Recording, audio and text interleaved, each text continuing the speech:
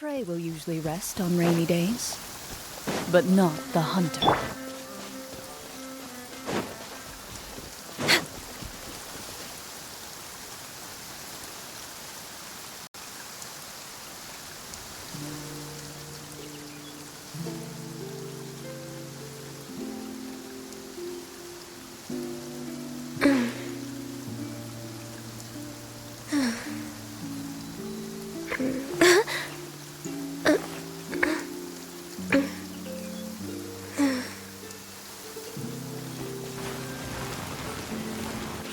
Next on the agenda...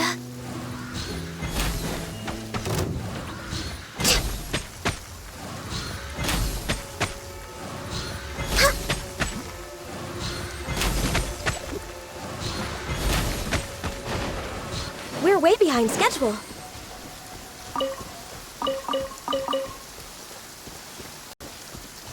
Next on the agenda...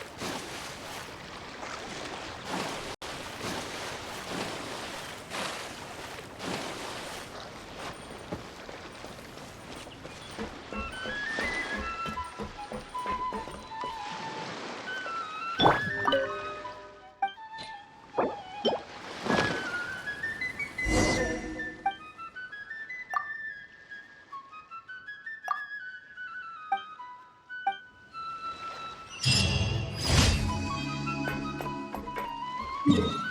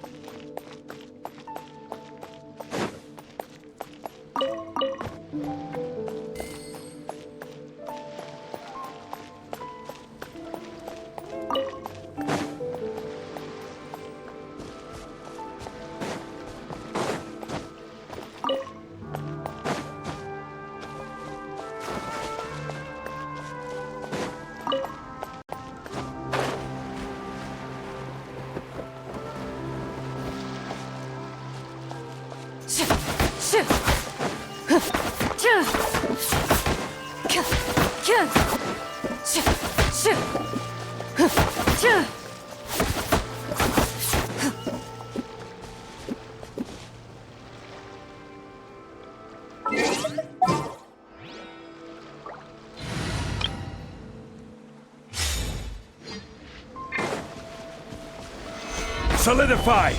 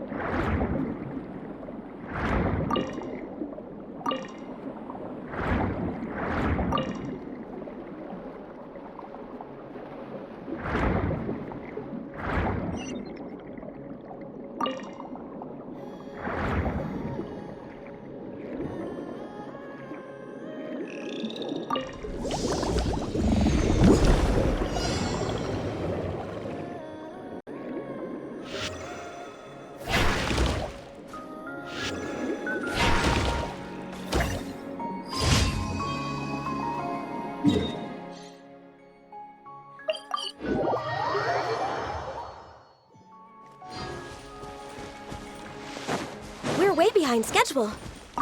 Next on the agenda...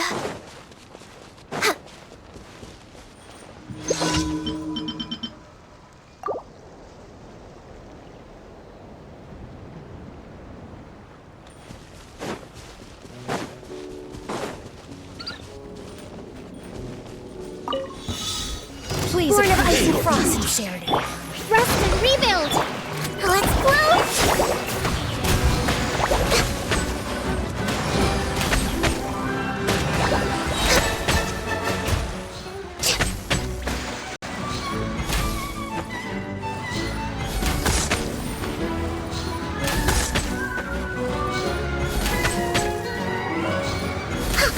I have...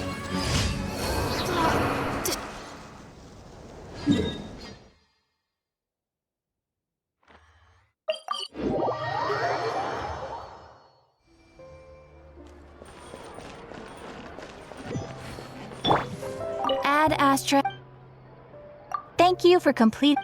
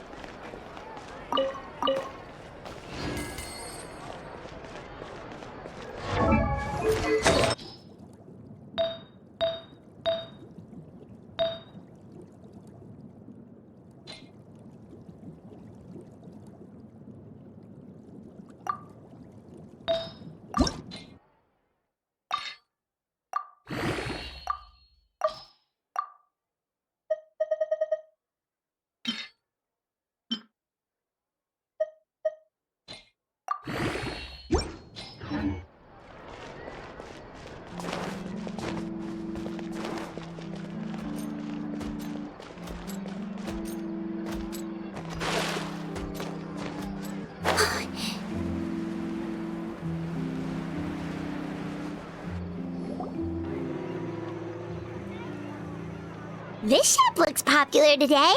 Wonder what the occasion is.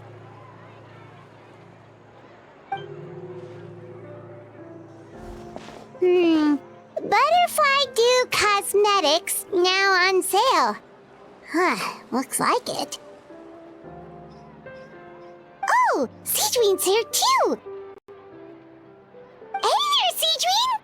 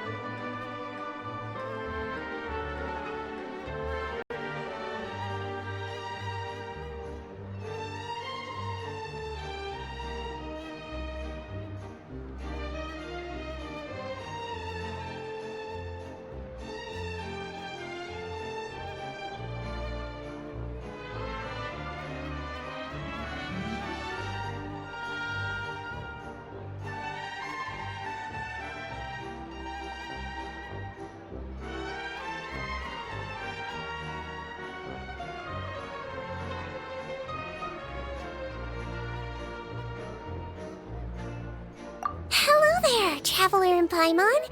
I hope you're keeping yourselves fit and healthy. You bet we are. So anyway, what are you doing here, Seedwing?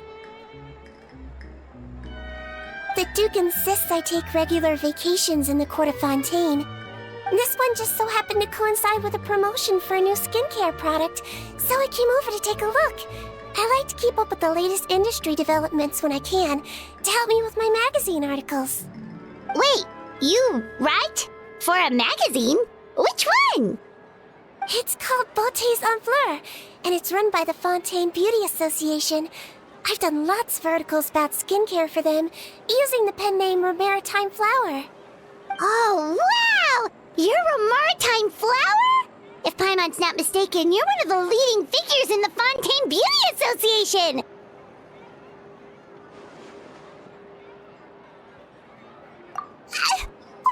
What's so weird about that? Everyone loves beauty!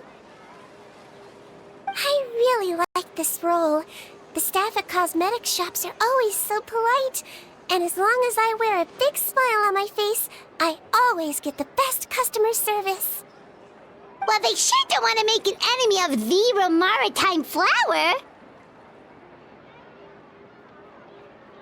Obviously, it's because of Seedwing's love for beauty. Still a leader of the Beauty Association? That's incredible. The truth is, I study this field because I cherish my own appearance. It has nothing to do with being beautiful or not. Oh, the words of a master beautician defy comprehension! Oh, wait, you're saying that natural beauty is the highest form of beauty, right? Not really. Actually, Melusine aesthetics are very different from human ones. We don't view humans based on their appearance. If I had to describe our approach, I'd say it's based on cuteness. Oh, really? Yep. Still, I really value my current appearance, and in the process of taking care of it, I've ended up learning quite a lot about skincare and stuff. It turns out, my knowledge and experience is pretty popular with beauty product lovers. It came as a big surprise to me, though. Oh, Paimon gets it now. But speaking of your appearance, how come you look human anyway? Are you like only half Melusine?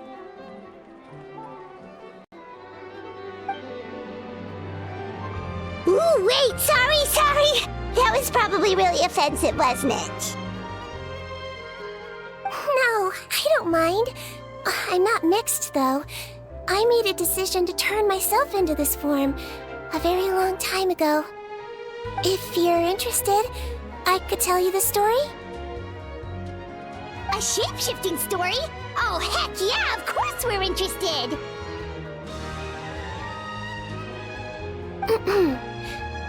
Once upon a time...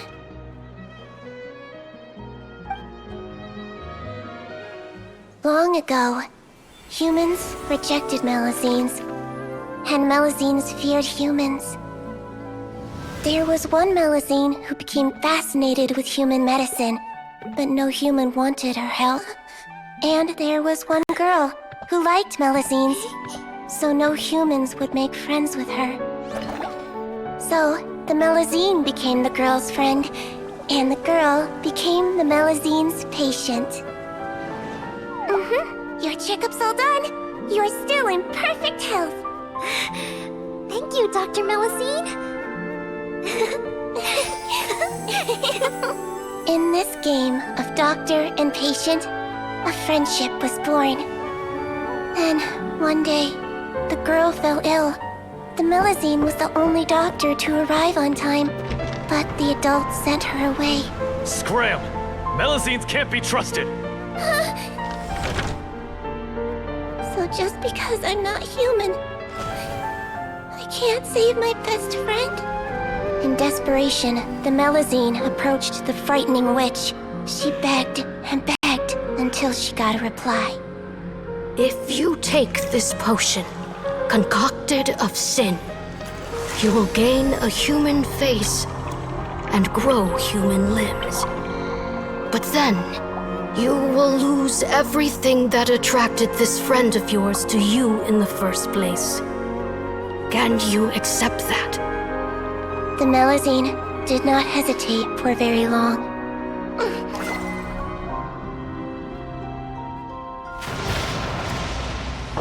On a rainy night, a little doctor knocked on the girl's door.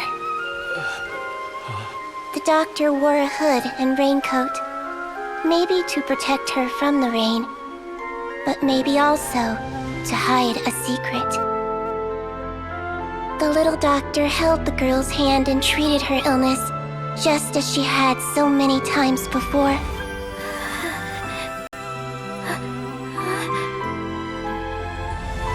Dawn came, and the little girl's condition improved.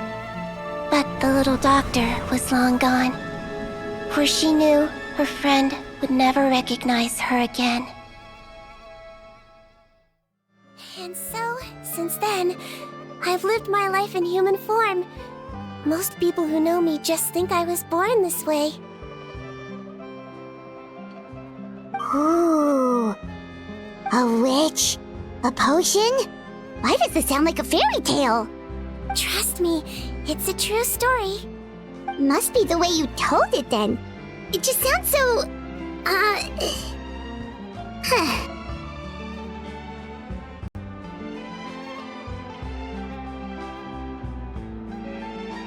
Yeah, not every Melusine would take human form to save their human friend. That must have been a huge decision. Treating patients is a doctor's duty. We must always find a way, even when the going gets tough. Ugh. It's so crazy that they turned you away just because you were a Melusine, especially when their daughter was so sick. Well, sometimes appearance can be a real barrier. But that was a long time ago. I like how I look now anyway.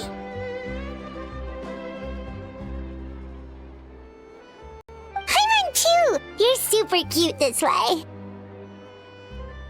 Attention customers! Thank you all for waiting. Now, on behalf of our skincare partner, I'm delighted to announce that our exciting new product is now officially on sale. Well, there we go. Let's have a look, shall we? Paimon, if you want to buy any skincare products, I'll be happy to give you some suggestions. Really? Personal advice right from a leader of the Fontaine Beauty Association? What an honor! Allow me to introduce our newest skin lotion, Butterfly Dew. I'm sure many of you have already read about this product's trials in the newspapers. To say that it improves skin quality is an understatement. This product gets its name from the way it transforms your skin and makes it glow anew, like a butterfly emerging from its chrysalis and spreading its wings for the first time. We are thrilled to have the inventor of this fantastic product with us here today. Please welcome Mr. Rawat, a researcher from the Fontaine Research Institute. Now, without further ado, I'll hand over to Mr. Rawat to tell you all about what Butterfly Dew can do for you. Thank you. Hello, everyone. I'm Rawat, and I developed Butterfly Dew. Wow, what a looker. He's a researcher?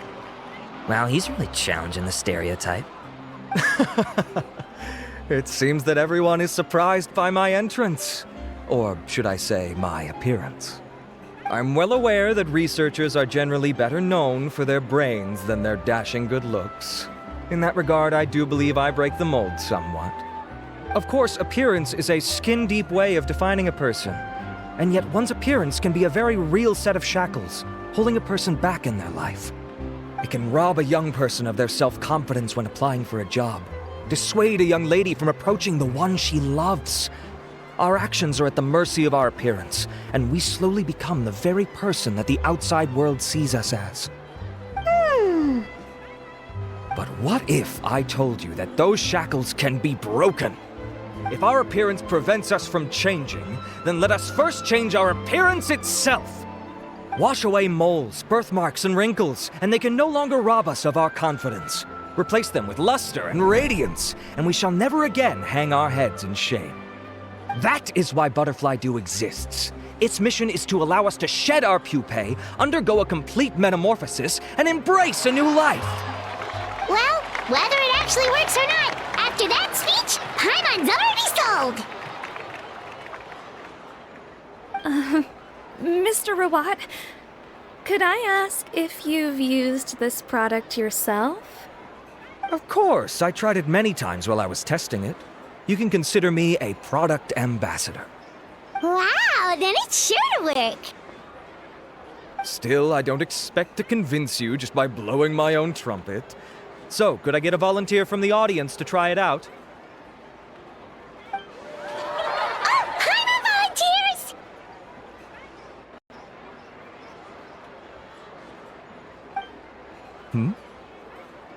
Oh! Ah, what an honor! It appears we have a giant of the Fontaine Beauty Association here with us. In that case, Miss Sijuin, could we seek your most expert opinion on this product? Sure. Whoa, is that romaritime flower? They say she's the pickiest user of skincare products in all of Fontaine. Here you go.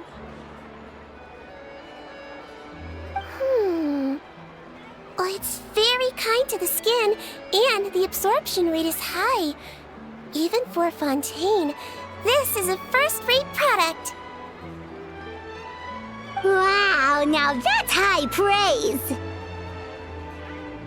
I'll take one. Any discounts? All right. Well, all that remains for me to say is, Butterfly Dew is now on sale!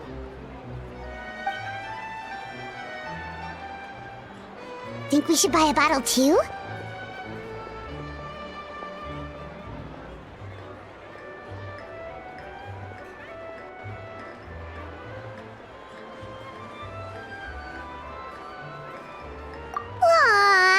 Really? Well, it's still good to care for your skin though, right? Paimon definitely feels kinda rough from being exposed to the elements all the time. And if you're worried about whether it's the right product for you, well, luckily for us, Sijuin's here, so we can get an expert consultation.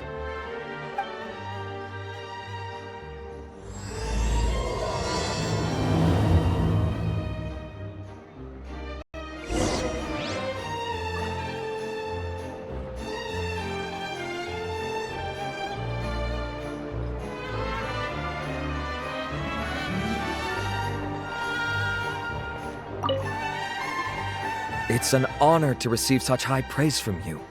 To be honest, I was also hoping you might be able to point out some flaws in the product so I can keep improving it. With most skincare products, the pros and cons only become apparent with long-term use. Yet, this one has instant benefits, improving skin quality without any obvious side effects. It's one of a kind. Don't worry though, I plan to keep using it, and I'll publish regular reviews in Beauté Sans Fleur. You can read my thoughts there. All you need to do is subscribe. Oh, I was hoping for a more casual conversation, but you are a beauty association leader after all. I understand if you want to keep this professional. Sijuin! Oh, excuse us, Miss Beauty Expert, but do you think this product is a good choice for me and her? Wait, are you the renowned traveler? That's right, and by her side, the equally famous Paimon. Well, I don't normally handle customer questions personally, but since it's the traveler asking, allow me to make an exception. Butterfly Dew is made for all skin types, so no matter who you are, you can rest assured that it will be kind to your skin. If anything, it might be marginally more effective on Fontainian skin, but other than that, it works the same on everyone. Why would it work better on Fontainians? In the interests of protecting my trade secrets, I'm afraid I can't answer that, Miss Paimon. Alright then. How about a friend discount? Save yourself the trouble. I'd be greatly honored to have both of you use my product. Here, take 2 bottles for free. Yay! Paimon's private fund survives!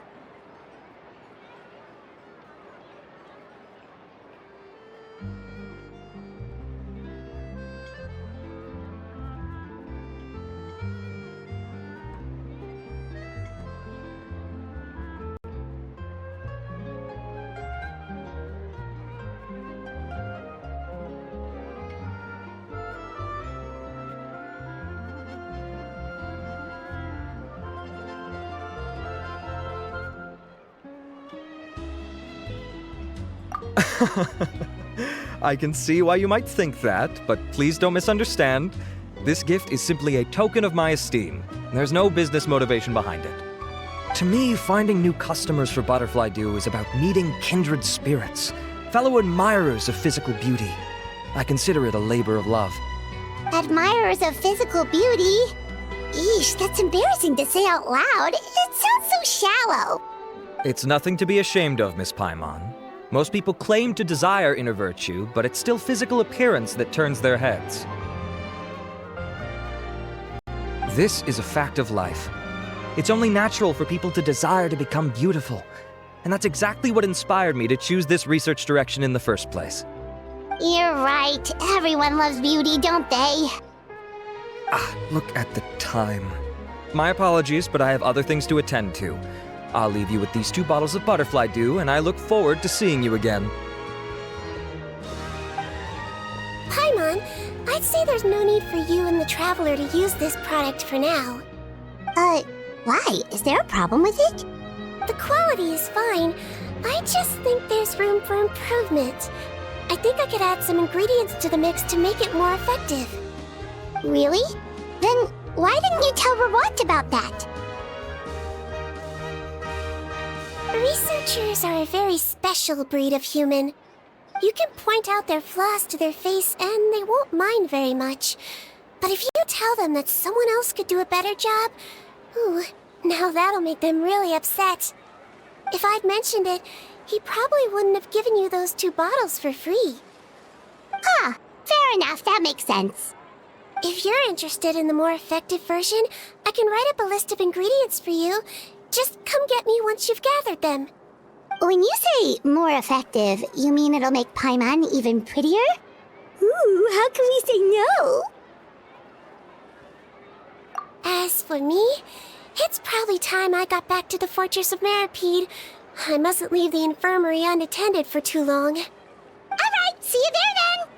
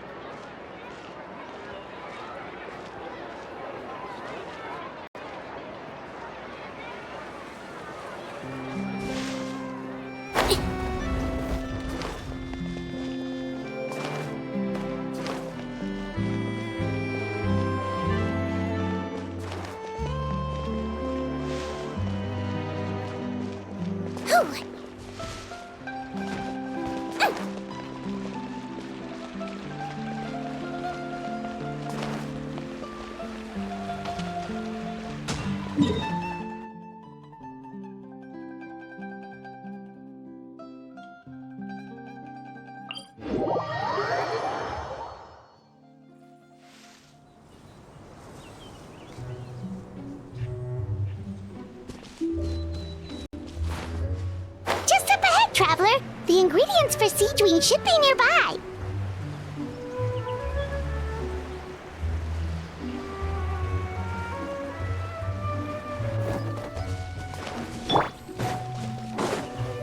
No touching!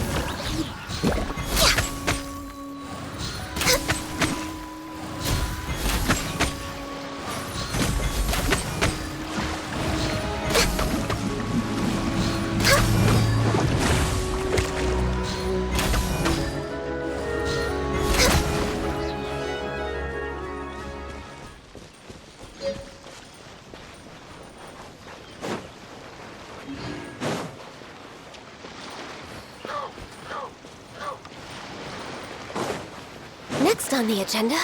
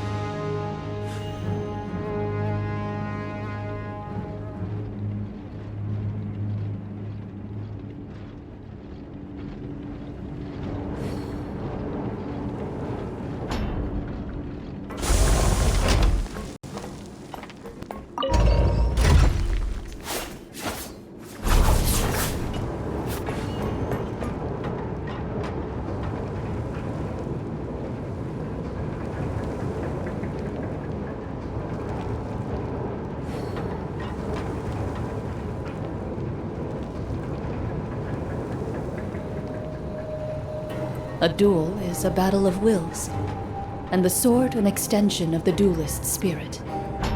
If your heart recoils in fear, then your sword may as well be in its scabbard, because you will not wield it effectively against your foe.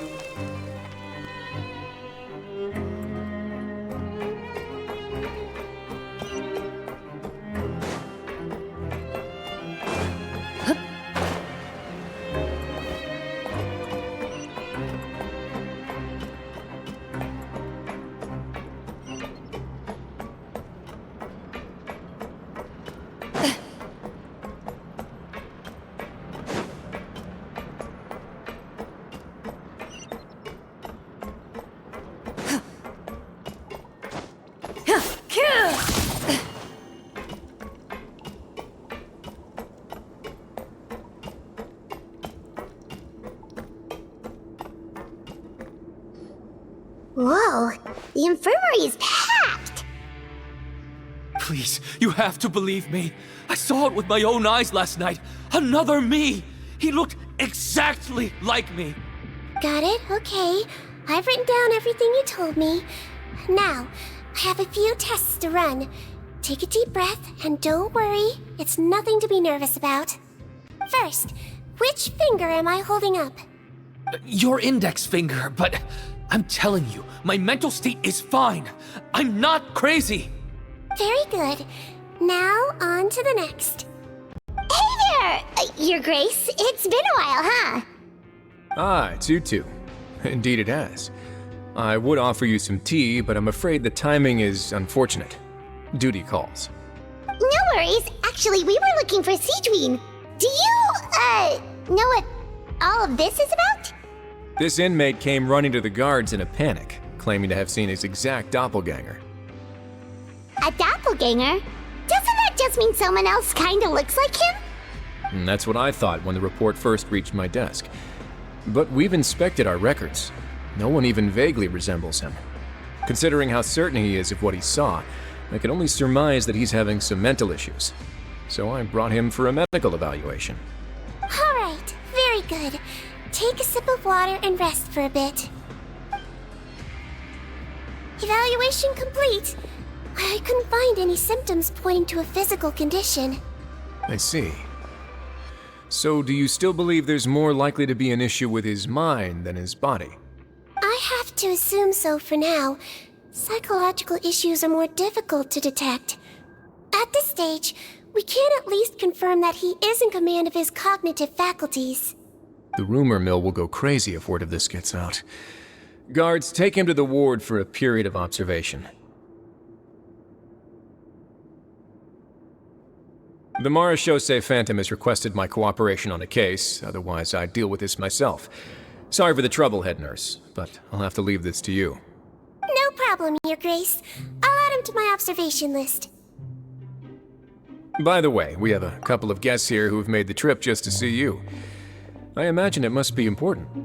You probably won't need to add them to your observation list, though.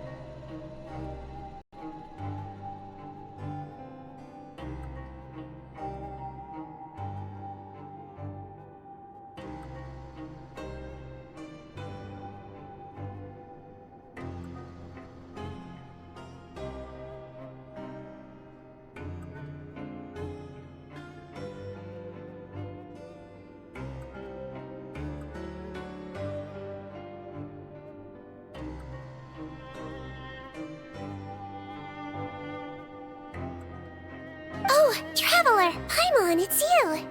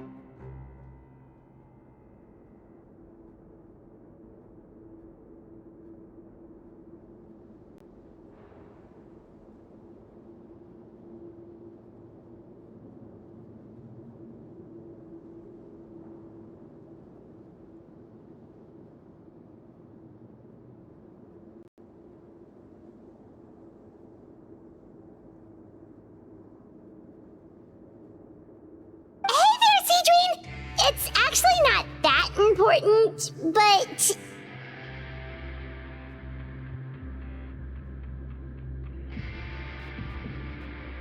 I'll be in my office if you desperately need me.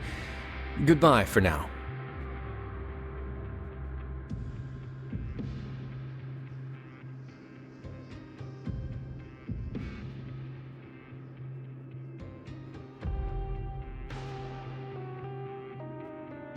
Okay, bye-bye!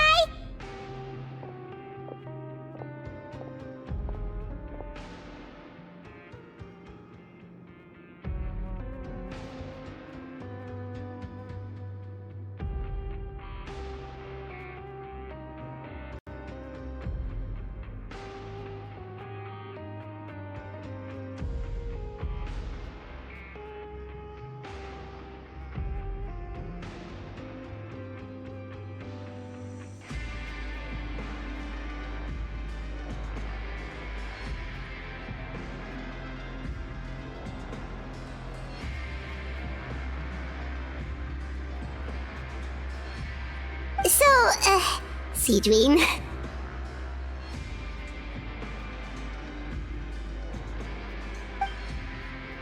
Would you mind waiting for just a moment? I have another patient to see. Just find an empty bed and take a seat. I won't be long.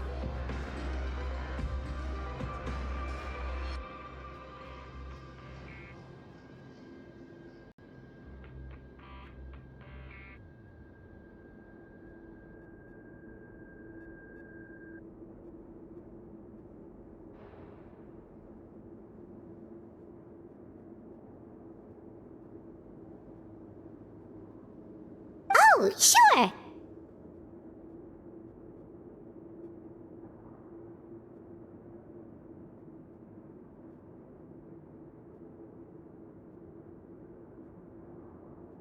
Cedrine, we've brought him.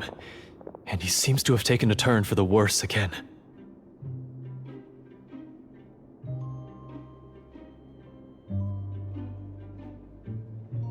Okay, don't panic. Let's start by sitting him down here.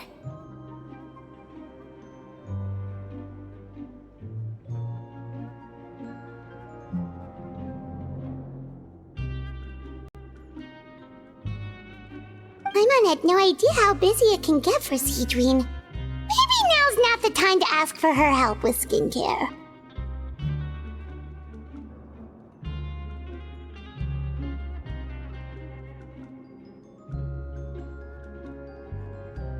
Good point. Besides, it might actually be interesting to observe her at work.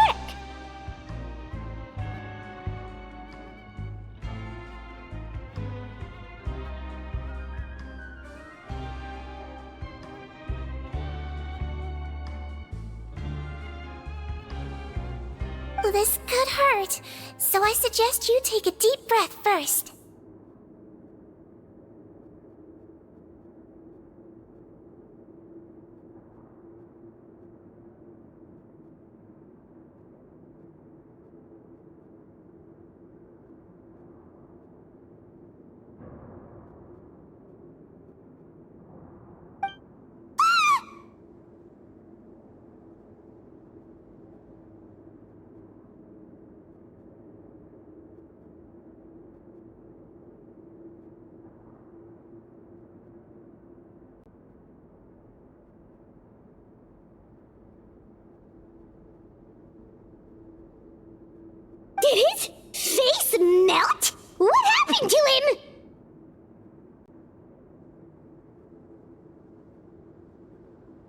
It's anyone's guess.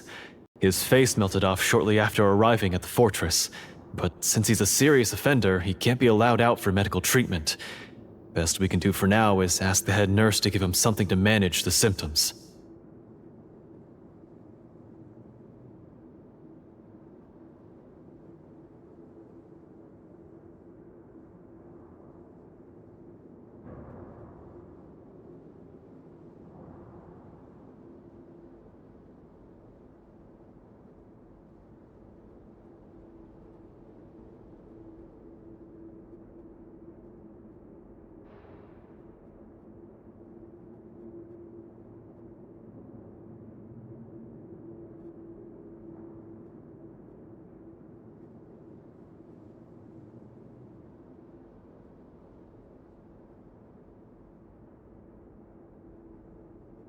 Oh, this is gonna be awkward.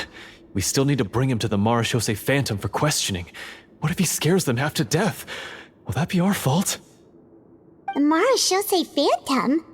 Does this have something to do with the case Risley's dealing with?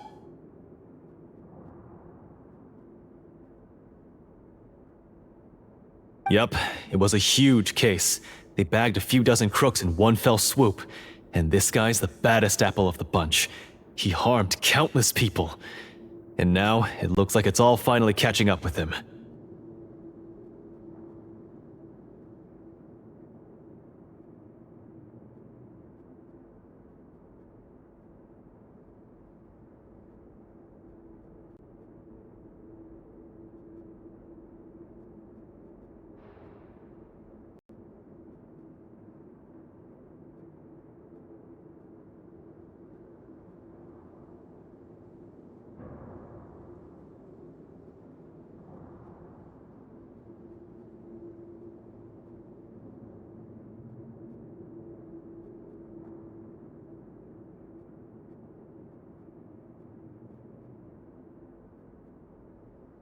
You done gawking?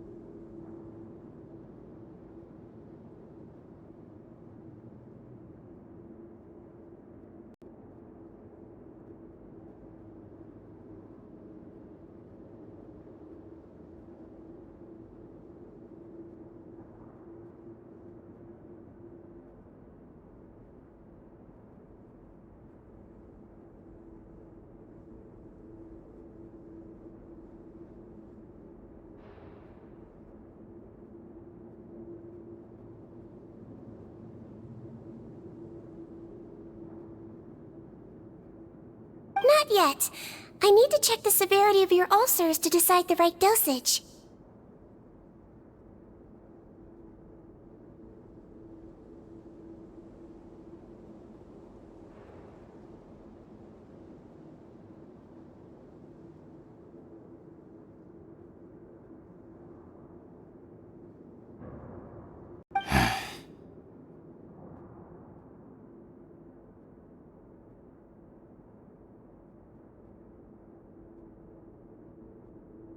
Don't worry. We Melazines have a very different sense of aesthetics from humans.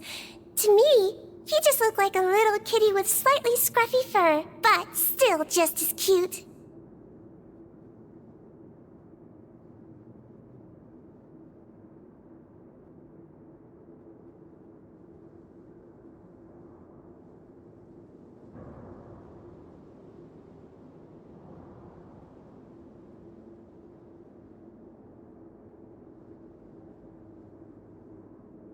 Don't patronize me. Do I look like a kid to you? Just give me the meds and let me out of here. I already missed my cell.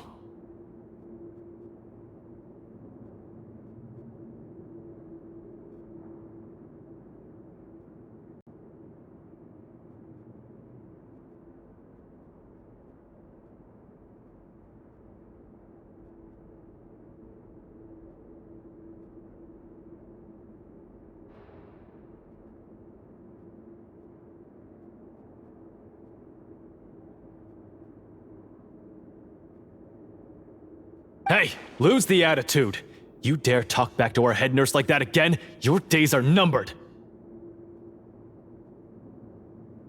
Oh, it's fine. Okay, I'm going to apply the medication now. Tell me if it hurts, alright?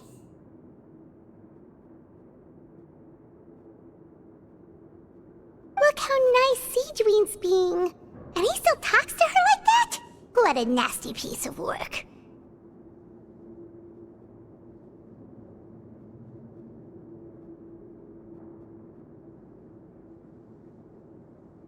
Can I leave now?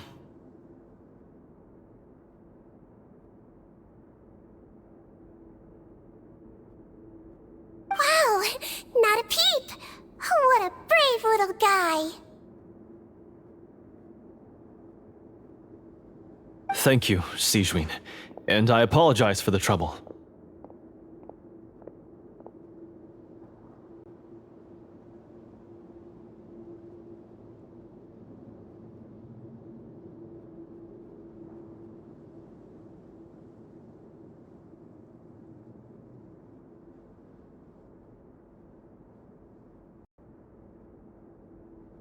So, Traveler, Paimon, did you bring the ingredients?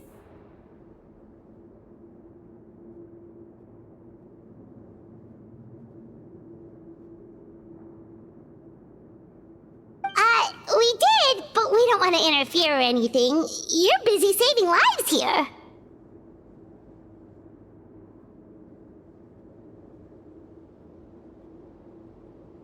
Oh, don't be silly.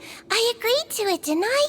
Just hand me the ingredients, and I'll make some time to whip it into the improved version for you. Take a rest here if you want. Or, if you're not tired, I hear they're holding a new pancreation tournament in the administration area.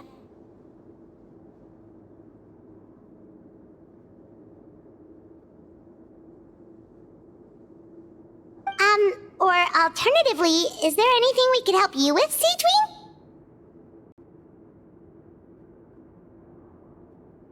That's right! Let us help you out! It's the least we could do!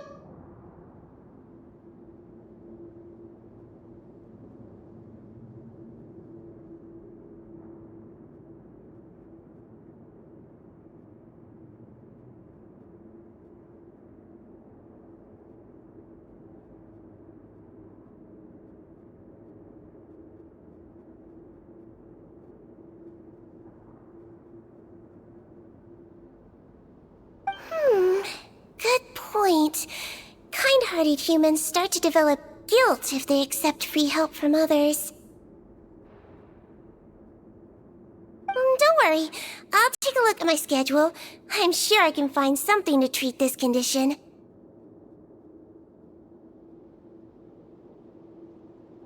I gotta warn you though, it'll be tiring work. So I suggest you take a break first, then come back and see me when you're ready.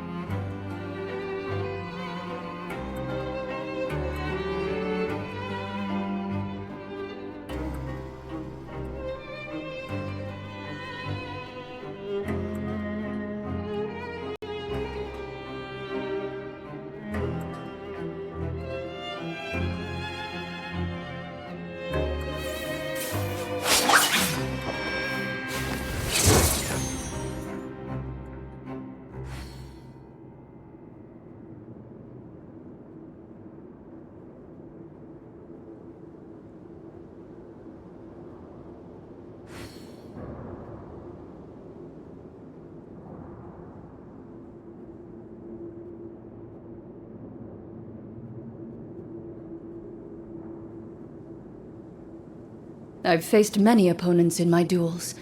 Most of them I defeated. The rest surrendered. No, I have never lost a duel.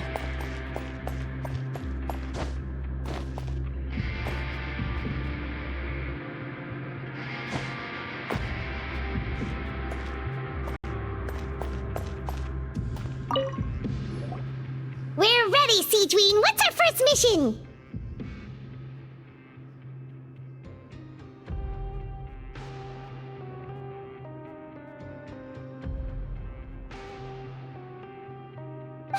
I found the perfect job for the Traveler. First, I'd like you to lie down in this bed.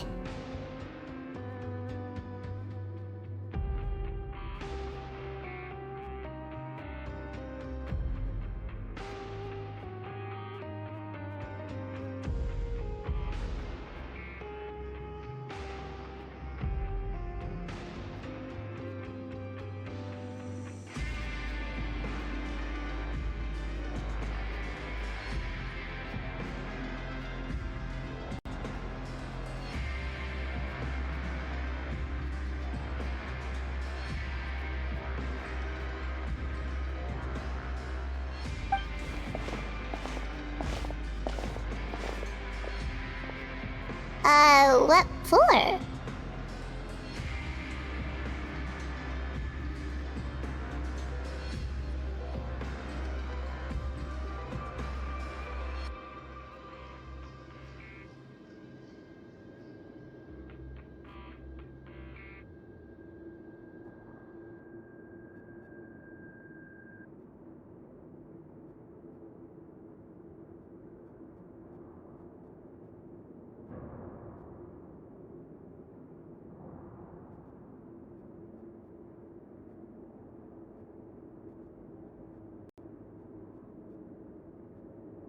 I need you to pretend to be sick.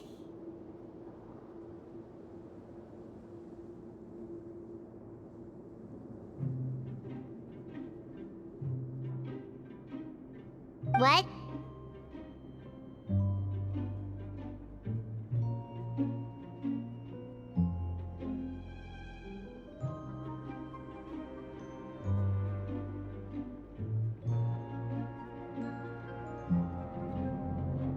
Is it that difficult?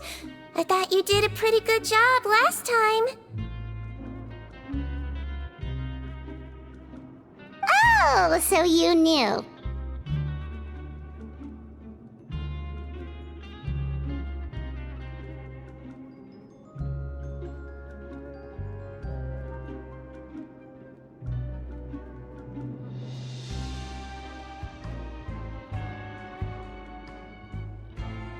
I sure did.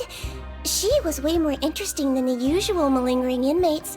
When you played along very well, Paimon, I observed you two for quite a while after that.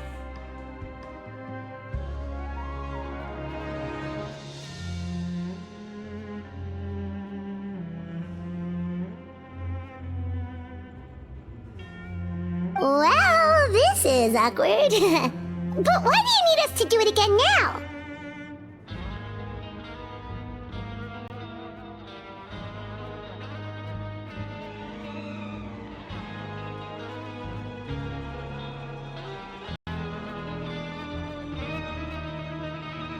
No time to explain. My next patient will be here any second. Oh, please, just do as I say. You can, pretend like you've got a nasty headache. And throw in some dry heaving for good measure. Okay.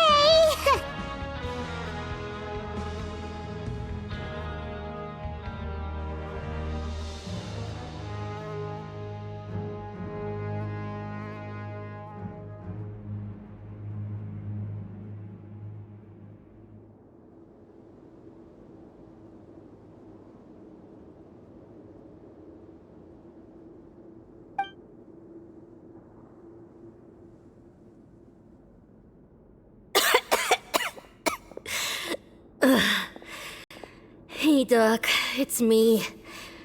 I'm only here because my mom won't stop pestering me about it. So annoying. Well, your mother there's enough on her plate with a busy job. Well, the last thing she needs is to worry about you being sick as well.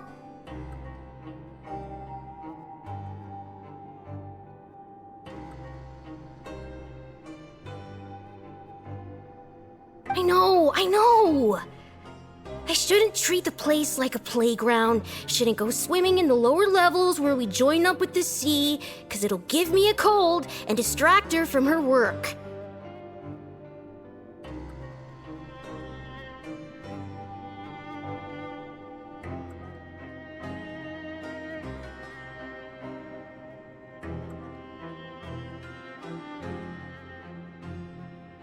I thought I'd be able to have some fun here at the fortress for a few days, but it's always, don't do this, and don't do that.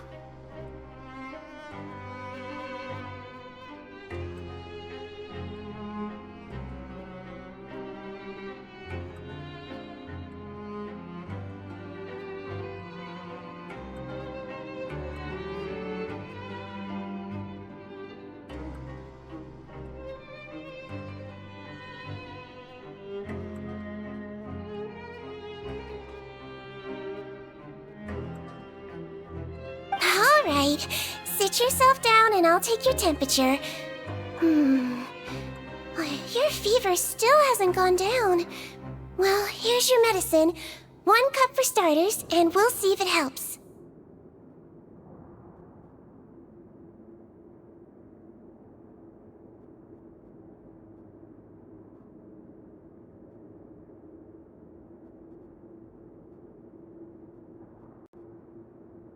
But Doc, it's so bitter.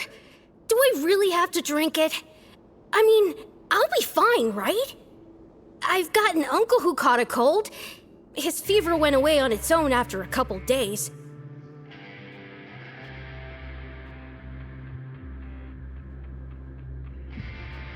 Can't you just write me a note saying I'm on the mend?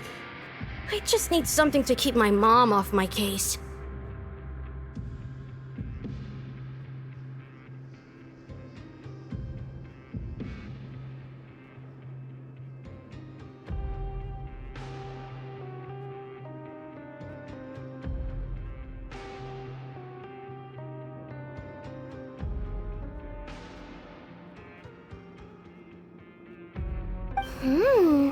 I sure can. You're a very brave boy after all.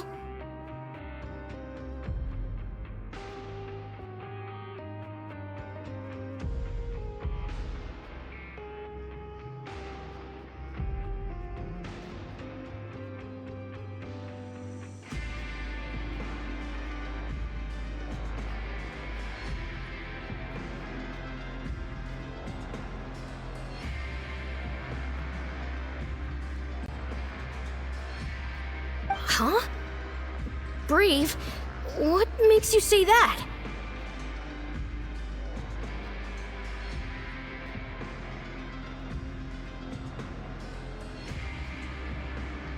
Well, if you want to rely on your own immune system to clear up your fever, well, then you'll have to tough it out like this young lady.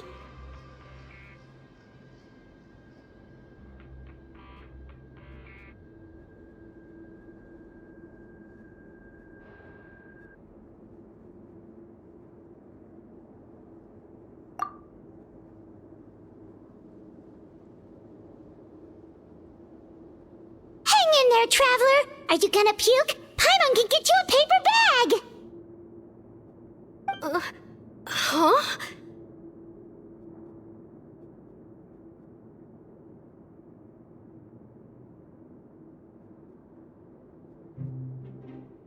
As long as you're tough enough to get through the nausea and dizziness caused by the high fever, you'll be right as rain after just a few days' rest.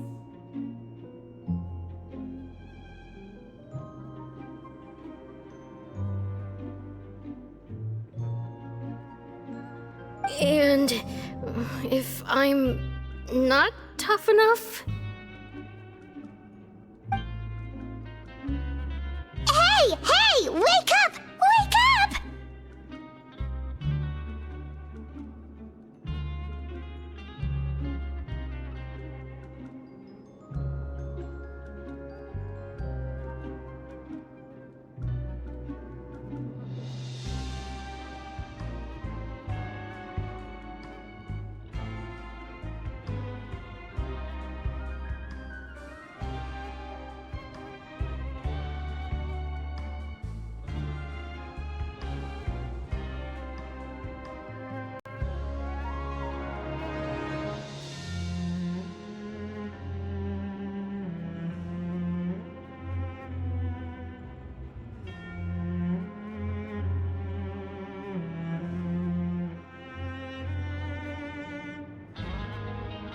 Put it this way, at least you'll never have to see the doctor again, right?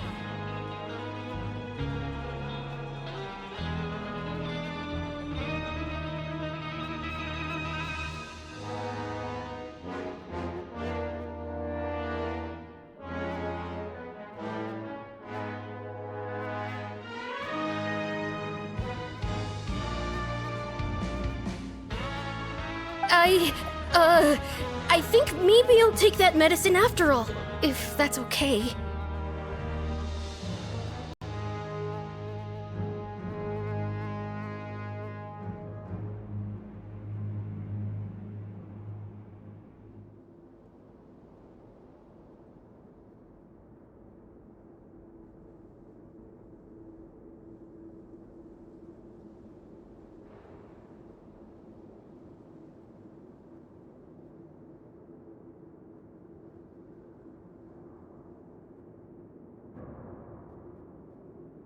Oh, of course.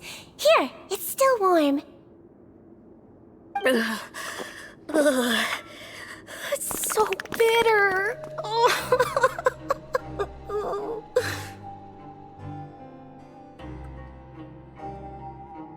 done. Great job, you two. That kid really doesn't know what's good for him.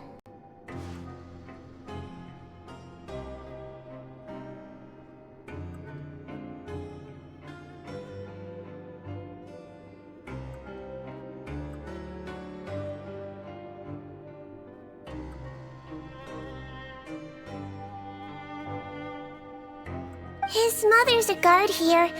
She's been working back-to-back shifts lately, but unfortunately his father's away on a business trip right now. She had no choice but to bring her son here for the time being.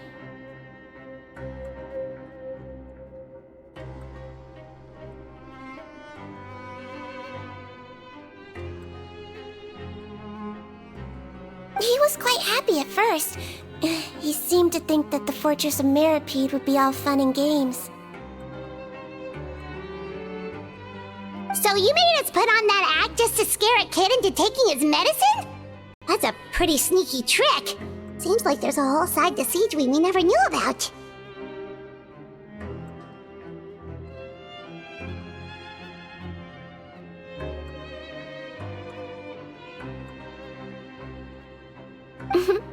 It's a technique I learned from my teacher.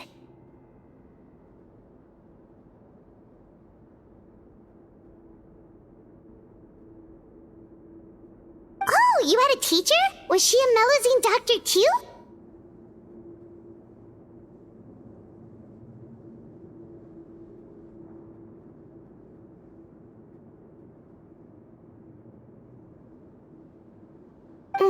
She was human. She passed away a long time ago.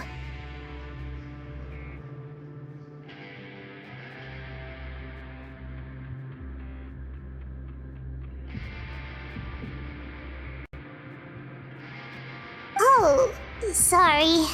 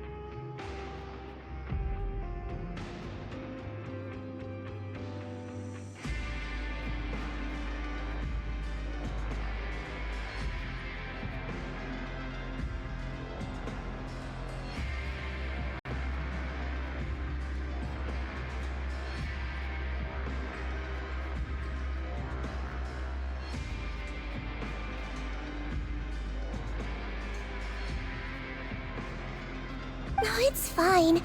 I really liked my teacher, so it's always nice when I get to talk about her with other people. She was a traveling doctor, and since she didn't have a clinic, she'd go out and visit her patients wherever they were. Dealing with the badly behaved ones was her specialty.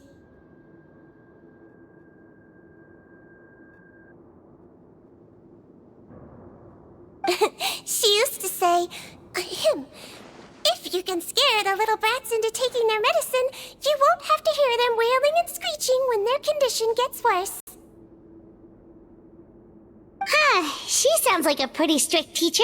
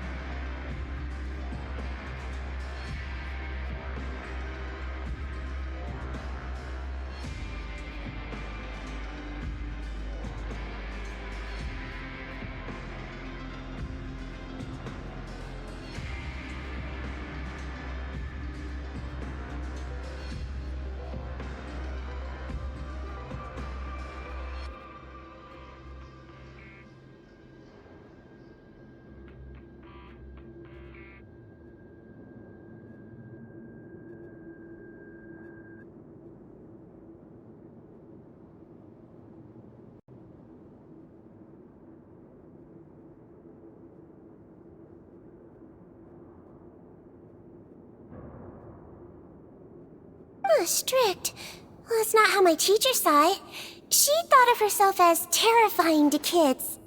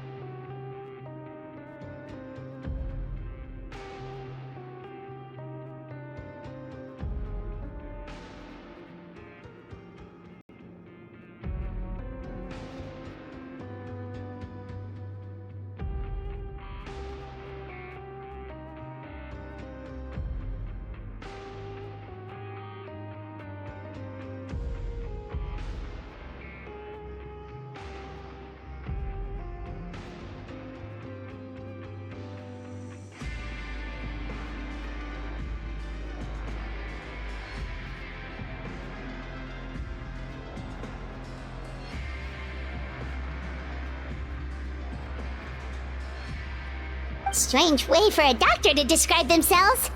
Now Paimon's curious to know what she looked like.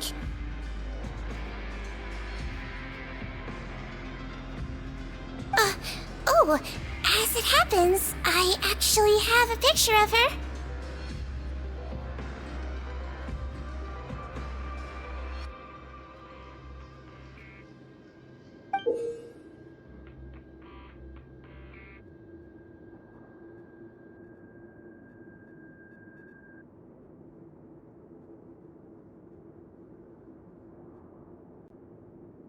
Oh, wow, yeah, okay, that'll terrify the kids. Yep. All the children she treated thought she was a witch.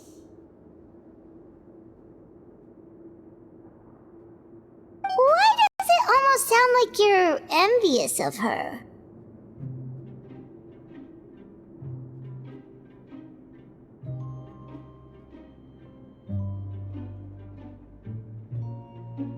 Oh, because I am. If she was here, all the children would take their medicine without any need for tricks.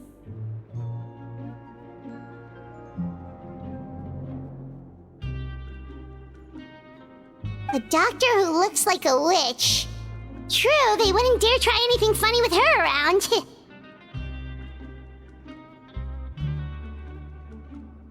Oh, me, on the other hand, it's hopeless. Children aren't afraid of me at all.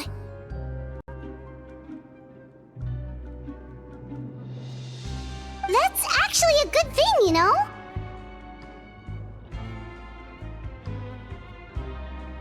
Oh, my next patient should be arriving now. Would you mind lending me a hand again?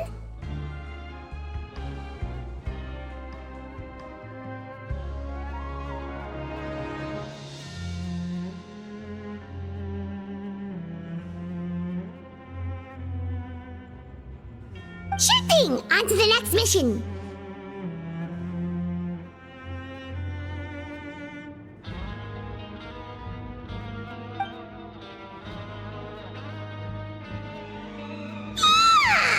Is it nighttime already? That flew by. You really have a busy job, Seedween.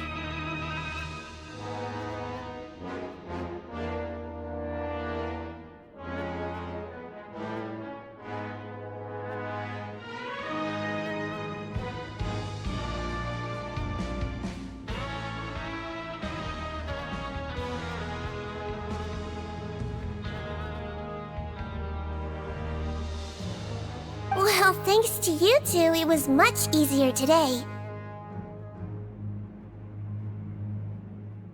Aww.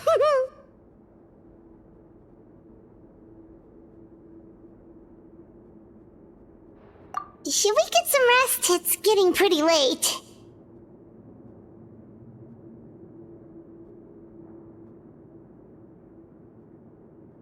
Oh, there is one last thing.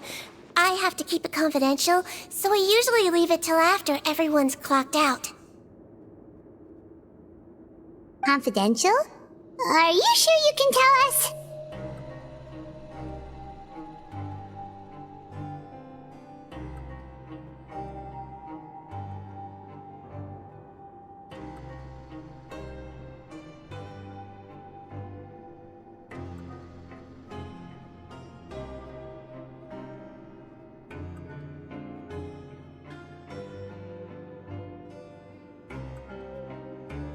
It's fine.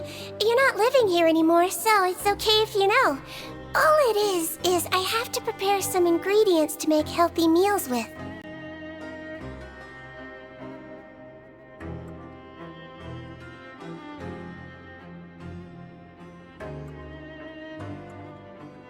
Wait, you mean those healthy meals?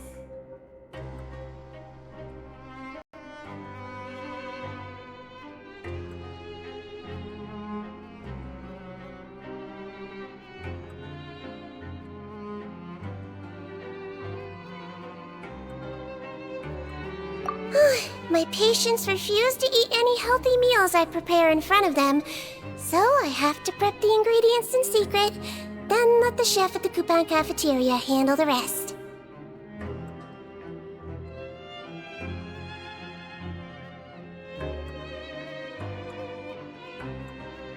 Considering even the chef's version makes people uneasy, it really makes you wonder what's in it. You want to find out? I can teach you how to make it. That way, if you ever suffer from exhaustion on your future travels, you can prepare a healthy meal for yourself. It's really good for you, you know.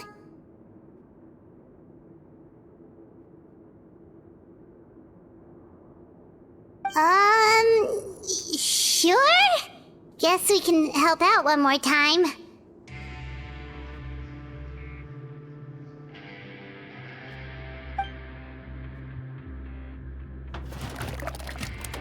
The ingredients are ready. Now, put them on the table and add them in the order I tell you.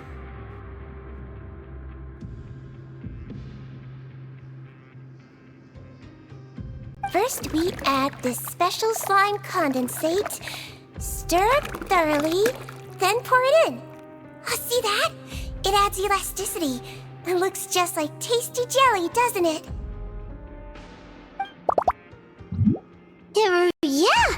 Yeah, it really does! Until you remember it's slime condensate.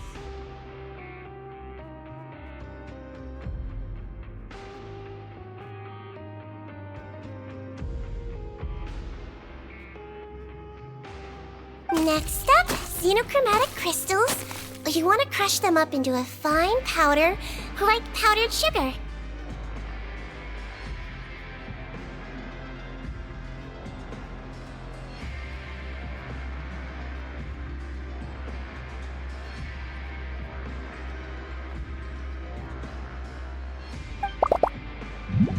Wait, are those from Fontaine aberrants? Are you sure they're edible?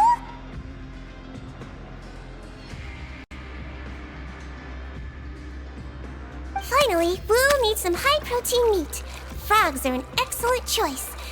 You just need to clean their innards, and then you're left with some lovely, tender meat.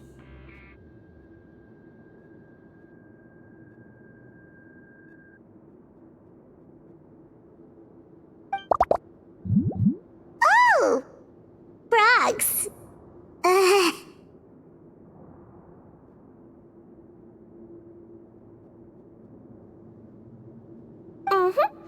And we're done. All that's left now is to pack them into lunch boxes and hand them to Walsey.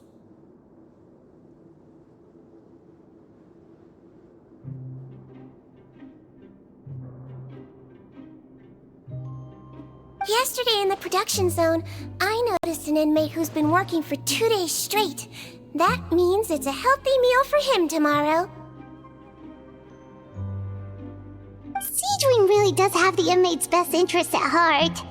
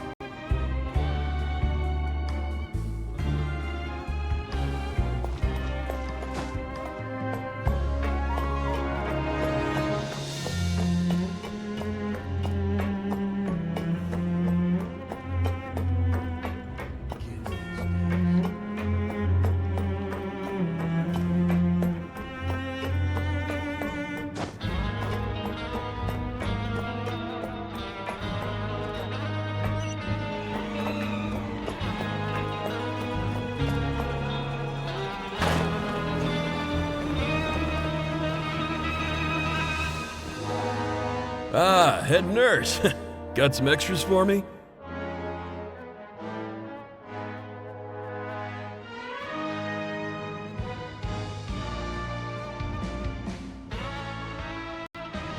Just the one today. The serial number's on the lid.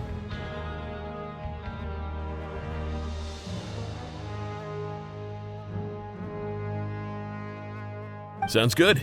I'll make sure it gets delivered.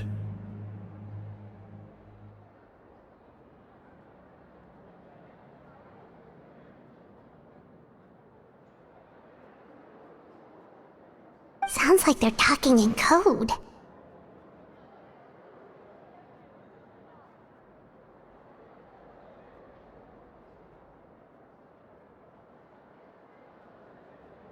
Thanks for your help.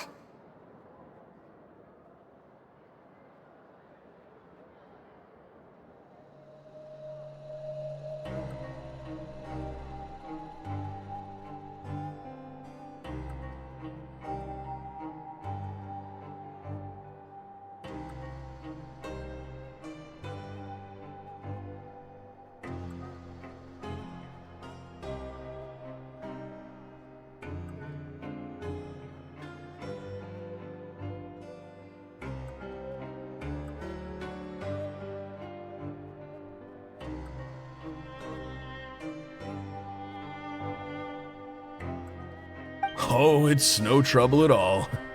I only wish I could do more. You work so hard for all our sakes. I'd happily lose a little sleep if it meant helping you out.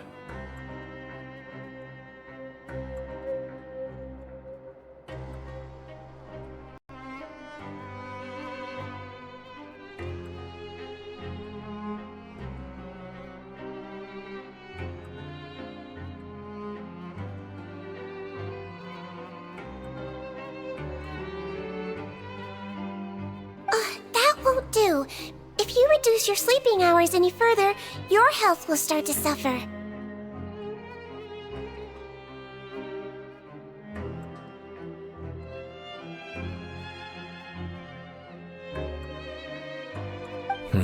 All right. Nurse's orders.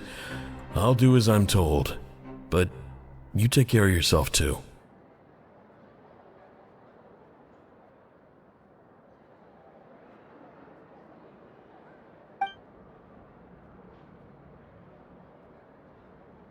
Well, I'm done with work for today. Thanks for helping out, you two. Seems like the guards and staff here have a lot of respect for you, Seedream. In just one day of helping you with your work, it feels like we've done a lot for the fortress. Head nurse, please, wait. I'm sorry to disturb you this late at night, but I think you'll agree, this is urgent.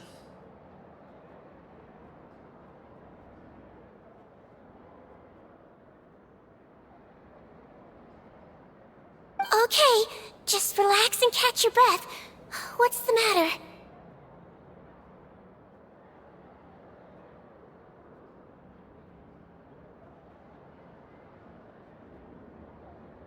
The guard at the observation ward, Odilon, he told me to pass on a message to you.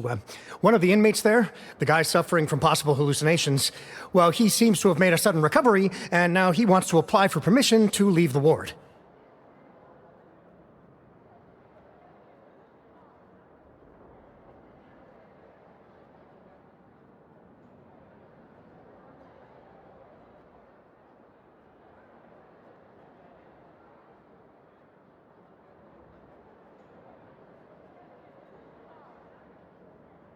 Huh? Already?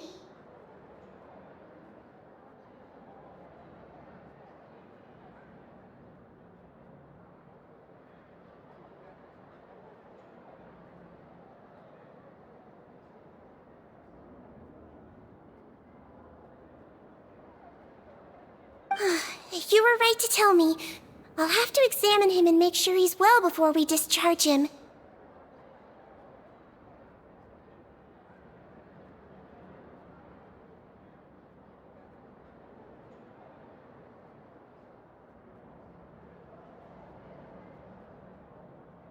Looks like we've got one job as medical assistants left. We'll come with you.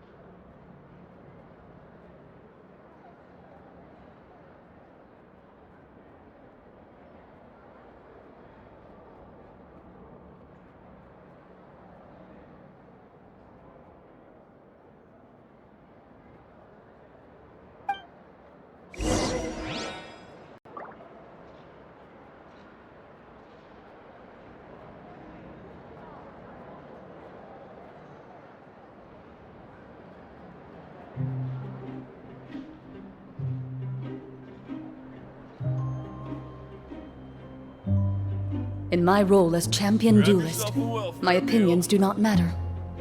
For when I draw my blade, I am but an instrument of Fontaine's law.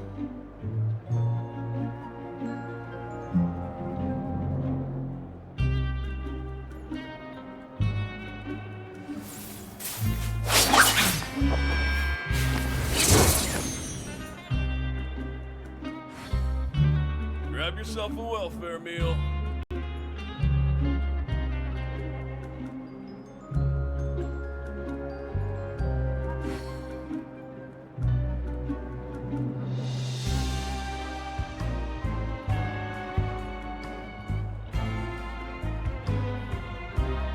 A duel is a battle of wills, and the sword an extension of the duelist's spirit. If your heart recoils in fear, then your sword may as well be in its scabbard, because you will not wield it effectively against your foe.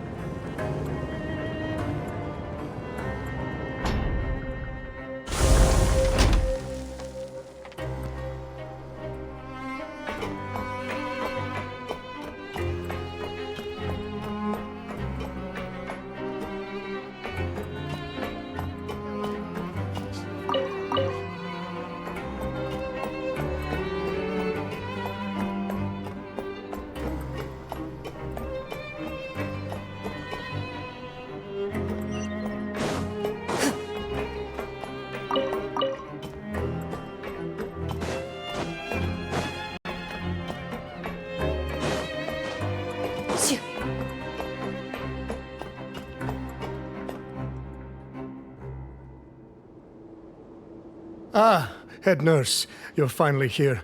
I'm so sorry for all the trouble I've caused you, but I believe I've now made a full recovery.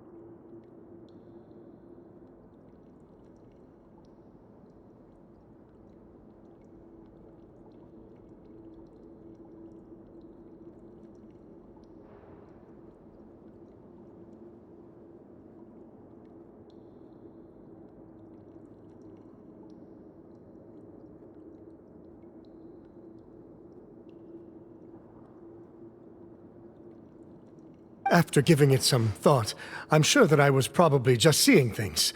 Stress-related, I imagine. I'd been working long hours, so I definitely wasn't in the best state of mind.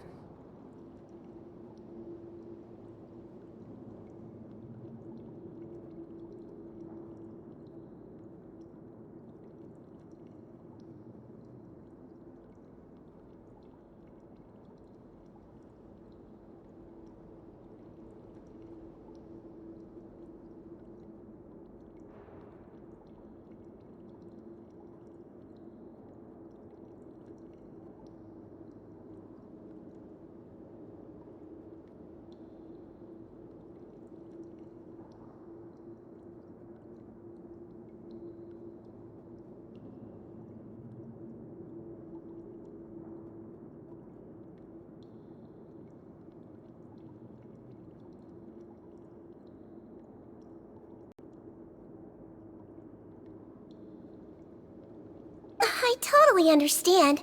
Still, I have to give you an examination before I can discharge you, okay? So, take a deep breath and don't be nervous. It'll be the exact same procedure as we did this morning. We can start whenever you're ready.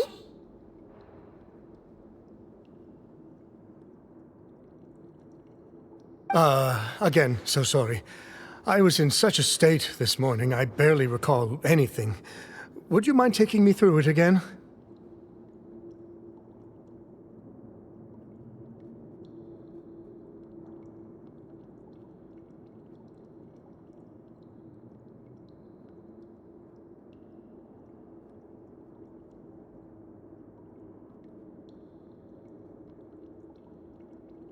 Oh, not at all. It's a lot to remember. First up, we have a little cognitive test. Just concentrate and you'll be fine. To start with, which finger am I holding up?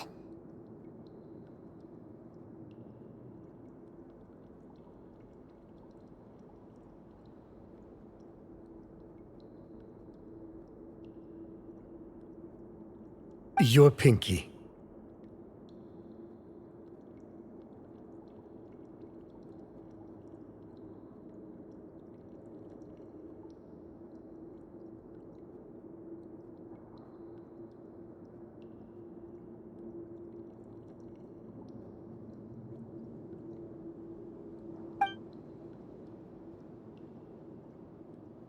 Alright, all indicators seem normal.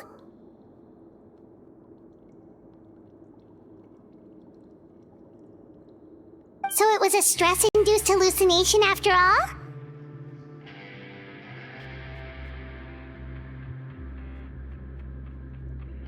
Well, we've certainly had previous cases of mental illness caused by overwork, which is why I carefully observe everyone in the production zone. I wonder how I managed to miss the signs this time.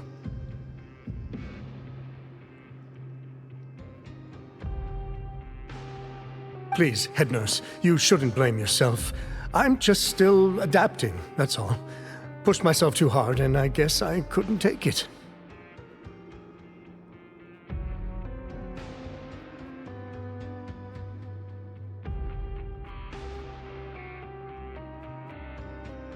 Thanks for looking after me. I'll be as good as new after a good night's sleep. And if you can give me the okay, I know I'll sleep better back in my good old dorm.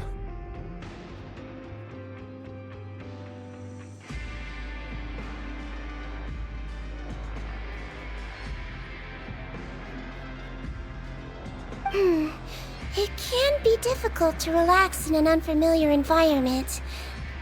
Alright then, you can leave the ward.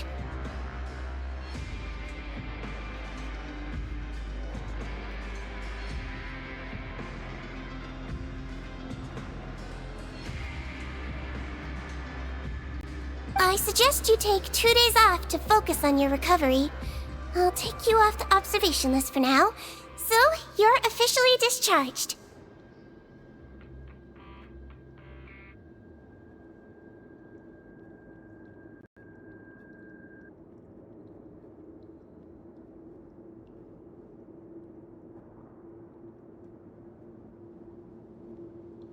Great. I can't thank you enough, head nurse. Mr. Odie, Odilon. Could you escort him back?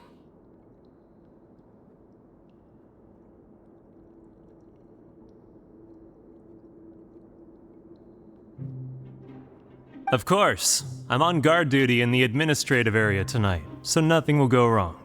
You have my word.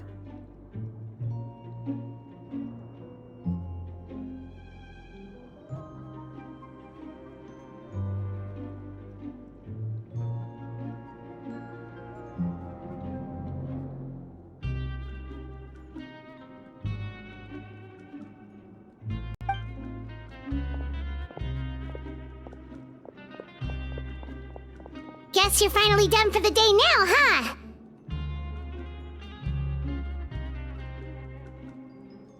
Yep. But I still haven't gotten around to making that improved lotion for you yet.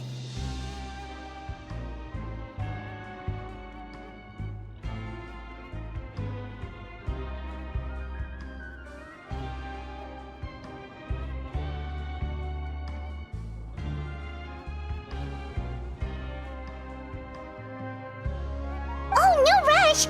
Seriously, it's super late now. You should go get some rest too.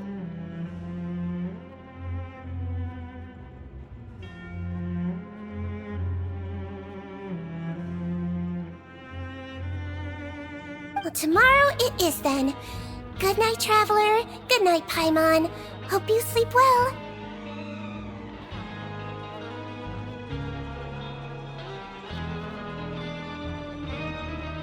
Oh, don't you worry! We will! After a productive day of work, we're both gonna sleep like a log.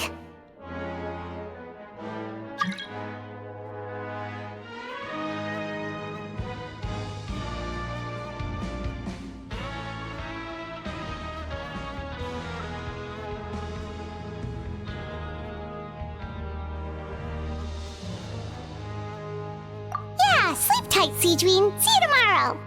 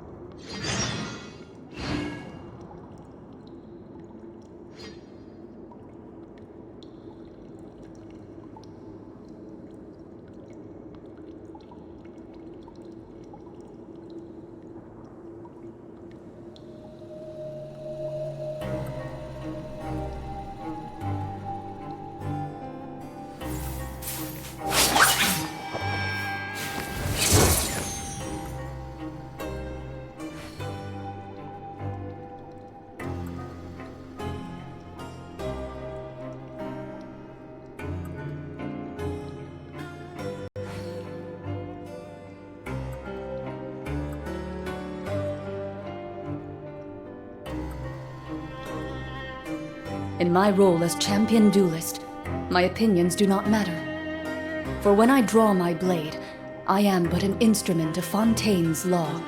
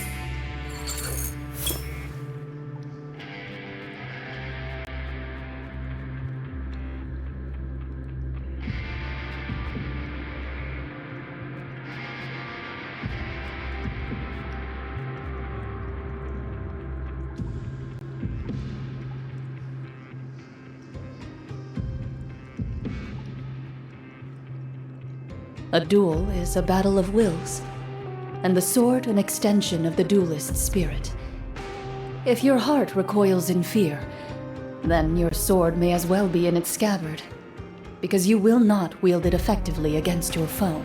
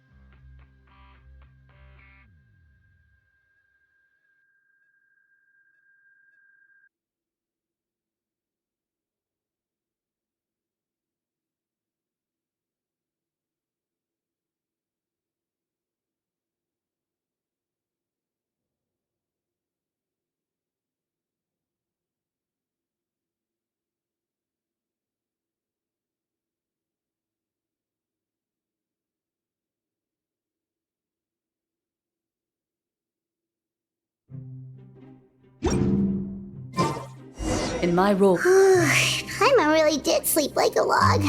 Let's go find Cedrine. Fontaine's law.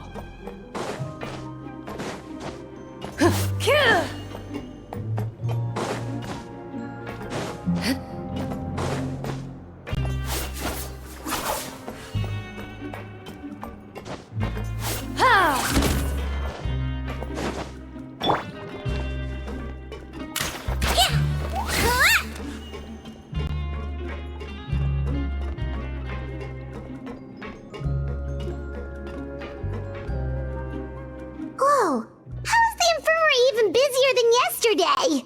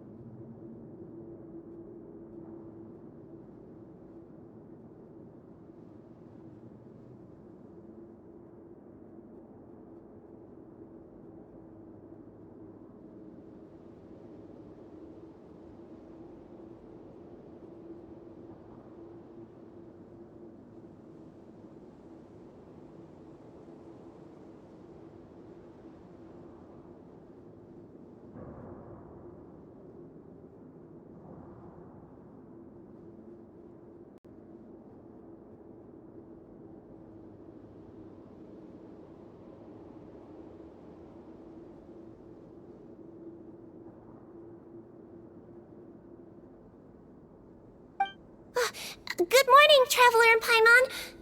I have a few people here for a checkup, so you might need to wait for a while.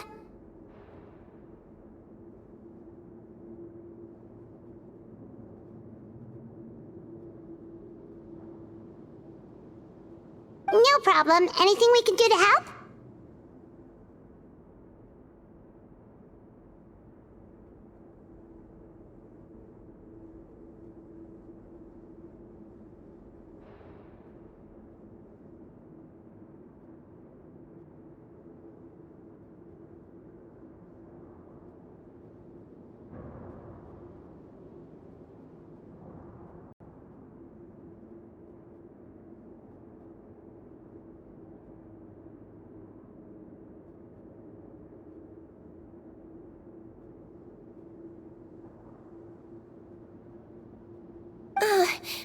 There's a bit of a complicated situation here.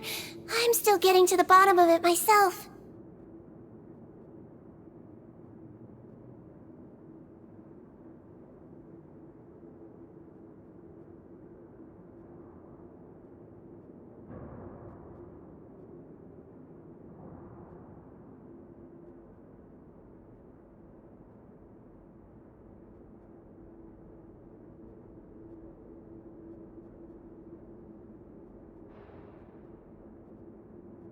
You have to believe me. I'm telling the truth.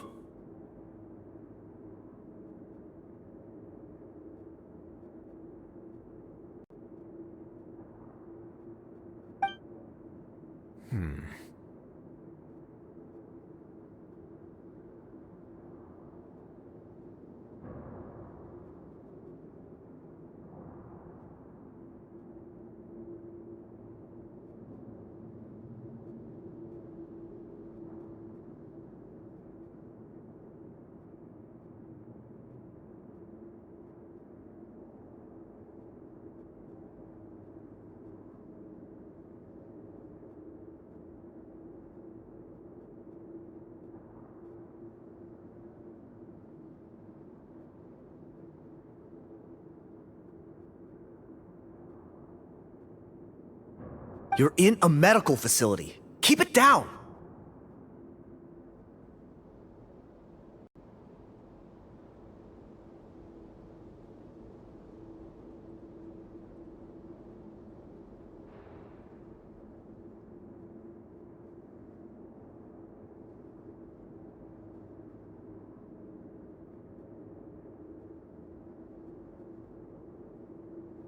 Please, listen to me. I'm not Gascon. I'm Uy.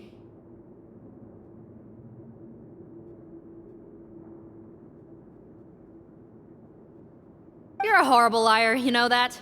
We get all your mugshots with the arrest warrants. It's clear as day that you're Gascon.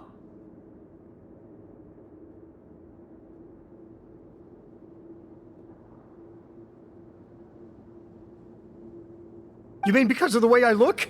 I don't know what happened. I just woke up like this. Then you guys dragged me in here for an interrogation.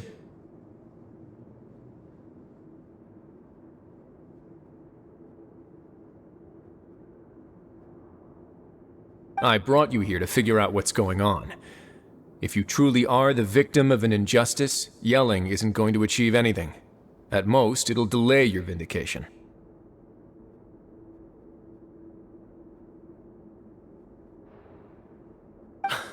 All right. I get it. This is nuts. Yesterday's interrogations went fine, and now this.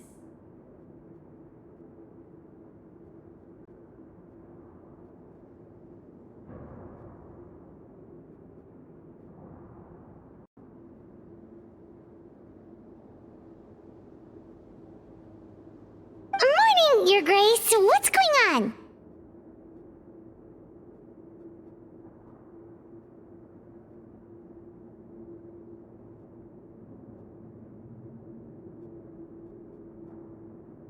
Remember the case I mentioned yesterday? The one brought to me by the Marechaussee Phantom?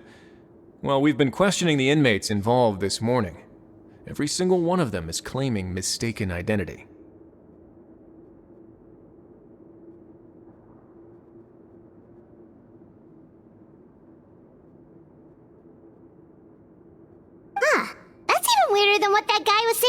yesterday.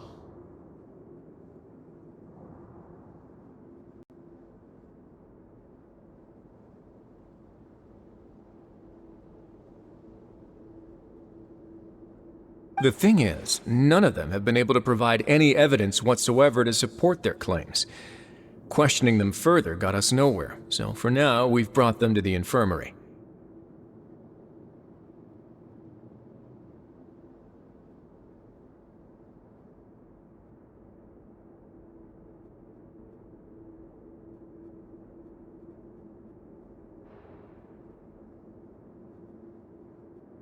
And we thought yesterday was as busy as it got for Siegeween.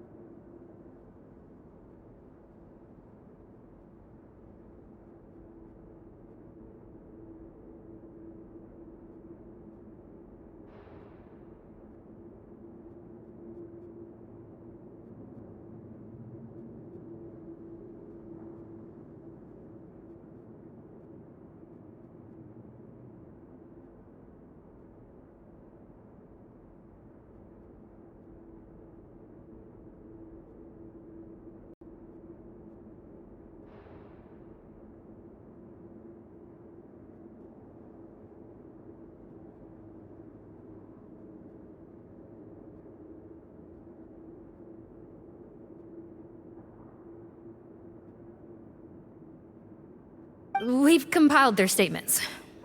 Have a look. Perhaps there's something we missed.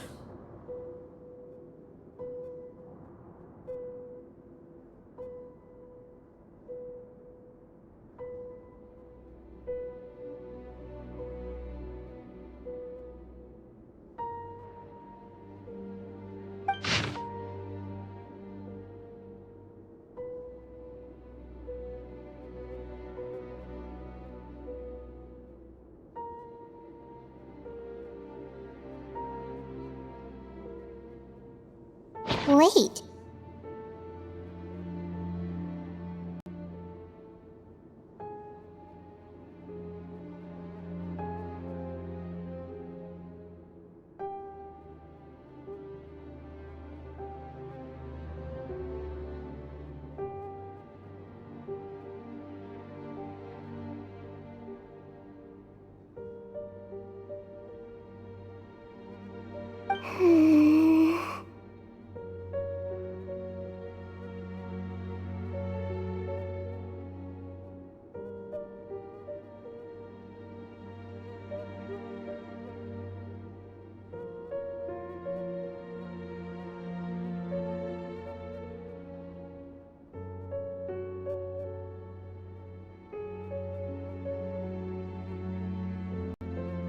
Release? Interesting.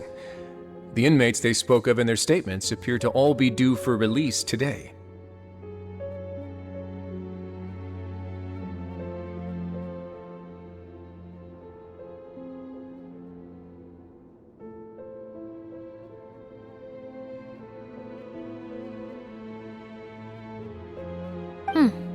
I noticed that too. If that's their plan, they're underestimating us a little. Every serious offender claims that there's someone else who just so happens to be due for release today. And they're expecting us to go along with that.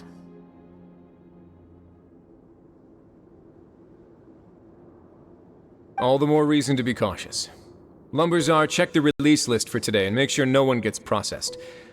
We're gonna need an excuse, though.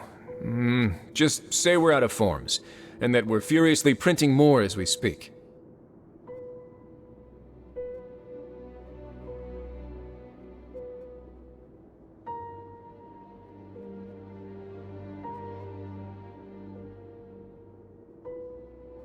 I'm on it.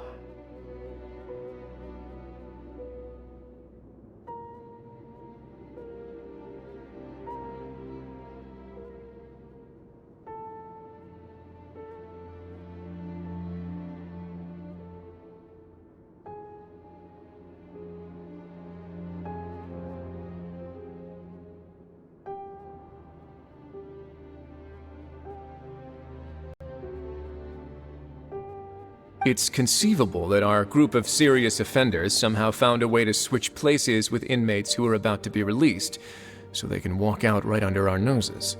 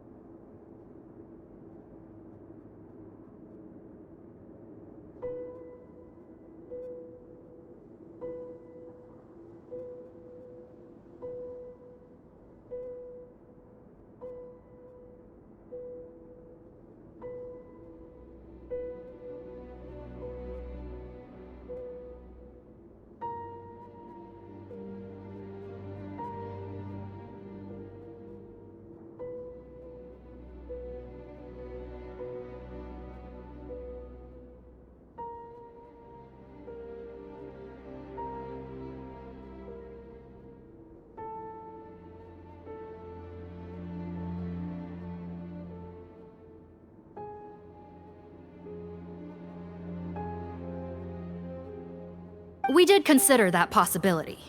But I mean, just look at them. They match the warrants, period.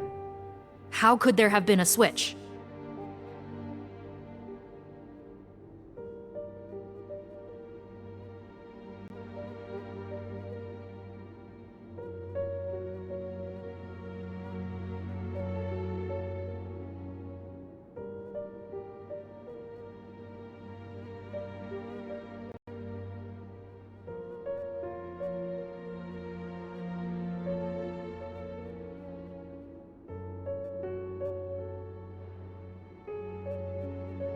Only if they're dead ringers for the inmates due for release, I suppose. I gave you that name list yesterday to assist in your investigation. Did that help?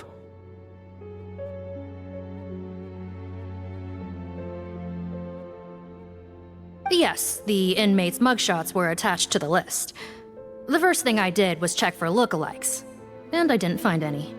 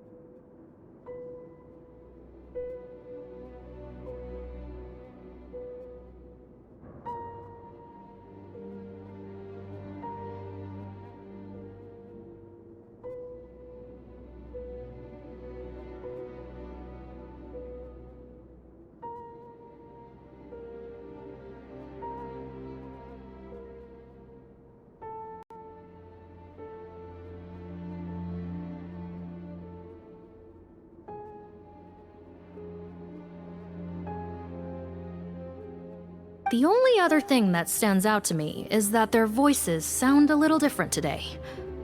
But it's not exactly hard to put on a fake voice. Oh, really? What does our head nurse make of all of this? Give me a moment. I think I have a way to confirm whether there's been a switch.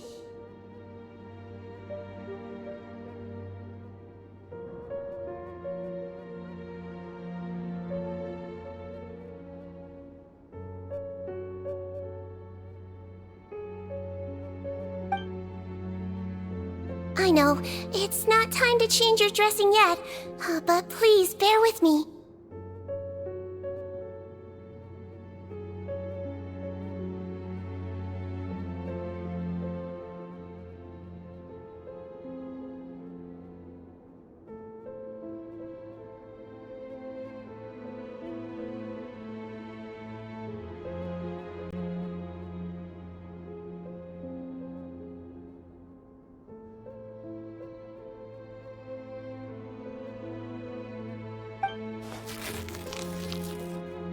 Huh?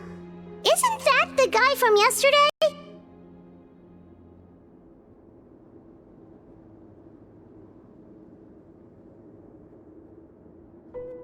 This should be Honore. He has very severe facial ulcers, which require an operation in the hospital at the court of Fontaine. I authorized him to leave the fortress for medical treatment under guarded escort.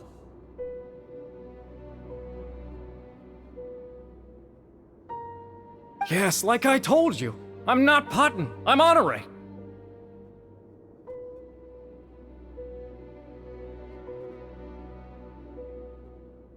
So there has been a swap. Well, I can see what happened in Potton's case, but how do you explain the other inmates? You're not telling me their souls switched bodies, are you?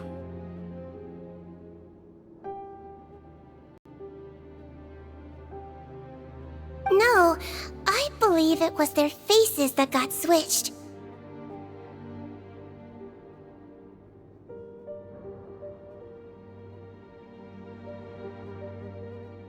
The method is a bit like replacing a tooth. Take the bad tooth out, put a false one in. And actually, I think I can prove it to you. Traveler, Paimon, do you remember Eric from the other day?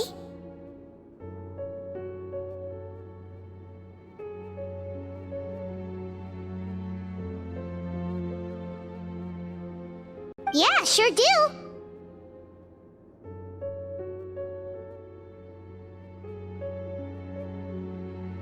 Then you can be my witnesses. To start with, please fetch the inmate who claims to be Eric.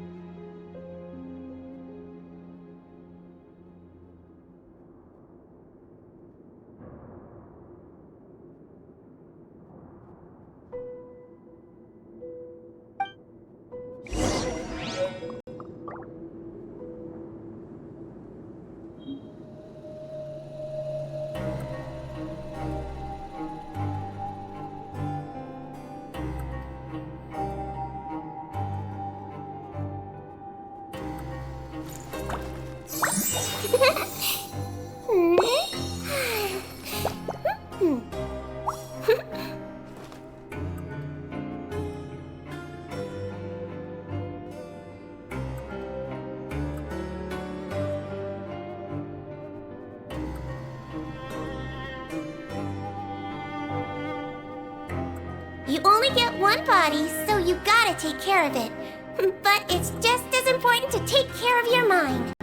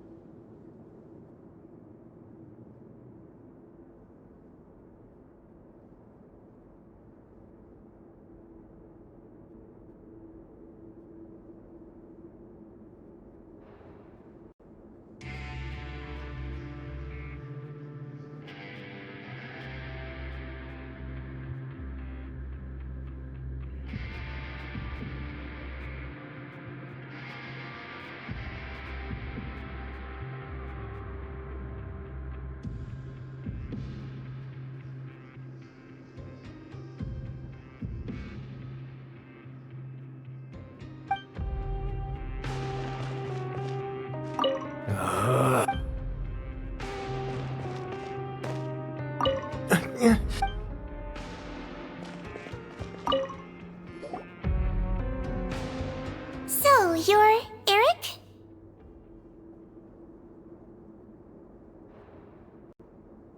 Yes, head nurse, it's me! You do believe me, right?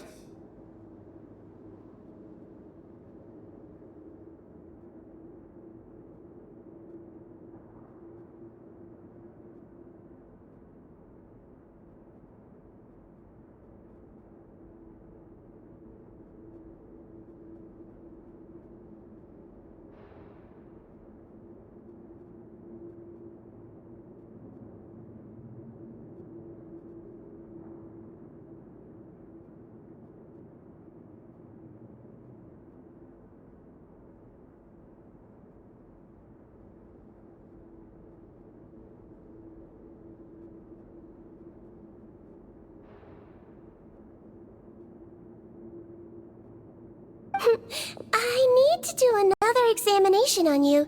Same procedure as yesterday.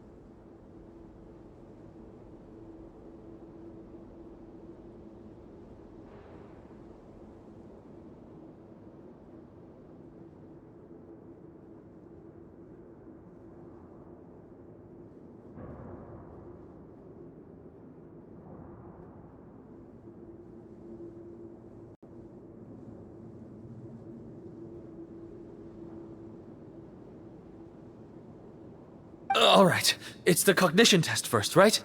So I need to concentrate.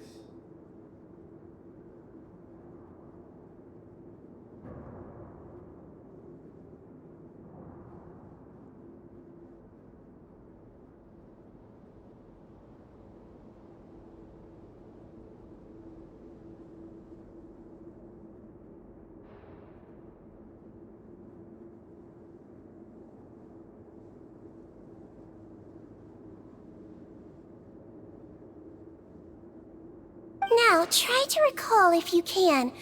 The last time we did this test, which finger did I hold up?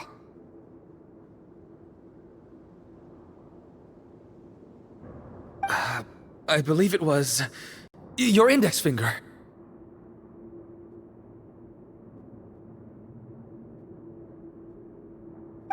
But that means... Huh? So basically, last night the Eric who said he saw another him suddenly recovered and applied to leave the observation ward. Siegewing did another test before letting him leave, but that time she held up her pinky finger.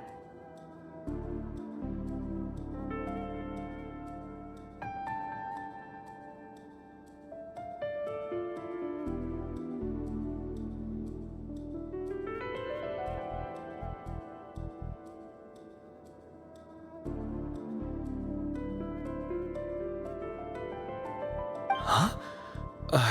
I don't know about any tests last night. There was nothing to do in the observation ward, so I went straight to bed. Then I somehow woke up in a high-security cell.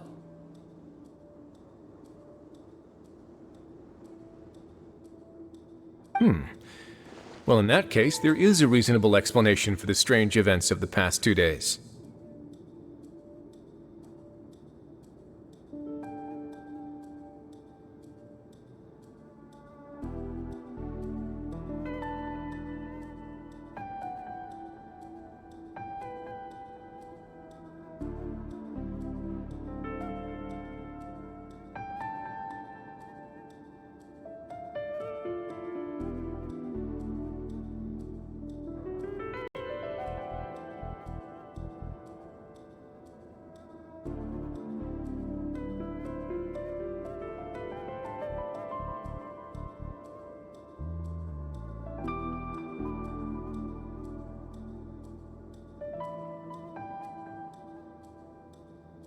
So, what exactly happened?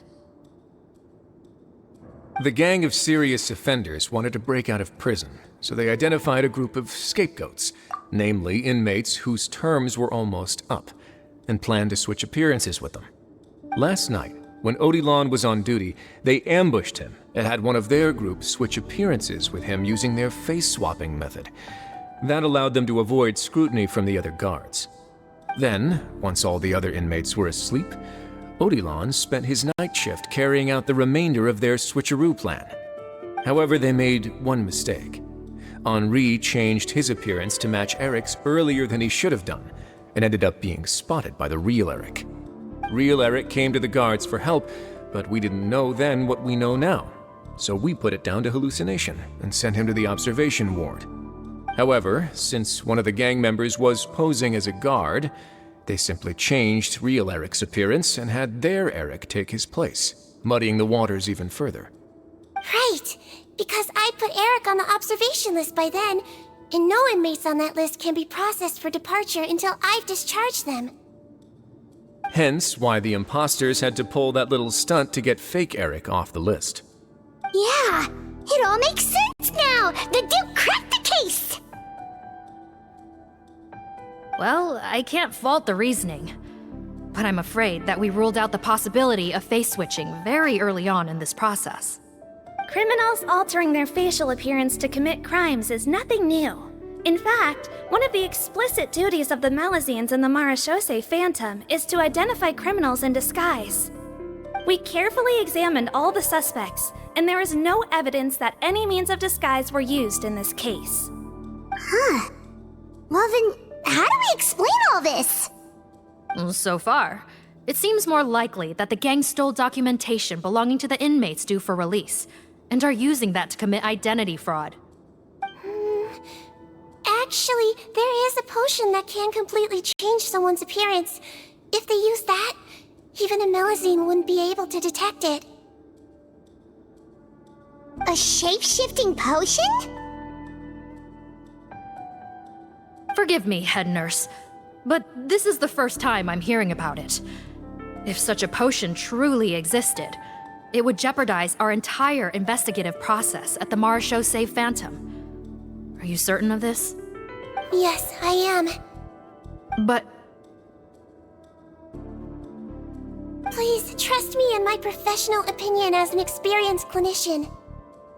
At the same time, without any solid evidence, it's pure speculation.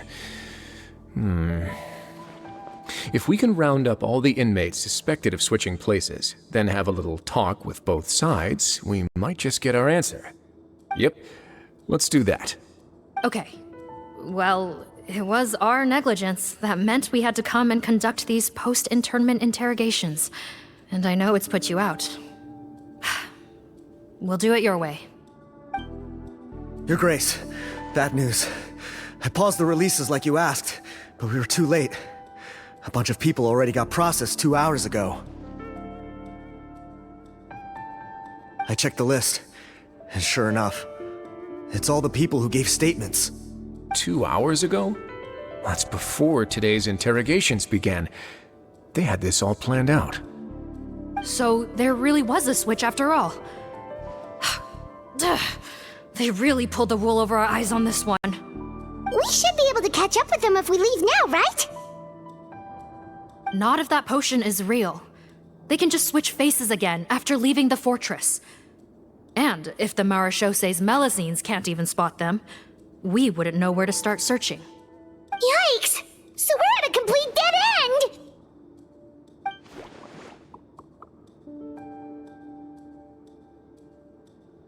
Well, technically there is one more lead we could follow up on. We were only able to arrest this gang thanks to the help of a researcher from the Fontaine Research Institute. I believe his name is Rawat. Oh? Rawat? Isn't that the handsome guy we met at that skincare promotion? Handsome? Maybe from a human point of view. I just remember that he specialized in potions. One of the crimes this gang is charged with is the manufacture and sale of illicit drugs. According to Mr. Rawat, they appear to have stolen technology he developed through his research and used it in their operation. At first, he thought it was a typical case of intellectual property infringement, and he tried to negotiate with them. But once he discovered their criminal operation, he reported them to the authorities. Thanks to his report, we were able to swoop in and arrest them all in one go. What a hero! Bet that took courage on his part. No doubt. This is worth following up on. As the one who snitched on them, it's highly likely that Rawat will be targeted by the escapees. That aside, since he's negotiated with them in person before, there's a chance he'll have some additional information for us. Understood, Your Grace. My team and I will head to the Fontaine Research Institute right away. In the meantime, please keep an eye on the face switch victims for us. Of course. Miss Morgan, I'd like to come along and help you catch these criminals. Huh? Why's that? Well, I'm the one who discharged the fake Eric last night, so I feel partly responsible. Don't say that, head nurse. Your focus was on the inmate's health, and rightly so. We can't ask you to help with arresting criminals. That's our duty. I also have a more personal reason. Potton is a patient of mine, and if I don't get a new batch of medicine to him in time, his condition will get much worse. Look, head nurse, I completely understand where you're coming from. But arresting criminals is dangerous business. And if anything happened to you, none of us can afford to take on that responsibility. Don't worry, I can defend myself just fine. You say that, but still. If I may, Miss Morgan, Sigewinne is the one who raised the potion hypothesis, and I'm sure she has far more expertise on the topic than your team. My suggestion would be to bring her with you. And if you really are worried for her safety, then...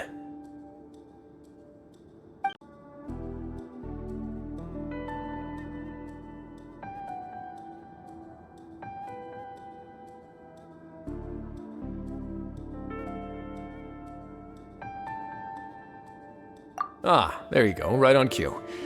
Knew I could count on you.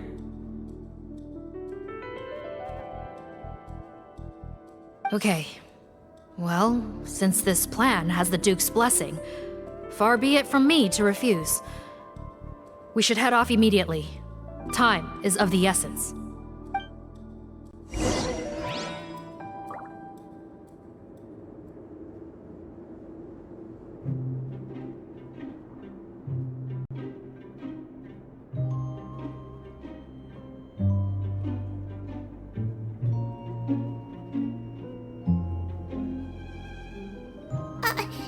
No, I didn't put a sticker on your back.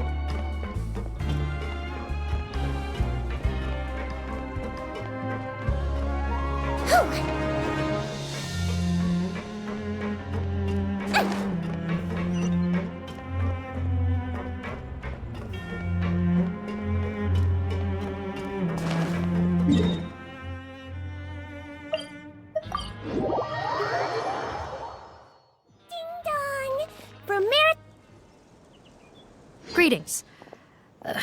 Sorry to impose, but I'm afraid we're here on urgent business, and we're gonna need you to cooperate. The Marsh is a phantom. Let me guess, you're investigating some more illegal research? Not this time, no. We're looking for a researcher. Do you know where we might find Mr. Rawat?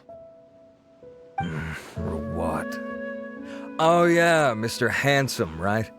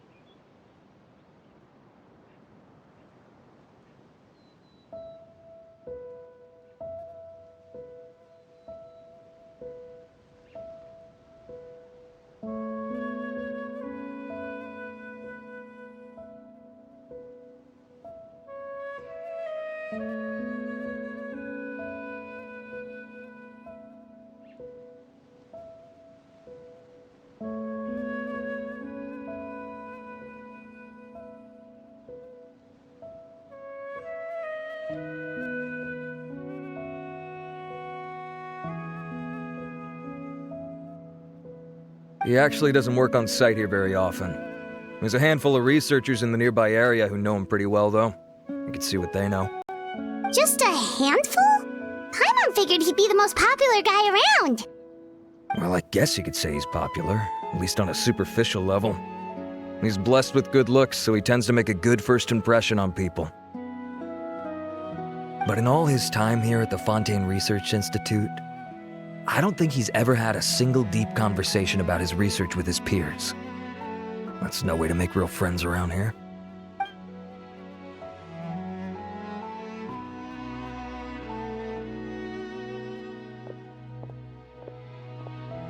That's so weird. He definitely didn't come across like a recluse at that product promotion. Oh, I don't find that weird at all. He definitely didn't strike me as the kind of guy who's, good at making friends. Really? Paimon couldn't tell. Must be a Melusine perception thing. Okay, we should talk with his acquaintances. But we also need to check the Research Institute for any clues. Let's split up. It'll save us some time. Sure thing. We'll go ask around among the other researchers with Siegeweed. Paimon's suddenly kinda curious to know what everyone really thinks of him.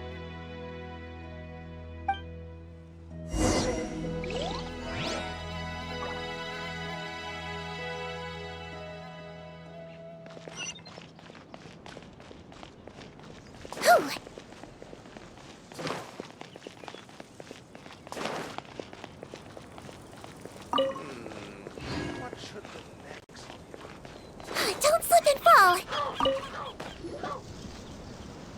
Excuse us, are you Audrey?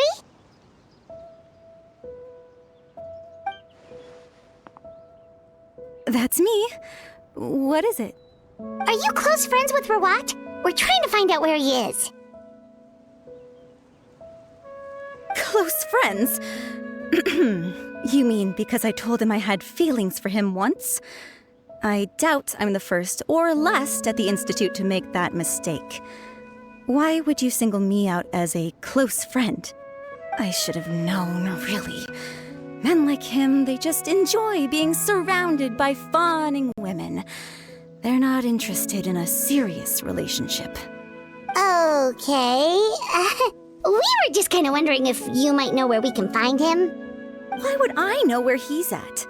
I barely know him, and he probably doesn't even remember me. Ugh, this is getting annoying. Shall we go ask someone else?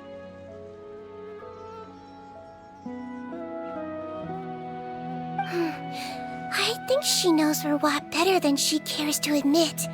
If we leave now, it might be a wasted opportunity. Maybe, but we're not going to get much out of her while she's in this state, are we? She's displaying symptoms common among people in love, if that's what you mean. But I know a cure. It's curable?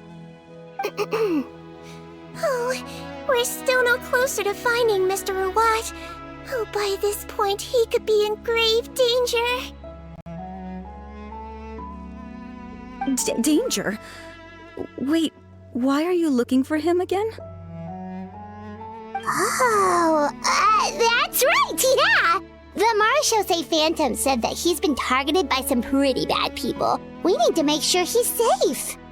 What? How has this happened? He seemed fine when I last saw him, and that was only a couple of days ago. Just happened to run into him, of course. Oh, I see. Well, do you have any thoughts on where he might be right now? Okay, but this is purely out of concern for his safety. If he's not at the Institute, he might be at his mother's place. I heard she raised him alone, that they had it pretty tough financially, and these days she's housebound due to illness. He makes regular trips back home to check on her. Oh, okay. Do you know the address? Nope, sorry. I only found out the thing about his mother because it came up in conversation once. I was just trying to find out more about him, so I could get to know him better. When I told him I had a crush on him, I offered to help him take care of his mother. And yeah, maybe that was a stupid idea, but did he really have to yell at me for it? It's like, fine, I can take no for an answer, but what's with the temper tantrum? Unbelievable. These guys only want to show you their charming, well-groomed exterior. They can't stand it when a few home truths shine through. Looks like her love syndrome is flaring up again. We need to find out Mr. Rawat's mother's address.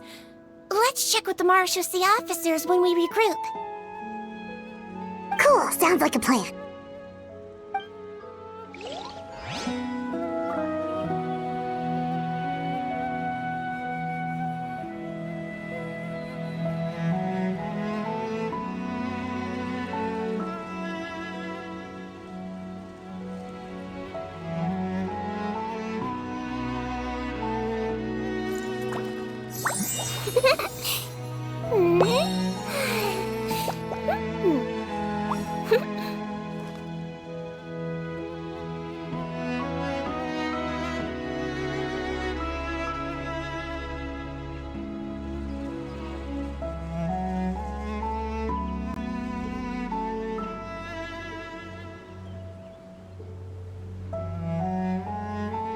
You only get one body, so you gotta take care of it.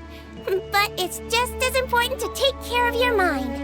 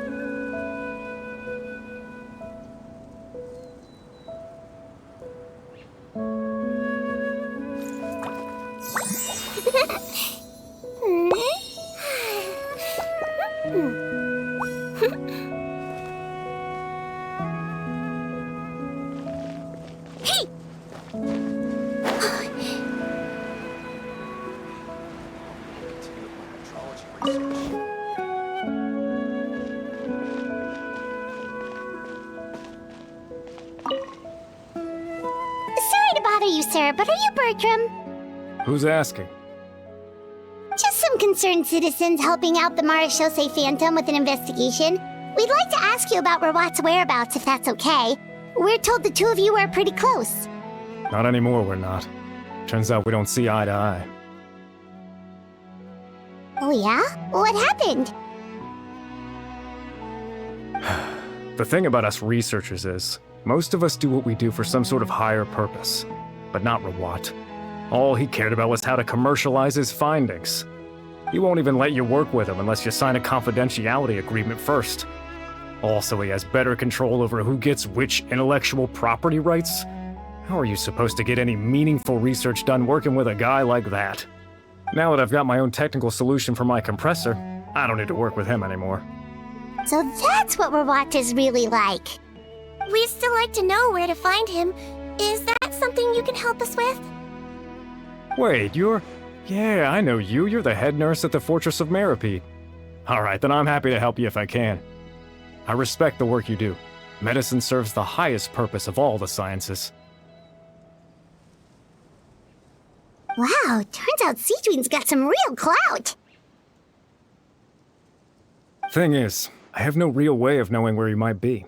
I stopped working with him 2 months ago, and I've barely seen him since.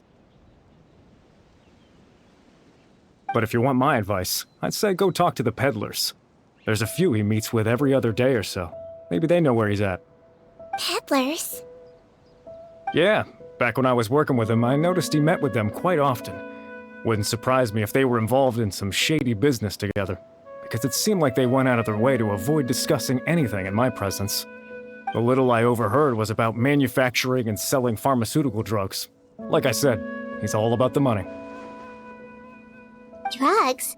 Doesn't he work with skincare products? Do those count as drugs? Who knows? I never cared to find out. He's the Morag rubber, not me. Thank you. You've given us plenty to work with. Welcome. Goodbye, and may we both reach new heights in our scientific endeavors.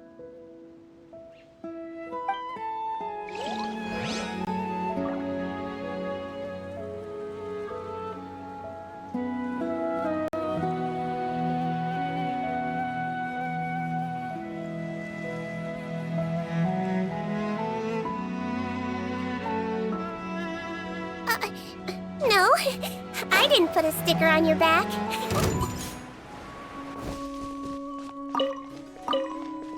Ooh. Don't slip and fall.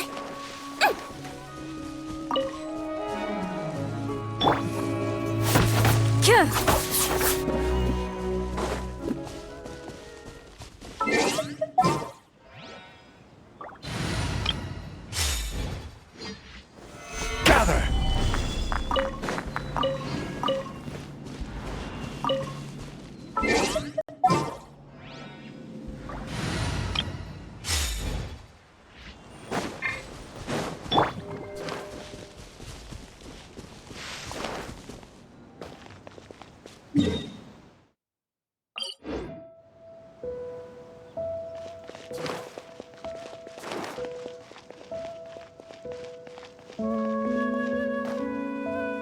Everything here's in order.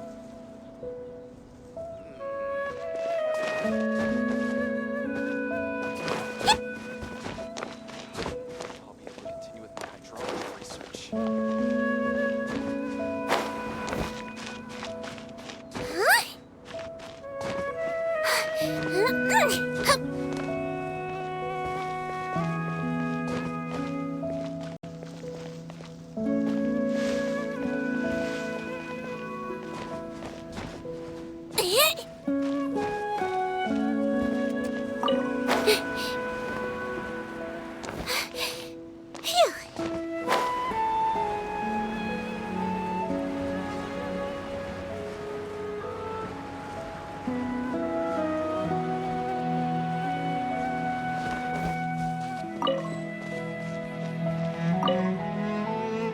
Hey there, are you in Teep?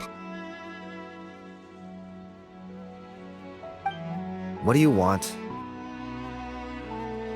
We're here to ask about Rawat. Any idea where he might be? We were told you were pretty close with him. Close? Not sure that's the word I'd use. He wouldn't even let me use his patent. Huh? It's been a good few days since I last saw him. I don't know where he's at. Go ask someone else. Would the patent in question happen to be related to the new skincare product he developed? Yeah, kinda. Butterfly dew, or whatever he calls it. I heard he made a tidy sum off of that one. Okay, now we're getting somewhere. Keep going. Most of the other researchers here focus on mechanics, energy, stuff like that. I get why he wouldn't be interested in having anything to do with them. But I'm studying coatings. There's a huge overlap in our areas of research. Why would he refuse to work with me? I bought his product once and noticed it contains a unique substance that might have applications in coatings too. If it worked out, I could probably make as much as he's making. Don't get me wrong, I had no intention of plagiarizing his work. I was hoping to get official permission to use his findings in my own research. Followed the proper procedure. It was all above board. I would have had to pay him a license fee and everything. But despite that, he turned me down not once, not twice, but 3 times. It's like he's vehemently opposed to the idea of anyone else making the kind of money he does. Huh, so is Rawat antisocial, or is this guy just jealous?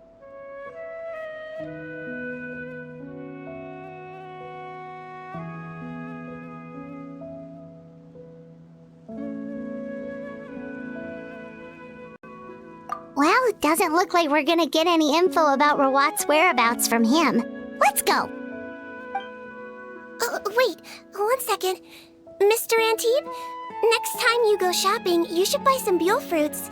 Peel the skin, steep in water, then drink. It'll help calm your mood. Huh? Yeah. Thanks. Well, all 3 researchers, let's head back to the meetup point.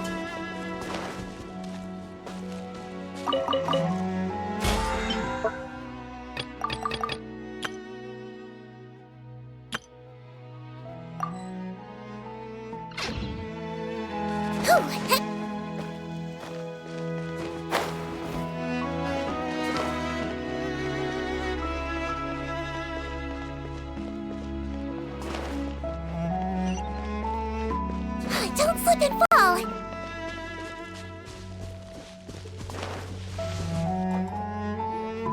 You know, Paimon started out thinking Rawat was a handsome researcher with a friendly and cheerful personality.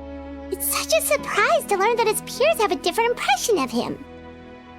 So, what's your view of him now, Paimon?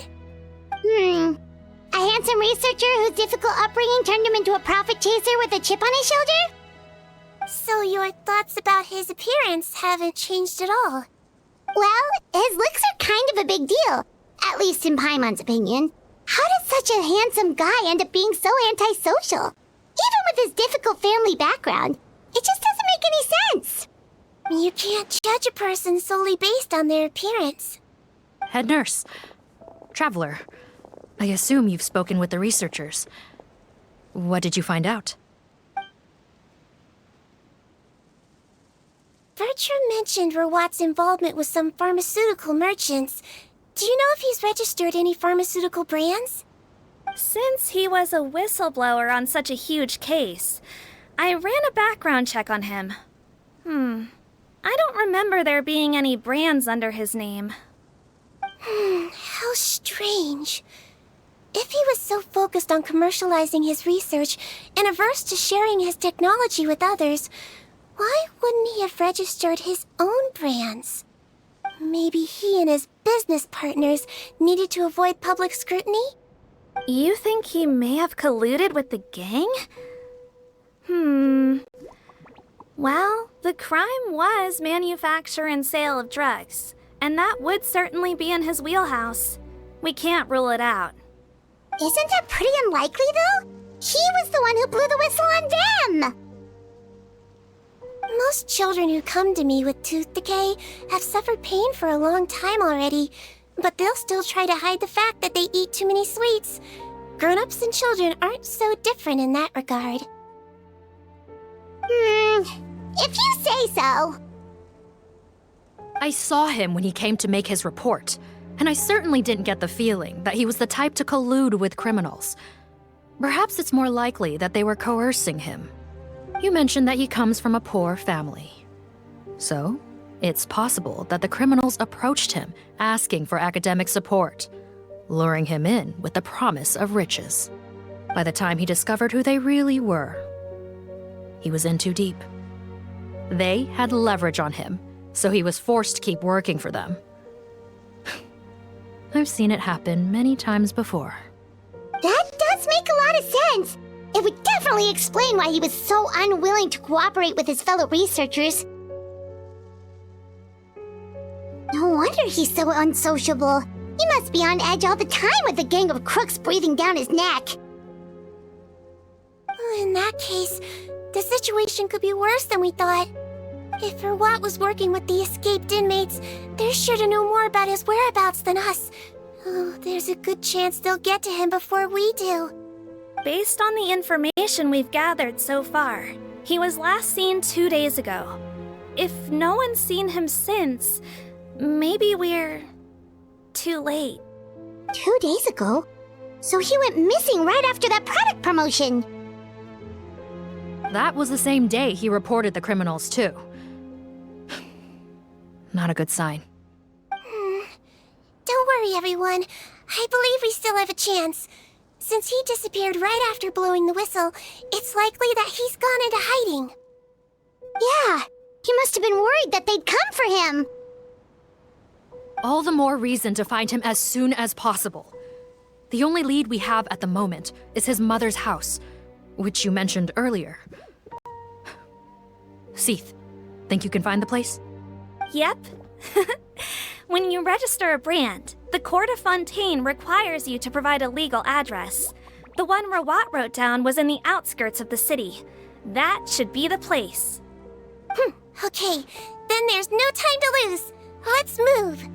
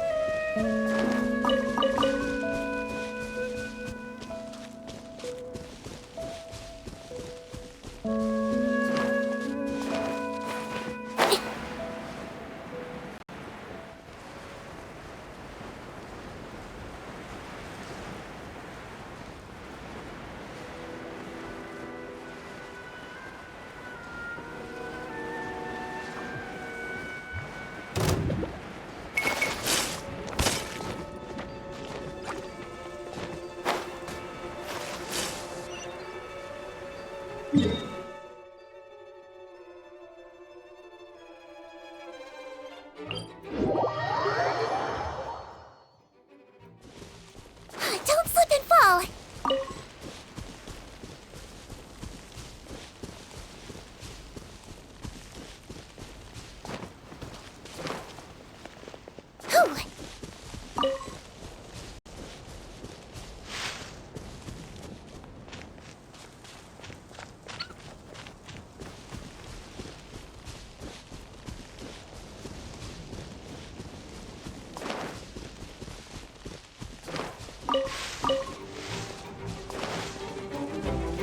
Don't slip and fall!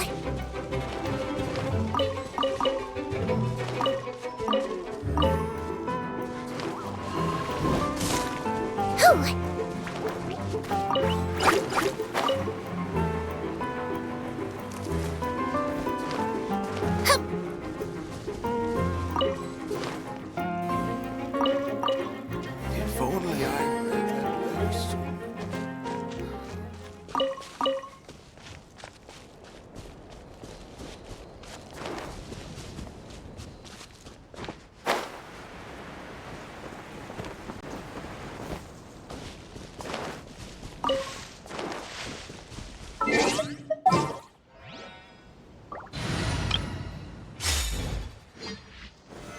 Stabilize!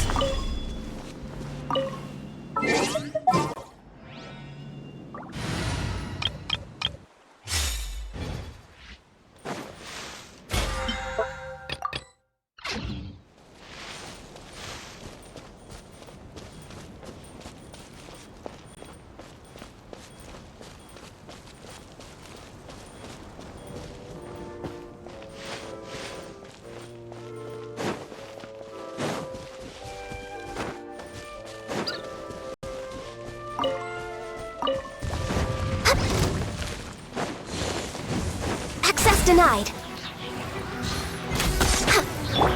Wibbly wobbly! Allow me!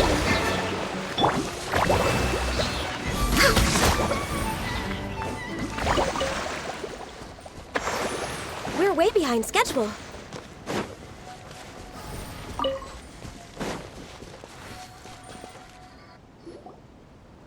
All right, this should be the house.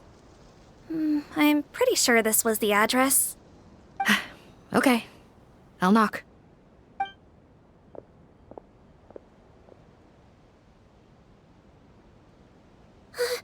Sounds like whoever's inside has restricted mobility. Oh, it seems serious. What's the fastest way to get this door open? Break the door down? No, I'll handle it. Let the expert deal with it. There'll be a mountain of paperwork if we damage a citizen's property.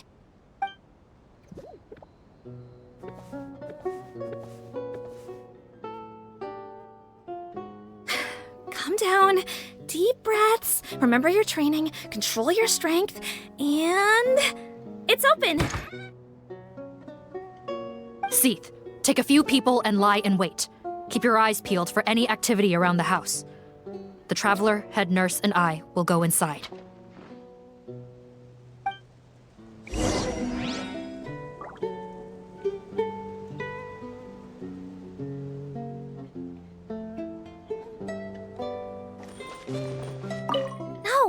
Look this way. I'm supposed to be hiding, remember?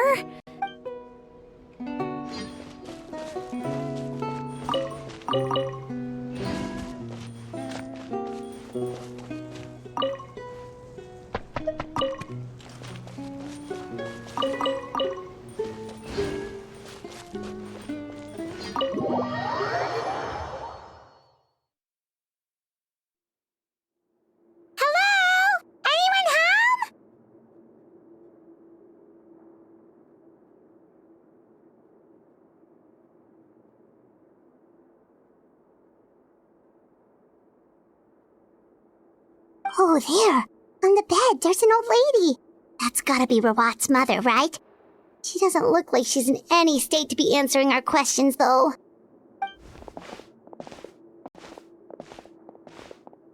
We could try, but she is very ill. We mustn't force it.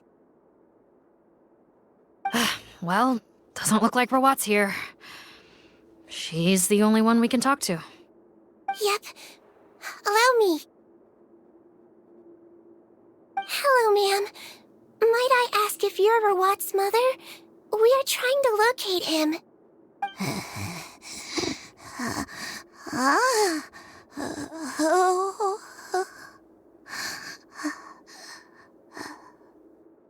Hard of hearing, perhaps.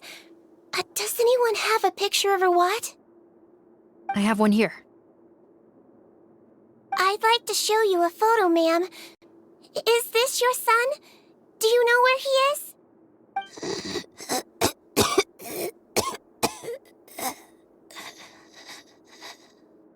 Looks like this isn't gonna work after all.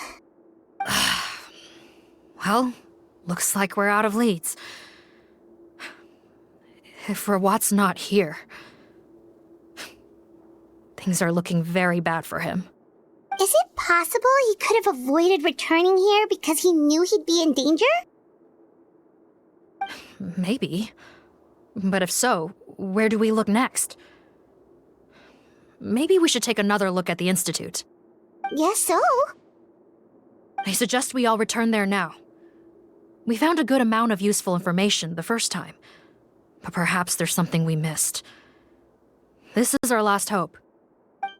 Sorry, officer, but could I stay here for a while? This patient requires some care. Of course. Traveler, stay with the head nurse. You're technically here as her assistant after all.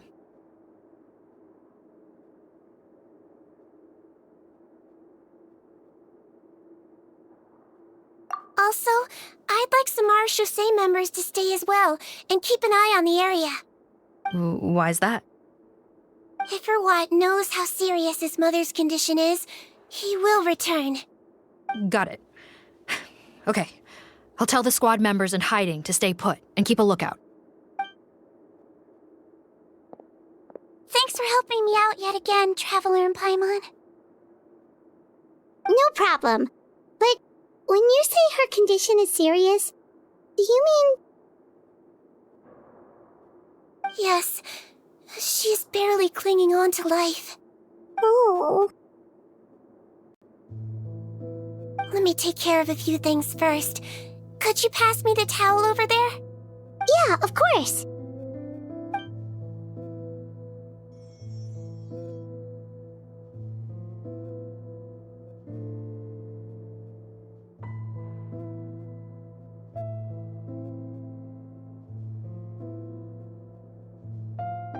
I can tell that her family has tried a lot of different treatment methods, including some very expensive medicines. Unfortunately, her condition is so multifaceted that a recovery looks all but impossible. Seedwing. Paimon bets being a nurse must be pretty tough at times like this. Yes, it makes me a little sad. In a Melizine's eyes, a human's birth, aging, sickness, and death are as much a part of natural law as sunrise and sunset. But human medicine can defy that law to some extent. In that sense, it is a science of miracles. That is why I became fascinated with it in the first place. But it was only after I truly became a doctor that I realized miracles don't always happen. Even the greatest doctors cannot cure all diseases. Seedwing. Well, don't worry about me, Paimon. A doctor's duty is not to cure all diseases, but to treat whatever ailments they can. At the very least, I can lower her fever. That way she'll suffer less, and she might even be able to see her son. Yeah, all the more reason to find Rawat as soon as possible, even if we don't catch those crooks.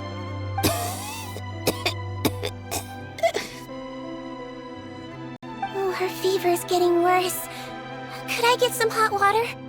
Sure, we're on the case.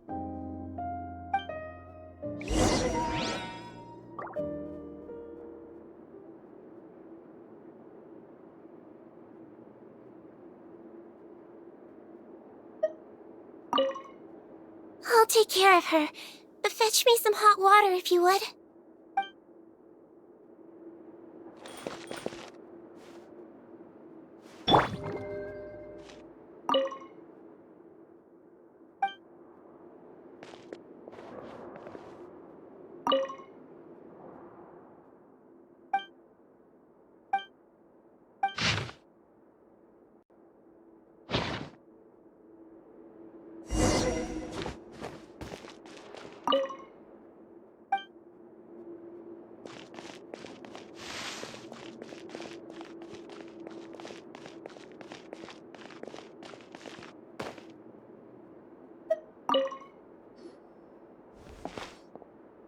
Found the hot water? Sure did. And look what else we found. Judging by this journal, it seems like Rawat has a private lab. There's a good chance he could be there right now. We gotta go tell Officer Morgan right away. Oh, that's great news. But hold on just a moment. The wet towel is ready. I'm giving you another injection. Are you feeling better now?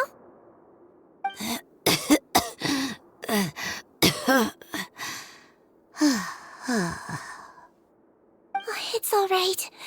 We'll go bring him back. Please hang in there. Thank you.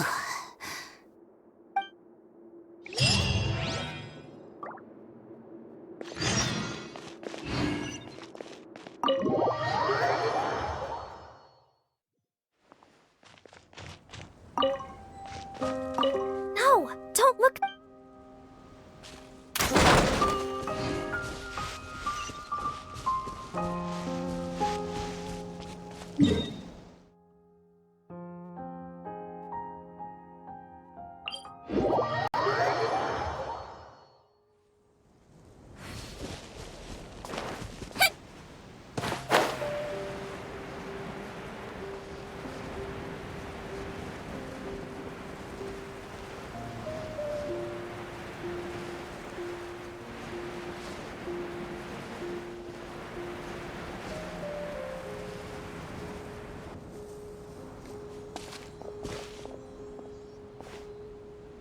It's Officer Morgan! They're already here!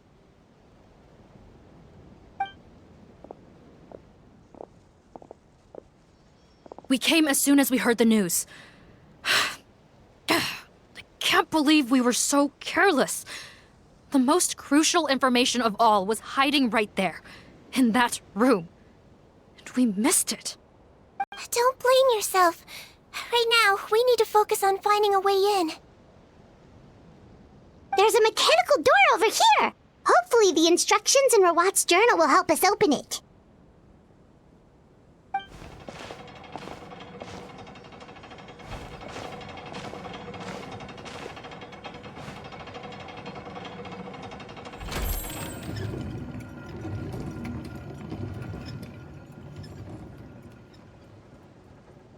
It's open.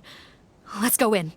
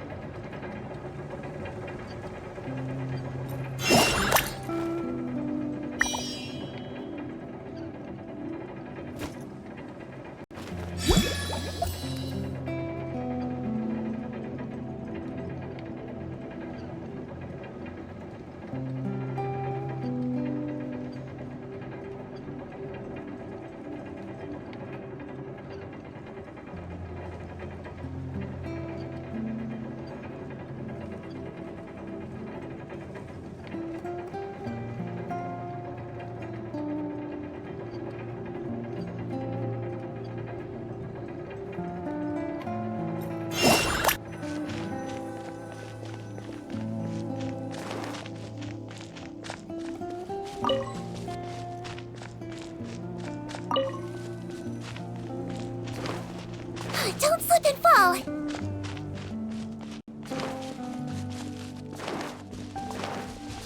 Whew.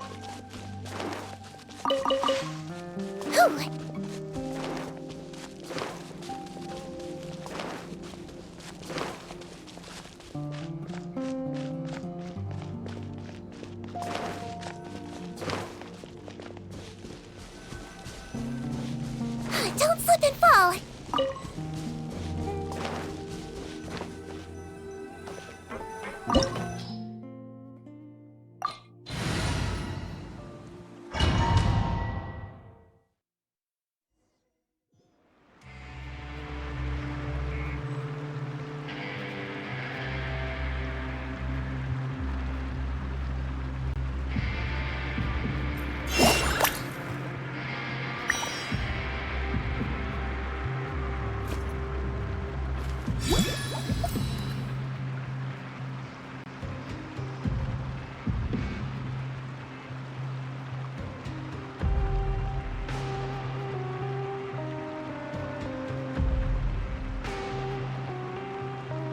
You only get one body, so you gotta take care of it. But it's just as important to take care of your mind.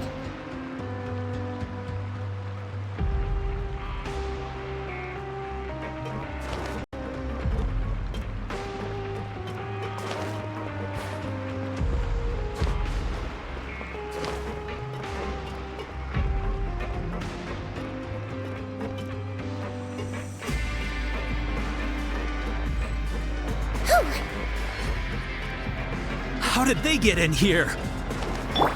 Captain, up ahead! Those look like our fugitives! So they found this place too? Don't let any of them escape! Another test. Should replace my wrong test subject. Captain, according to our list, many of the fugitives aren't accounted for. There may be others hiding deeper inside the facility. Ah, so these guys were just the lookout crew. The Marachose Phantom! How did they find this place? Wait, it's that guard from the fortress! That's right, I'm on your side. The Duke sent me. What's the matter? Some sort of mix-up? Mr. Odilon, didn't I tell you a few days ago that you need to stop all field work until you've recovered? Well, you know, gotta help His Grace out. Share the load. Officer Morgan, this man is an imposter. The real Mr. Odilon has no recent health issues. What? But Looks like the head nurse was right about the face-swapping method. Arrest them all! DuPont, stay here and keep guard. And watch the exit. If we're not back soon, call for reinforcements. got it.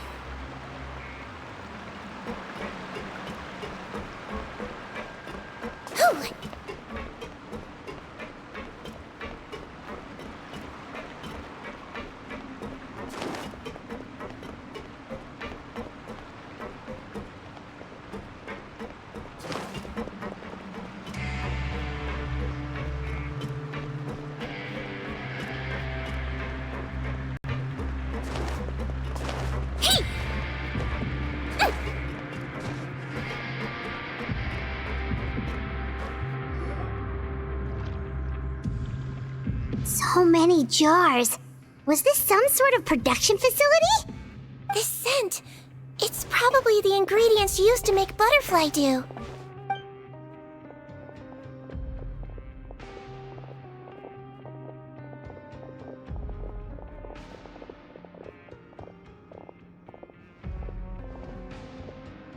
How come they're all empty? Did it sell so well that he ran out of supplies? How strange. Why would Rawat choose to manufacture a popular product like that in such a difficult-to-reach location? Given our suspicion that he may have been coerced into the illegal drug trade, I would have thought that any production facility we find here would be used for illicit purposes. Perhaps butterfly dew is itself an illegal drug. Do you have any evidence for that claim? No, just a guess. We need to find Rawat as soon as possible. He has all the answers we need. Understood. Well, let's not linger here. Let's go. Come on.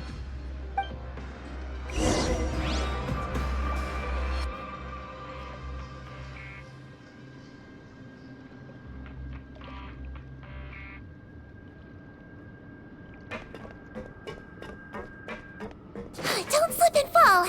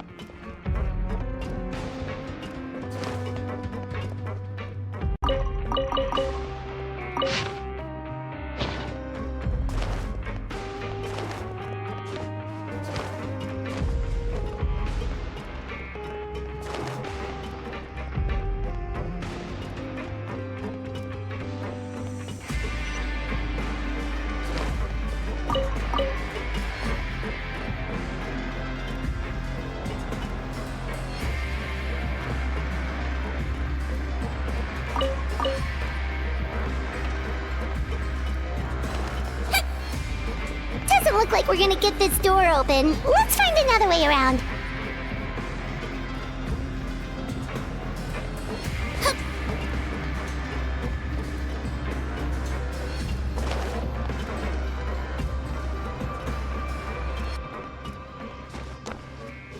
Huh?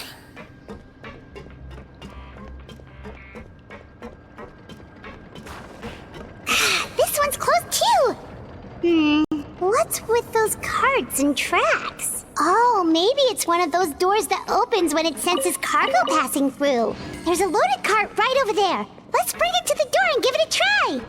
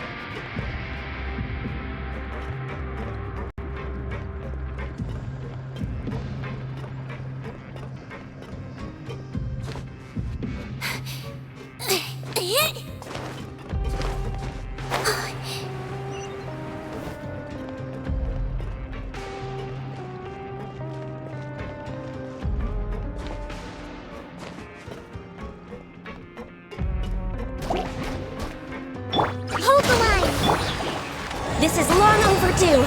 Born of ice and frost.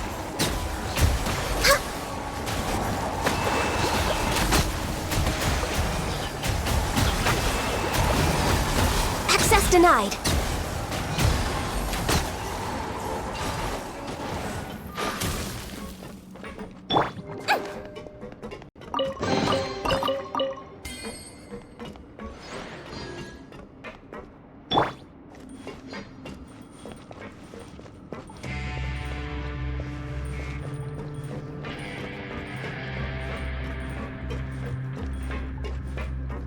We're way behind schedule.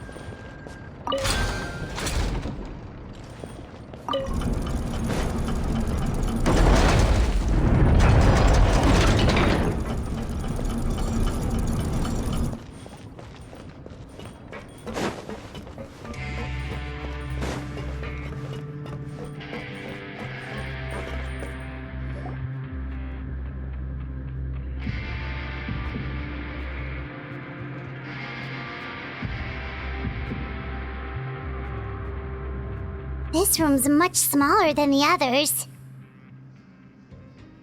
Judging by the implements on the table, this looks like a potion-making lab. Head nurse! Over here!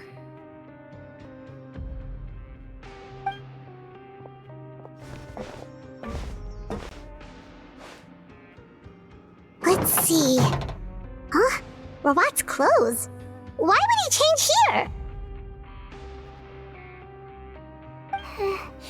Perhaps they stripped him down, left the clothes behind, and disposed of him somewhere else?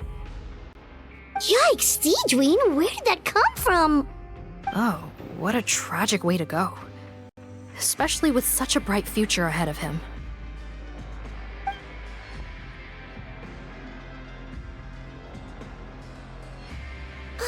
There's a path leading further on, Officer Morgan. Let's keep up the pace.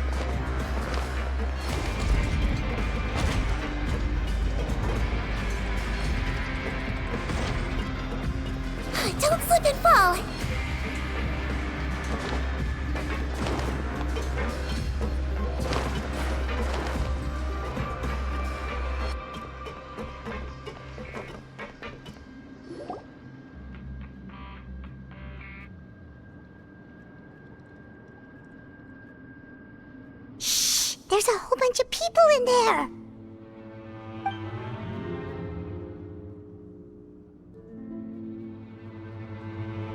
Are you serious? You're telling us that within a day, our faces are going to rot like yours?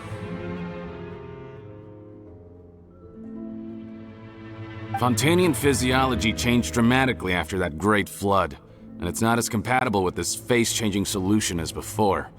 The side effects are as you can see.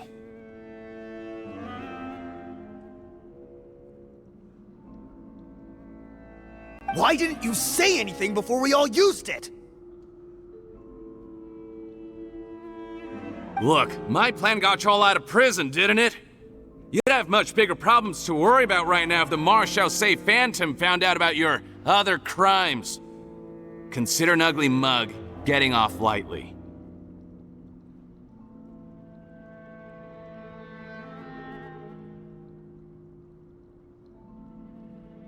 Ugh. You're just lucky we didn't leave you in there, after you disappeared on us with no warning. We only let it slide because we're former partners. And now you have the gall to pull a stunt like this? Partners? Make no mistake, each of us is only looking out for himself. If you place too much trust in others, well, I'm afraid that's your problem.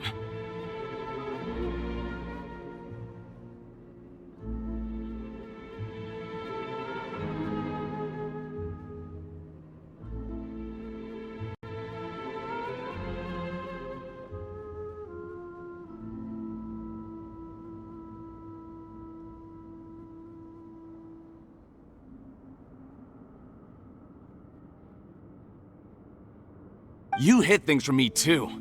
Remember how you each had a spare potion? You kept quiet about it until we planned the prison break?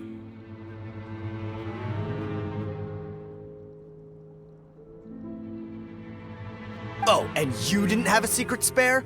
Then do you want to explain how you melted your face off before all this? Guys, that's enough. Calm down. It is what it is. Arguing won't change anything.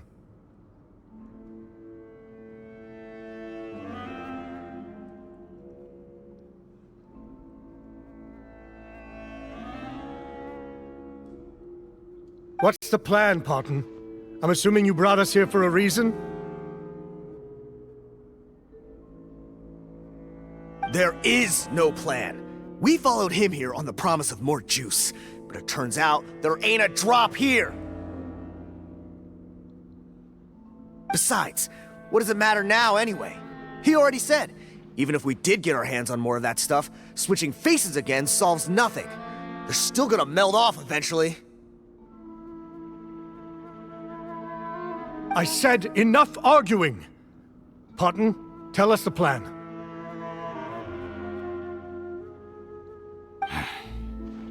The most practical solution is to continue using the potion. Keep switching to a new face before the ulcers can start forming. Are you kidding me? This stuff was hard enough to get a hold of even when we had a supply. Now you're asking us to use it like skin lotion, after the flood all but wiped the supply out? Well, there is another option. But you'll have to make a deal with me first. Okay, now we're talking. What's the deal? I have a document I took from that researcher that details how to make a replacement. Just give me one bottle of the undiluted fluid, and I'll get to work.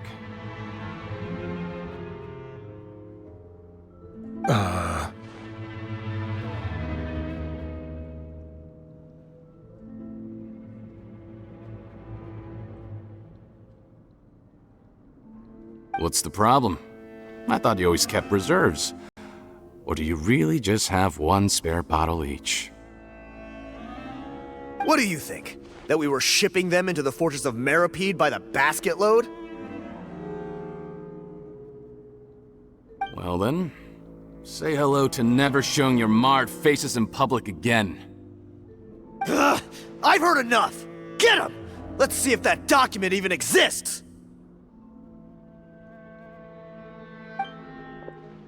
Freeze! Marshal say Phantom! What? Who let them in? Officer Morgan, before anything else, please find out Rawat's status. Rawat?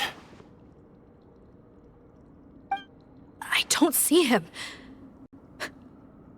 Hand over the hostage now, if you want any chance of avoiding an extension to your sentences.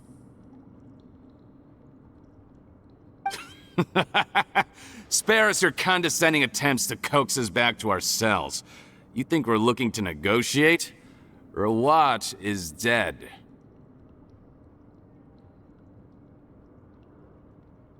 Patton? Arrest them all! Don't let anyone get away!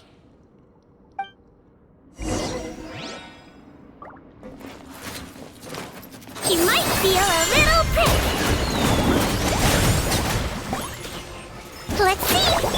For Rex Lapis! Born of Ice and Frost.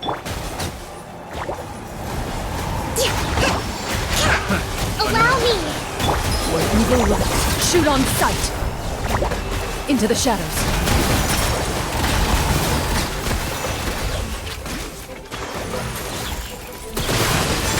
Enough!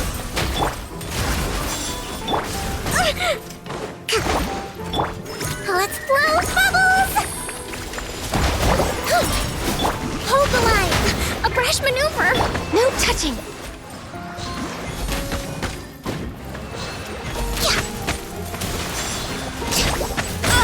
Come on! Focus!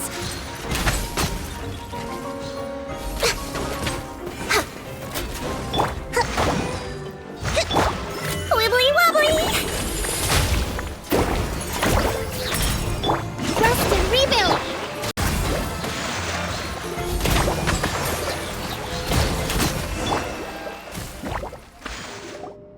Huh. Gotta say, I never expected to see the head nurse in combat. Some patients respond better to a more aggressive treatment plan. Did we get everyone? Captain, we finished the head count. Potten's missing. Over there! The door's closing!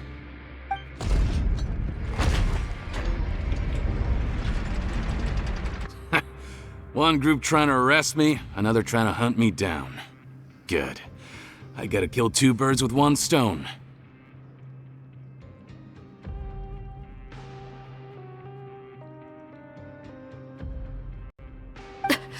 How did he get up there? There must be a secret passage somewhere. Find it! Don't waste your energy. I already sealed it off. How naive. We have more people outside. If we're not back out by the agreed time, they'll come to our rescue. Well then, you'd better hope they get here in time.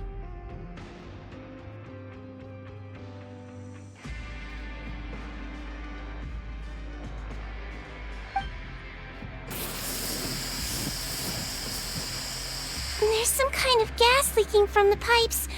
Be careful, it's poisonous. This is our distribution center, where we store the product derived from our source solution. We had to use special fire prevention methods to prevent contamination. The pipe network here was designed to emit a gas for firefighting. One little modification later, and it makes an efficient death trap. Why would you do this? Your partners are here too. Oh, please. If they can't supply what I need, they're of no further use to me. Besides, I can't have them exposing my potential whereabouts. He's a maniac! Come on, we gotta find a way to open that door!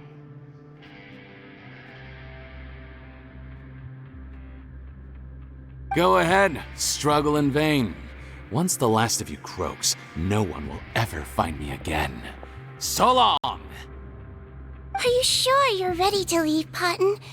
You haven't changed your dressing today. You can't cure my face, just give up. And what if I could? Nice try. You're just trying to stall me. Don't you worry about me. I'll find a way to cure my face once I get out of here. Oh, I doubt it. After all, Fontainians can no longer dissolve in primordial seawater. What the... How did you... The key component of the face-changing potion is the fluid left behind by dissolved Fontainians. It might look like ordinary water, but it has some unique elements in it. Before the flood, all Fontainians were oceanids, physiologically speaking. A potion made from that fluid could dissolve and reconstruct the face of a Fontainian in much the same way as hydroidolins change form. Theoretically, it could give someone any appearance they wished.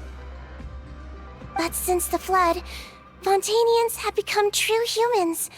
They can no longer provide the source material for this potion, nor reap its benefits. Are you saying this potion is made from Fontainians dissolved with primordial seawater? Then their crimes are far worse than I thought. How could you know all of this? No, wait. Of course! Well, well. So that's why you have a human appearance. It also means that I have a formula you're unaware of. The air's getting thicker. It's getting hard to breathe.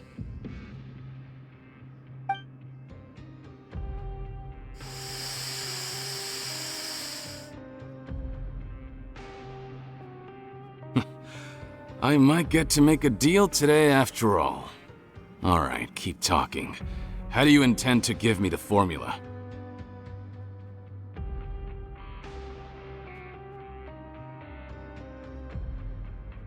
Oh, it's not a formula, but a finished product. I have a bottle of it right here.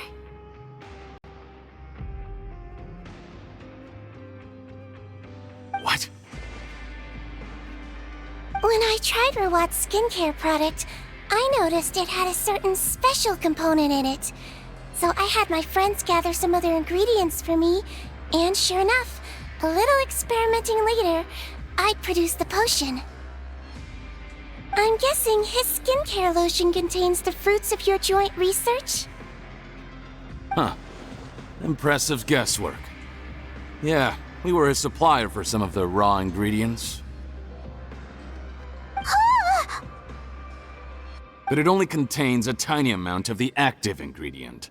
The effect is minuscule compared to the undiluted fluid.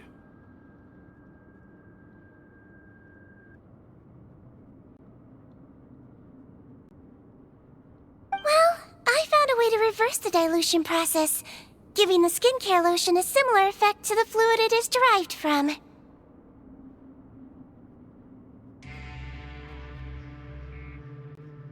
That's impossible.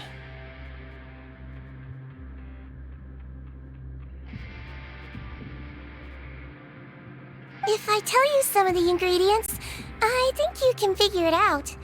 First, you need to combine tainted hydrophantasm tissue with transoceanic pearls at a ratio of around 3 to 7.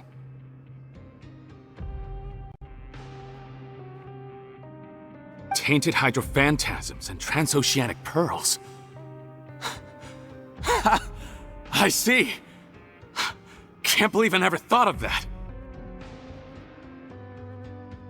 So, can we make a deal?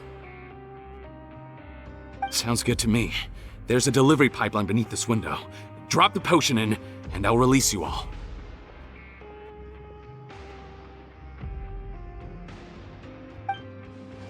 Nope, not trusting you that easily. You're like those naughty kids who try to hide their illness. Open the sluice gate first, then I'll hand you the potion. Even if you're not bluffing, your potion won't cure my face permanently. You really think you have any leverage here? I'm not closing the valve this time. Clock's ticking. Fine, then I'll just stand here with the potion in my hand. And when I faint from the poison, I'll drop it and it'll be destroyed. No.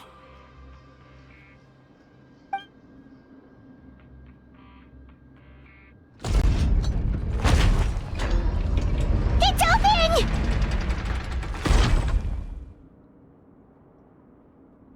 Disable that sluice gate! Jam it! Don't let it close again! That's more like it. In that case, a promise is a promise. Head nurse, there's too much poison gas in here. We have to leave, now!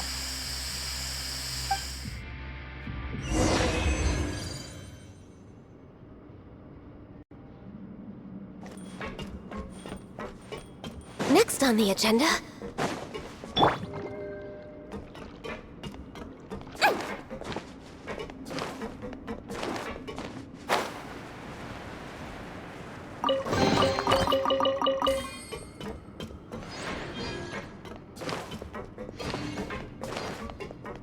Let's blow bubbles!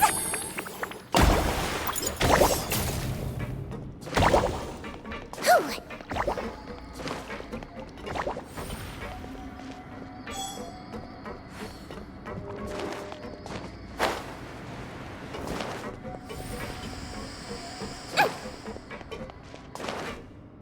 Don't slip and fall!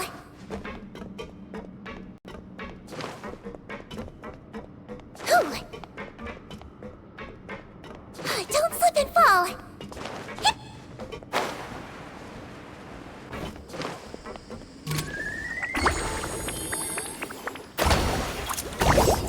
Hoo.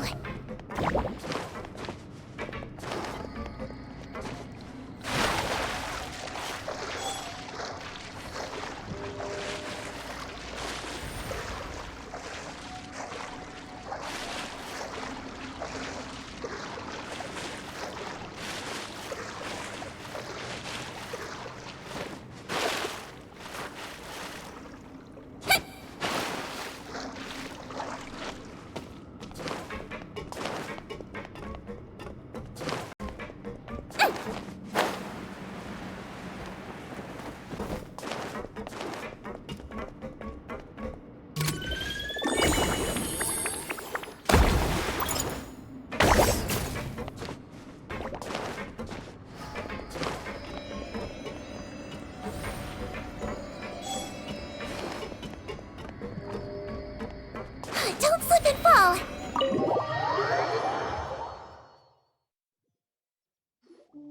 Whew. That was too close. That Fontaine is a real nasty piece of work.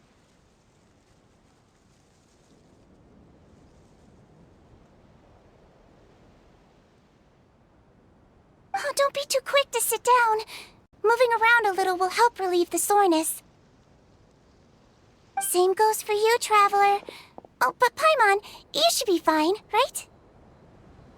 Flying fast is pretty tiring too, actually. Anyway, that's not important right now. Paimon's still shocked to learn that there's a whole criminal operation going on behind that skincare lotion. Shame I ended up giving the improved version to Potton after finally making it for you. I'll make you some more, I promise. No, please don't. Paimon doesn't want to use that stuff anymore. Still, it was a pretty good job that Paimon wanted to buy some in the first place, huh? It ended up saving everyone's lives. That's gotta count for something. Yeah, Paimon was just kidding.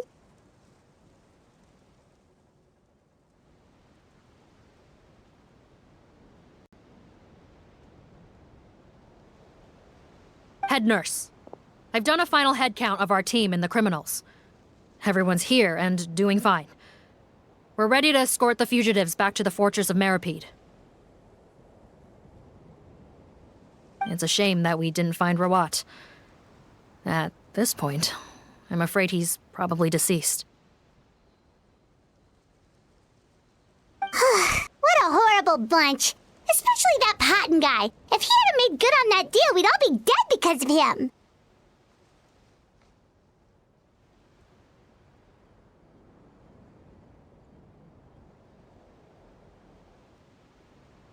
No, we wouldn't. I always keep a whole bunch of antidotes on me for emergencies, and one of them neutralizes that poison gas. We'd have been fine, even if you hadn't opened the gate.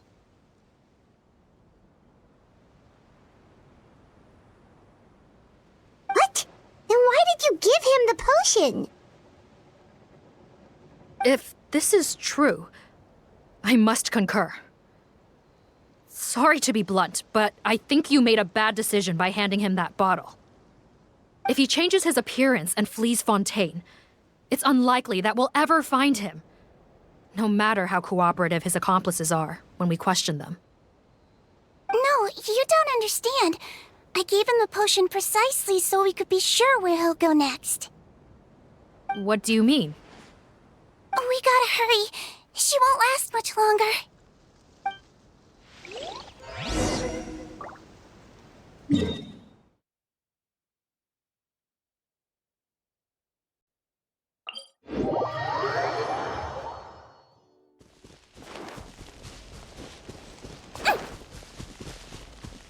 Don't slip and fall.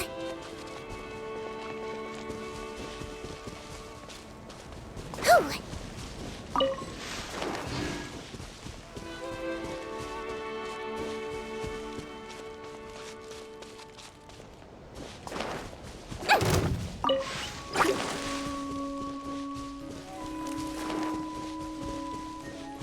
Don't slip and fall!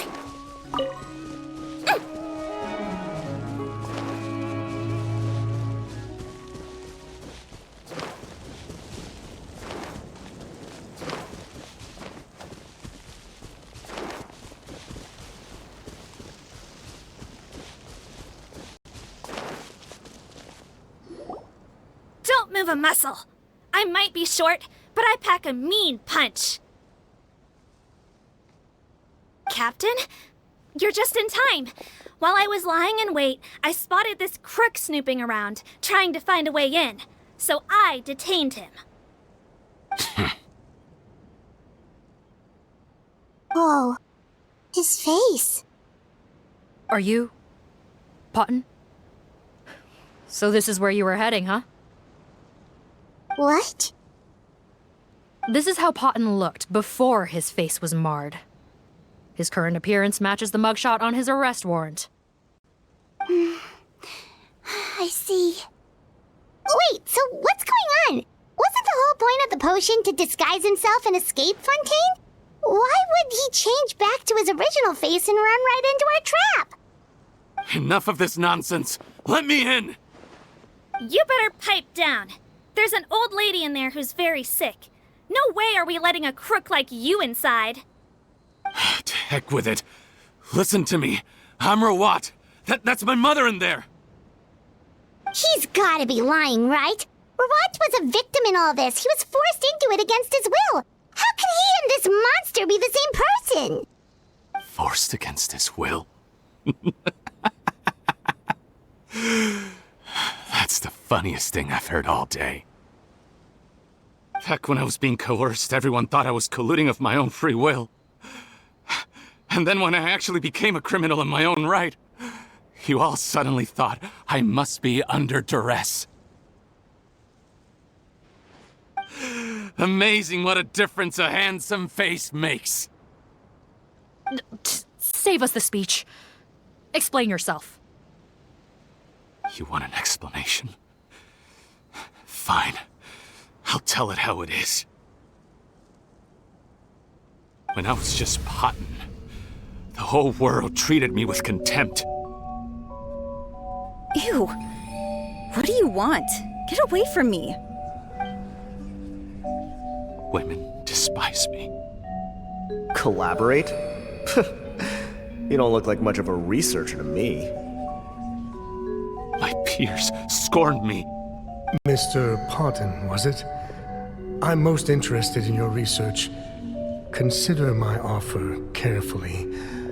I doubt you'll find other investment opportunities. Only villains would work with me. You want out of the game? Forget about it. Turns out, I slipped up a little. Left your picture with some Marechaussee Phantom officers. Easy mistake to make. Now they've listed you as an accomplice, and drawn up an arrest warrant. So I suggest you put any thoughts of running away to rest. If you get caught by the guards for being in the synth business, you ain't ever seeing the light of day again.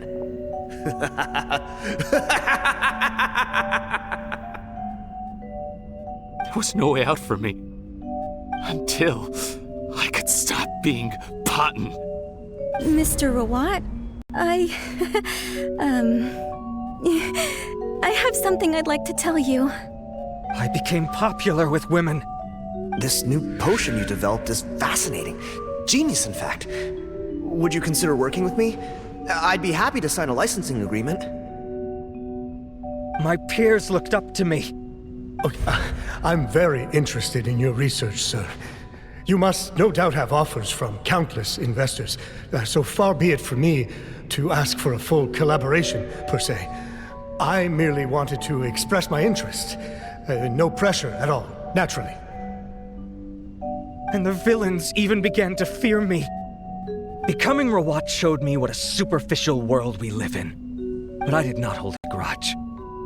After all, this superficiality could be made to work in my favor. Or so I thought. But alas, the world seemed bent on finding a reason to make me despise it. Mother, I'm back. How are you doing? Who are you? I bought the best medicine Mora could buy, but nothing would cure her illness. In the end, I hoped she'd at least be able to see her son one last time before she passed, but when everyone else rejected me, the only person who cared about me was my mother. Then, when I became a rising star in the Fontaine Research Institute, I was unrecognizable to her. I have to let her see me again. Even if it means donning my own wretched, ugly face. Well, is that enough explaining for you? Now do you understand? Let me inside already! Have you ever considered if you'll even be able to look your mother in the eyes after what you've done? You found a way to completely change your identity. You could easily have escaped from them. But no, you chose to keep working with them. Why would I want to give up on such a lucrative business? The profits were dozens of times that of the synth business, and it was all above board.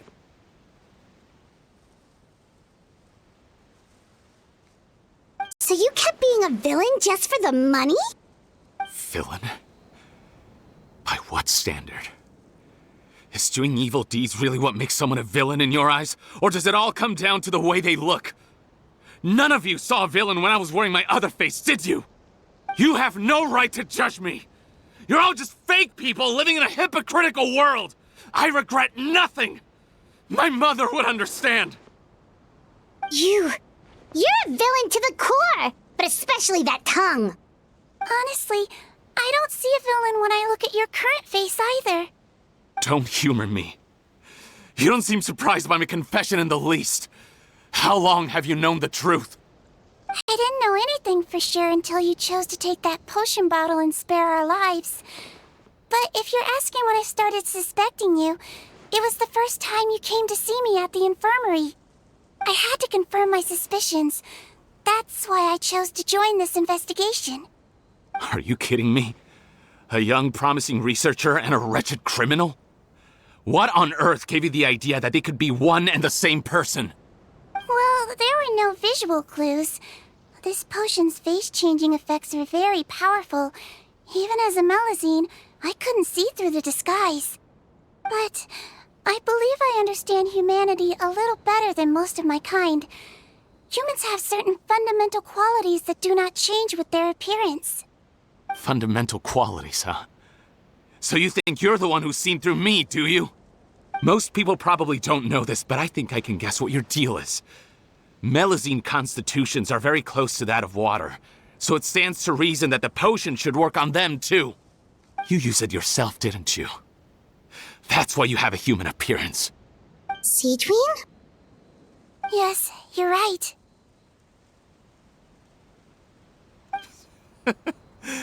I'll bet it was back in the days when Melazines were discriminated against because of their appearance.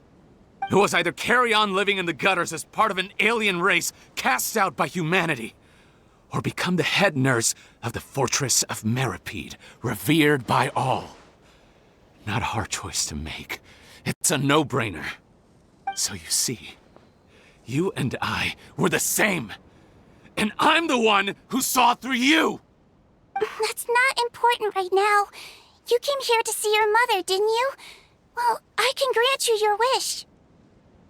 Huh? Head nurse, I'm not sure that's a good idea in his current state. Don't worry. Back in the warehouse when I traded the potion for our lives, I was doing it to test him. He was willing to risk sacrificing his only chance of escaping capture by opening the gate in exchange for the potion. Also, he could see his mother again. If nothing else, his concern for his mother is genuine. I see. So before you arrest him, please allow him to see his mother one last time. The Traveler and I will accompany him. You have nothing to worry about. All right. I understand.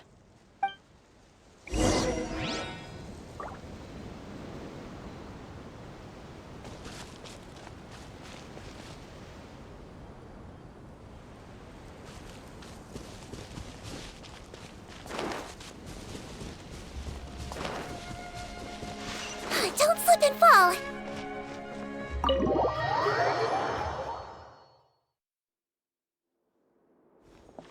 Mom? It's me, Potton, your son. You recognize me now, don't you?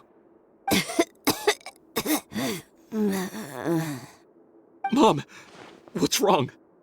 I'm sorry, but I have some bad news. I examined your mother last time we were here, and it appears that due to her prolonged fever, she's lost her eyesight. What? Your appearance no longer has any bearing on her ability to recognize you. But there are always other ways to remind our loved ones who we are. Wouldn't you say? No, it can't be. Please, Mom, open your eyes. It's me, your son, Potton.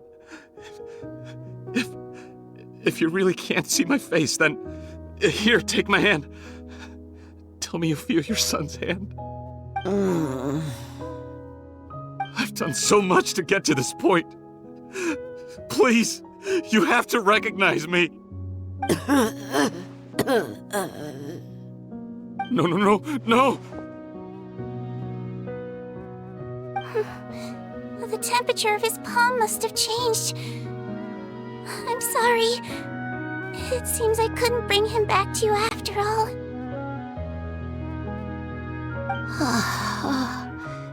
It's you. Thank you.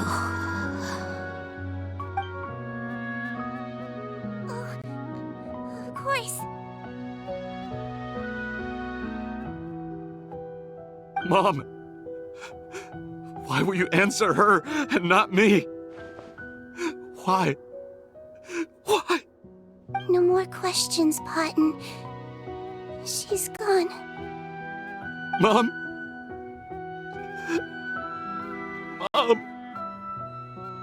I'm sorry to say this, Potton, but you and I are not the same.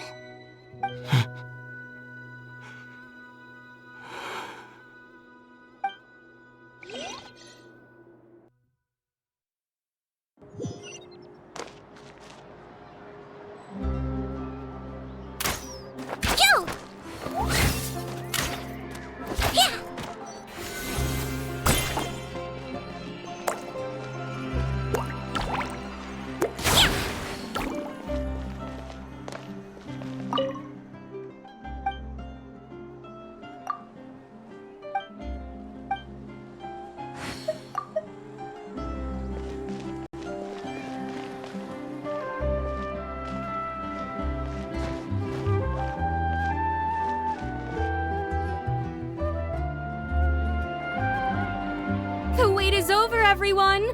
The sale of our new skincare product, Romaritime Essence, will now begin. Another skincare promotion! And it's selling as fast as last time. Wonder what people would think if they knew what was in the last batch. Oh, Seedween's here too! Hey, Seedween!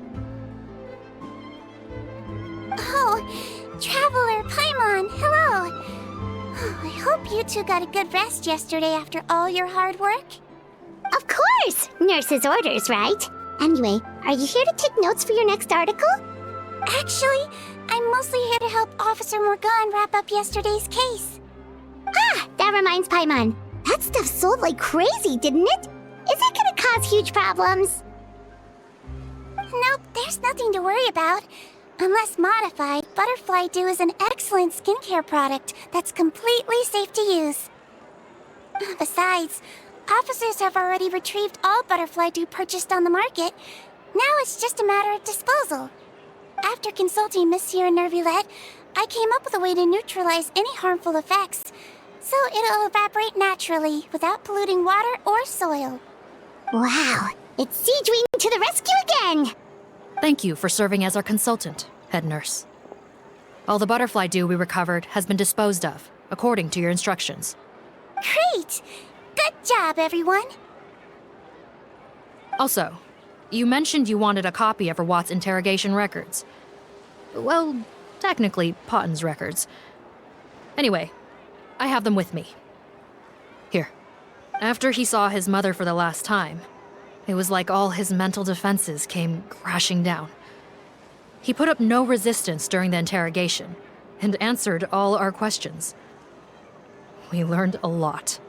Apparently, the formula was something he discovered by chance while helping the criminal gang produce synth. Later, he came up with the idea to dilute it and use the resulting substance as a skincare product. Their supplier was Vache, but you could also argue that they were the ones doing him a favor. His operation helped Vache's gang dispose of an enormous amount of evidence. It made for a seamless collaboration. One man's trash was another man's treasure, and there were no loose ends. It's no wonder we never noticed what Potten's gang was up to.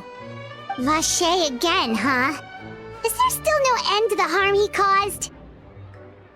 Make no mistake, the crimes of Vache and his accomplices will come to an end. It's only a matter of time.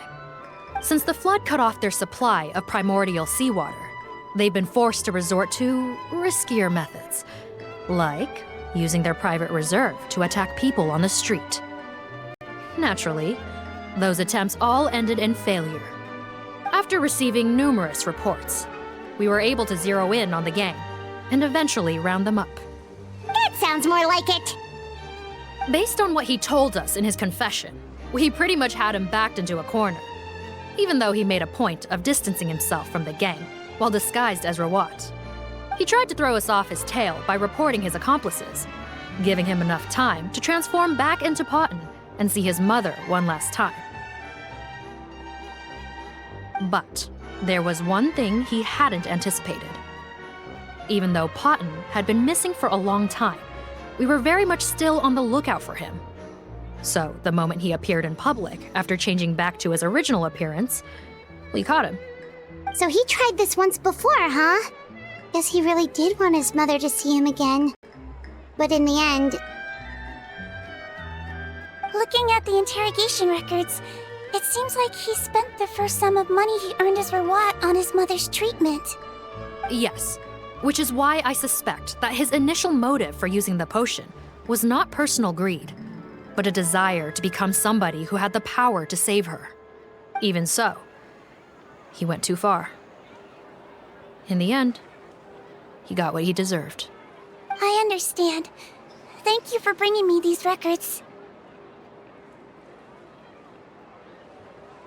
Why did you want them anyway?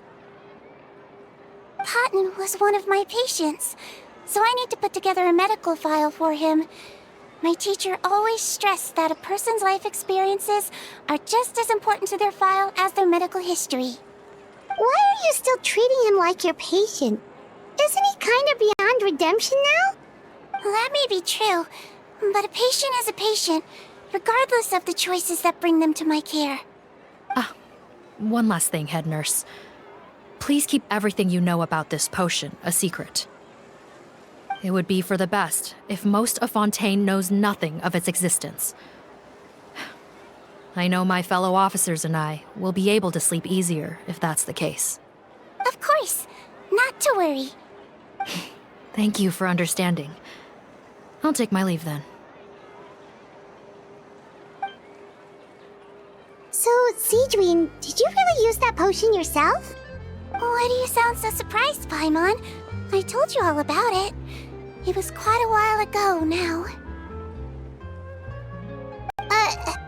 You mean that story about the witch and the potion? So it was really, actually, genuinely a true story? Yes, it really, actually, genuinely was. But...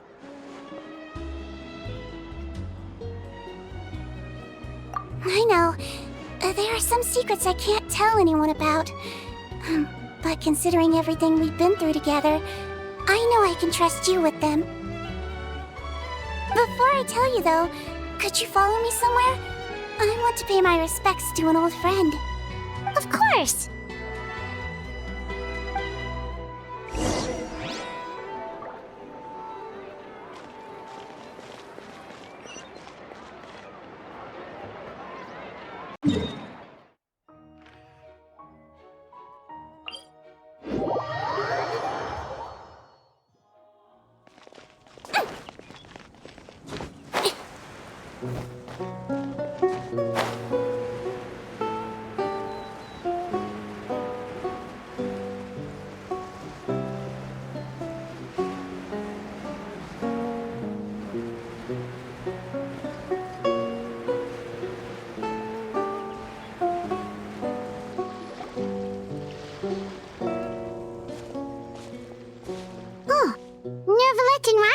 They're here too!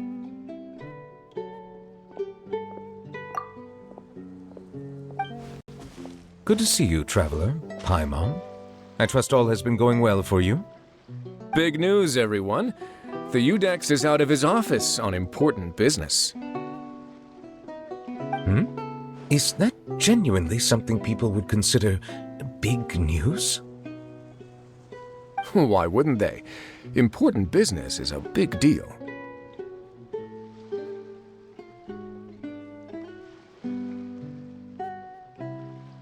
Yes, you're quite right. When someone you care about requires emotional support, being there for them at the right time and place is of the utmost importance. After reading the Maréchal Phantom's reports, I had a feeling a trip here might be in order. Take note. That, my friends, is how Monsieur Neuvillette shows that he cares. We're both here for the same purpose, actually, to accompany Sigewinne as she pays her respects to her late teacher. So the old friend she mentioned was her teacher then? The witch? Oh, sorry. Paimon didn't mean to be rude. It's only because Sigewinne calls her that all the time, so...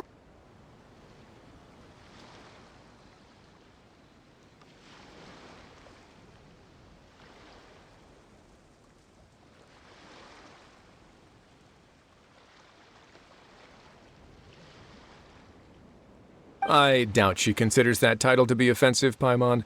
Don't worry.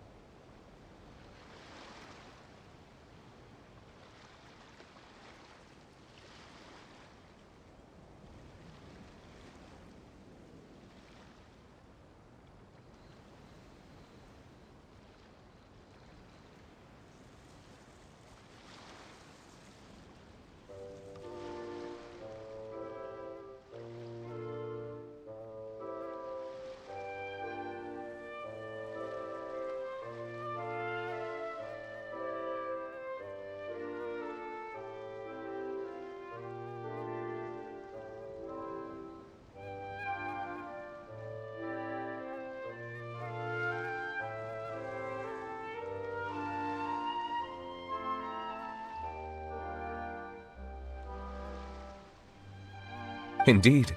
In fact, I believe Sigewinne would take it as a sign of affection. She has spoken of this doctor on many occasions, and it sounds like she was a truly generous individual.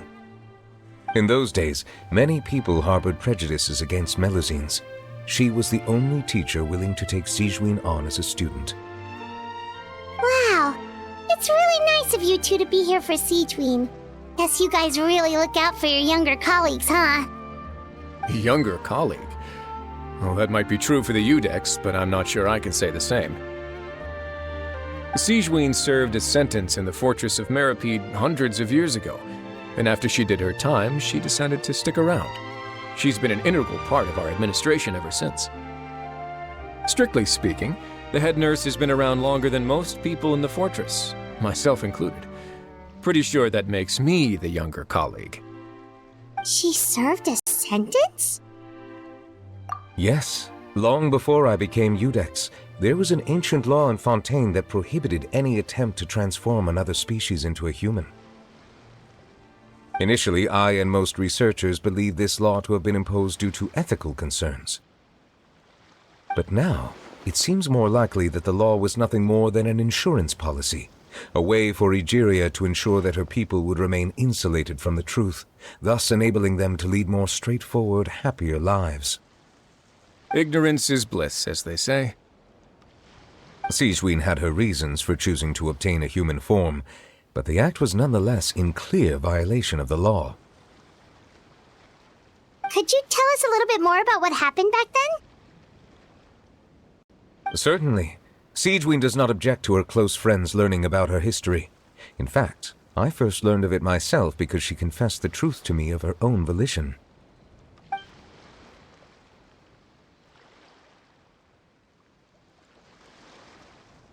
Even with their daughter so ill, they kicked you out? Stubborn as always. And prejudice isn't a disease I can cure either. Shame that I don't have the energy to get over there. You're laughable, you old witch. You want to save everyone in Fontaine, but you can't even save the patient before you. Master, what are you... I discovered a strange disease, one I suspect that every Fontainian suffers from. But without witnesses or proof, no one will believe me. I had no choice but to experiment on myself to find a cure, but I hit a wall. And as you can see, it took a wretched toll on me. Then I'll find a cure for you, and then you can go cure her. There's no need. I am beyond saving now. There's nothing you can do. But, Master... As I said before, a doctor's duty is to treat whatever ailments they can.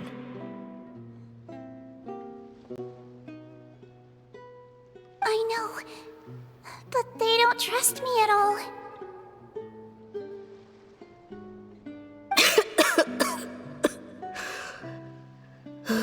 That girl. She's your first ever patient, isn't she? Tell me, what cost are you willing to bear to see her cured?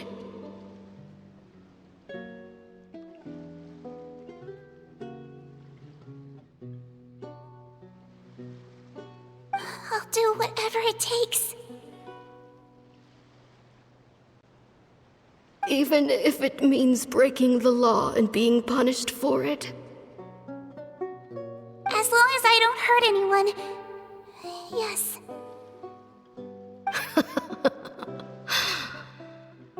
Spoken like a true student of mine. Then I shall make one more final gamble.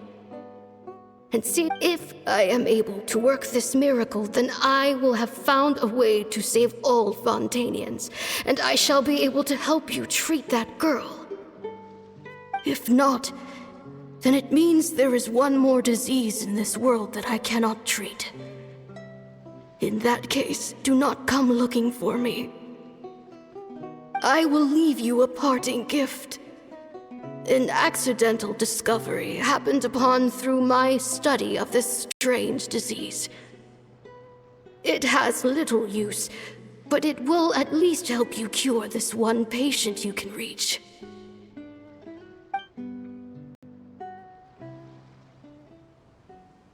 When Sigewinne returned, the miracle had not occurred.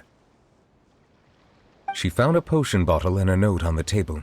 After using the potion as instructed, she gained her current form, breaking Fontaine's law in the process. And after I had confirmed the veracity of the events, I gave my verdict. So that's what happened. I fear Sigewinne only understood the full story after the truth about the dissolution of Fontainians was uncovered. When I reflected on all this with that knowledge in hand, I felt a deep sense of regret. As I use the law to uphold justice, there are times when I cannot help but acknowledge its ruthlessness. After the final details of the events surrounding Sigewinne's transformation came to light, I checked several sources and, thankfully, the legal code does not require Sigewinne to shoulder any additional punishment.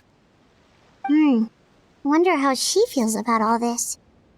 Since she invited you here, I imagine she intends to speak of these matters with you, no?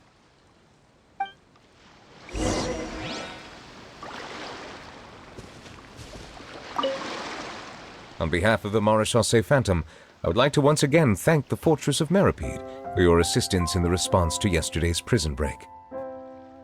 Our head nurse and the Traveler in Paimon did most of the heavy lifting, I would say. Sigewinne seems to be in good spirits. I trust work hasn't been too hard on her lately? Well, she might be the only permanent medical staff in the fortress, but there's plenty of people with medical knowledge willing to help her out. I am most relieved to hear it.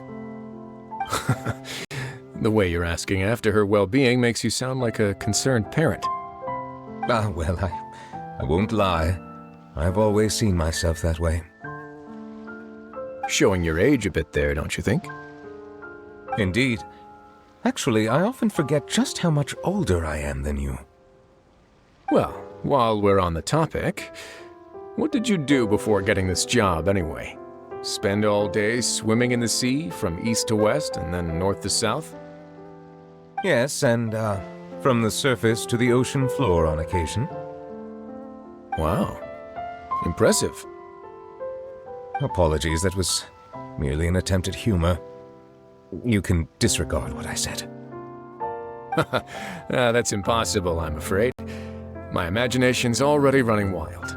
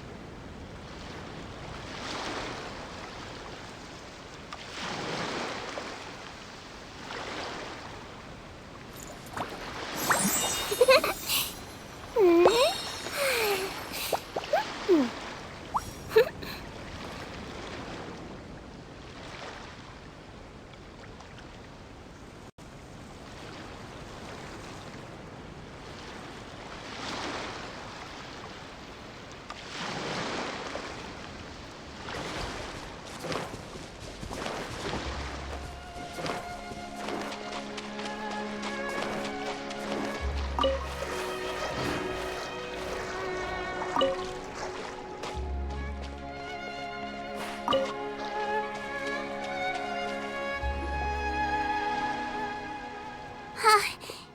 here. The old friend I mentioned was my teacher. When she passed, her body was nowhere to be found. All that's left of her is an empty tomb. And even that's deep underwater now. Sigewinne, the witch who gave you the magic potion, she was your teacher, wasn't she?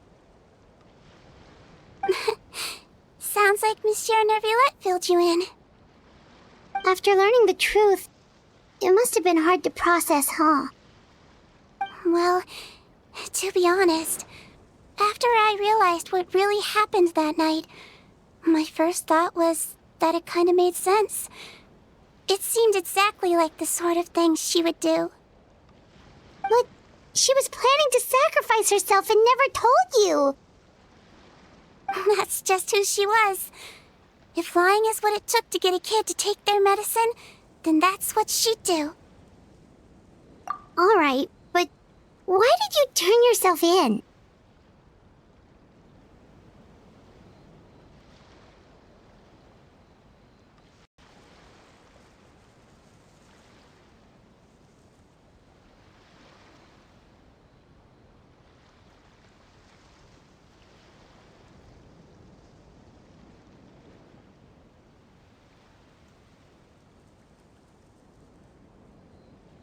I broke the law, simple as that. My teacher made her choice, and I made mine.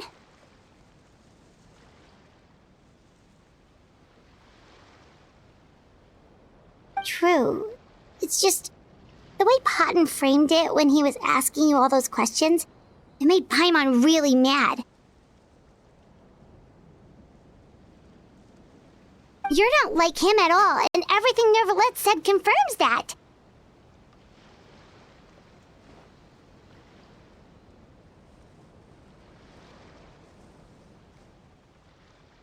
And yet, you were still convicted and thrown in prison.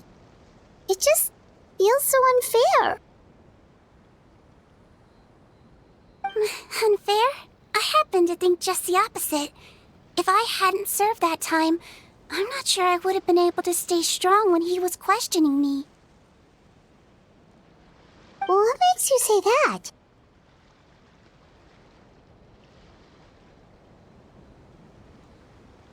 I knew you'd be curious. Let me tell you a story.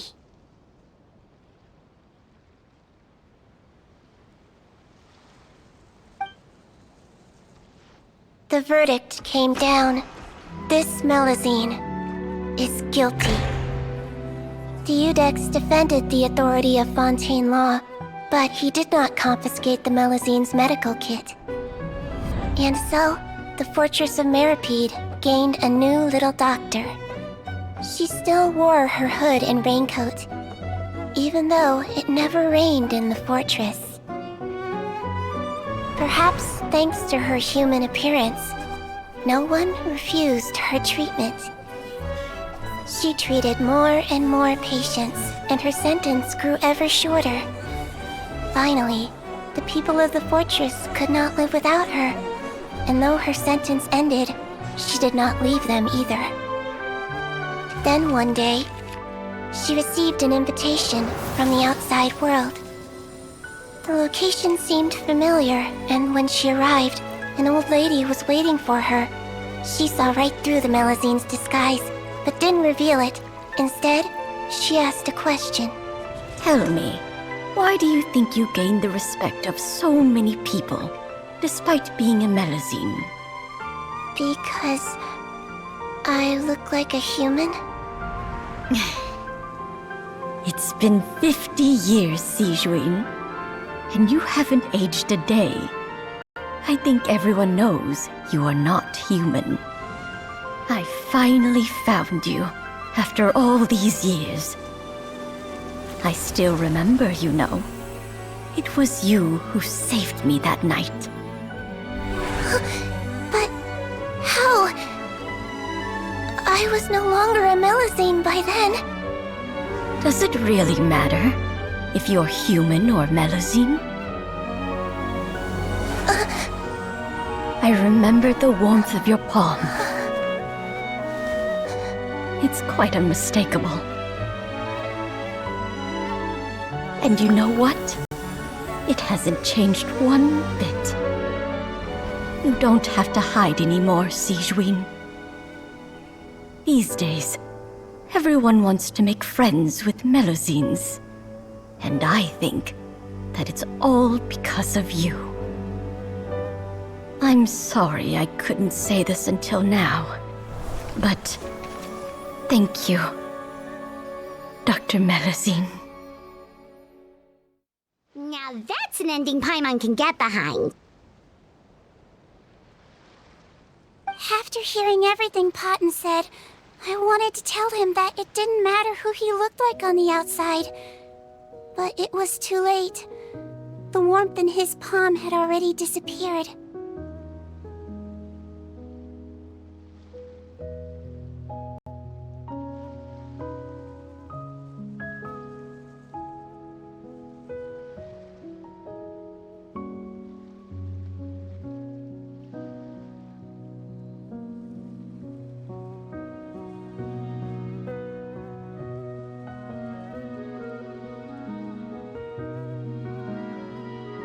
I tried to treat him, but the roots of his problem had nothing to do with his face.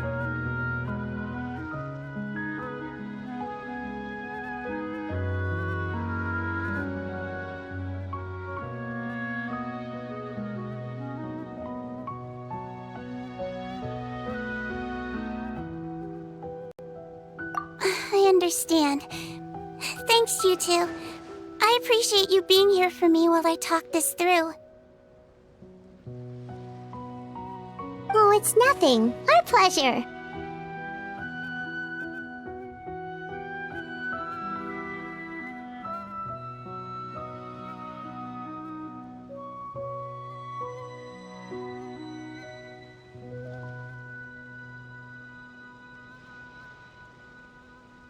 Oh, there's one more reason I invited you here. It's about time I finally give you what I promised.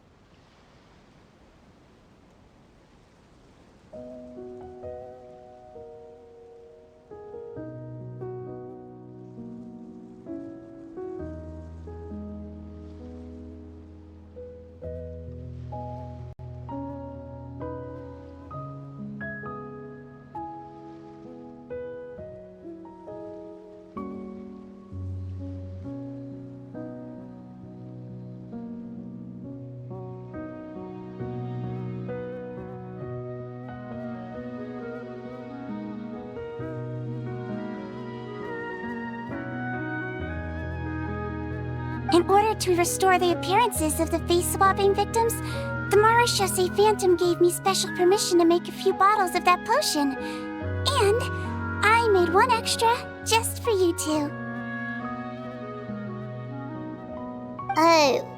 We don't need it though. Shouldn't we destroy it? Well, even if you chose to destroy it, I still thought I should give it to you first. You two did so much for me. How could I break my promise?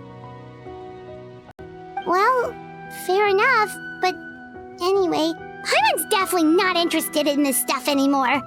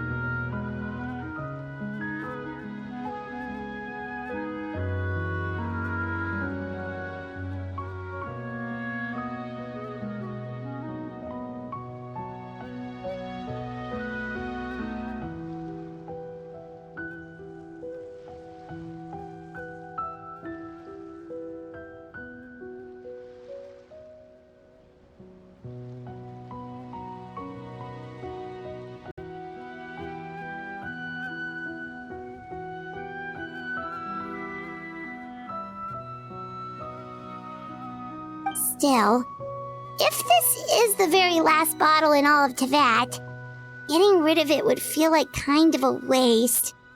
Maybe we can give it a special meaning somehow. Oh, Paimon's got it!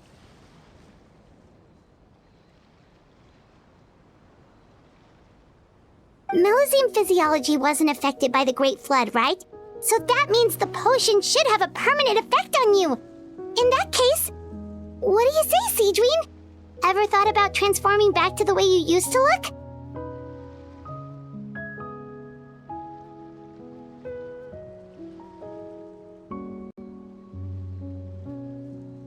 After all, from a Melusine point of view, Paimon bets Melusines look the cutest of all!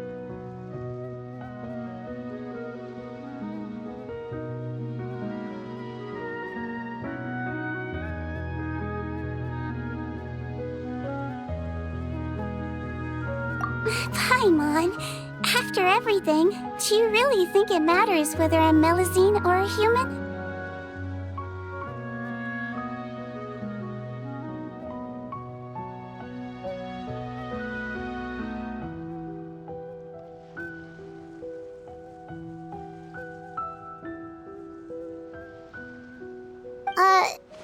Well...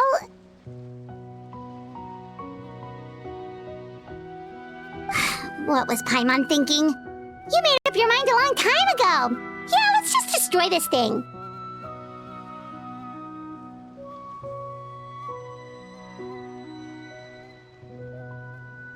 Leave it to me.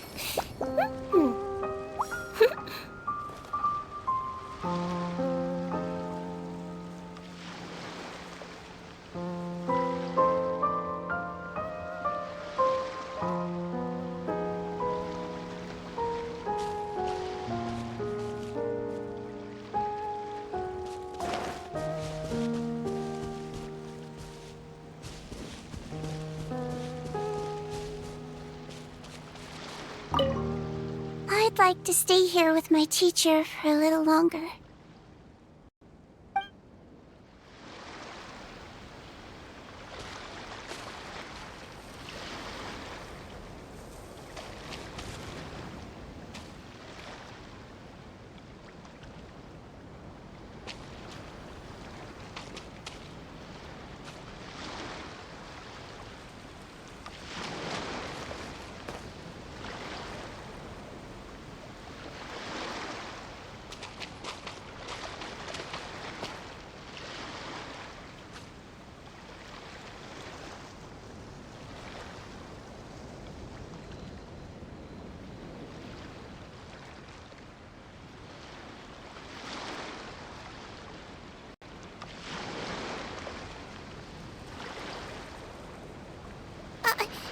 No, I didn't put a sticker on your back.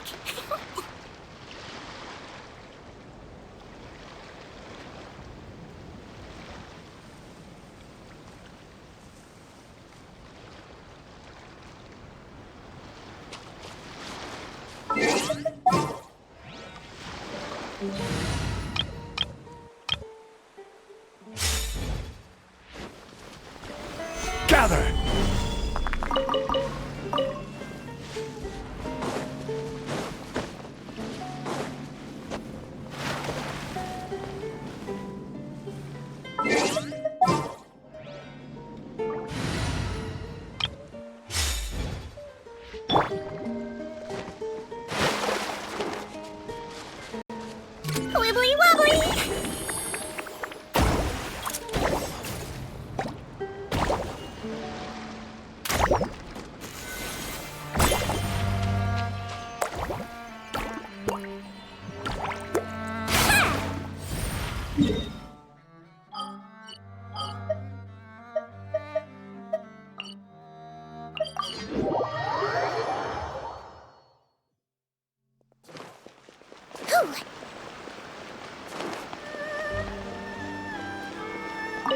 Astra Abyssosk.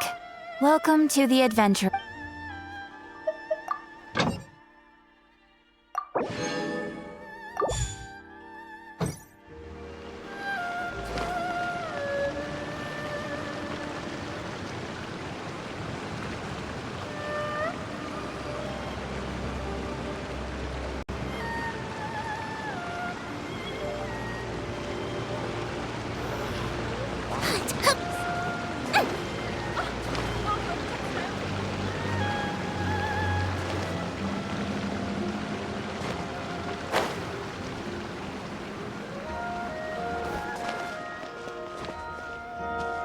Don't slip and fall!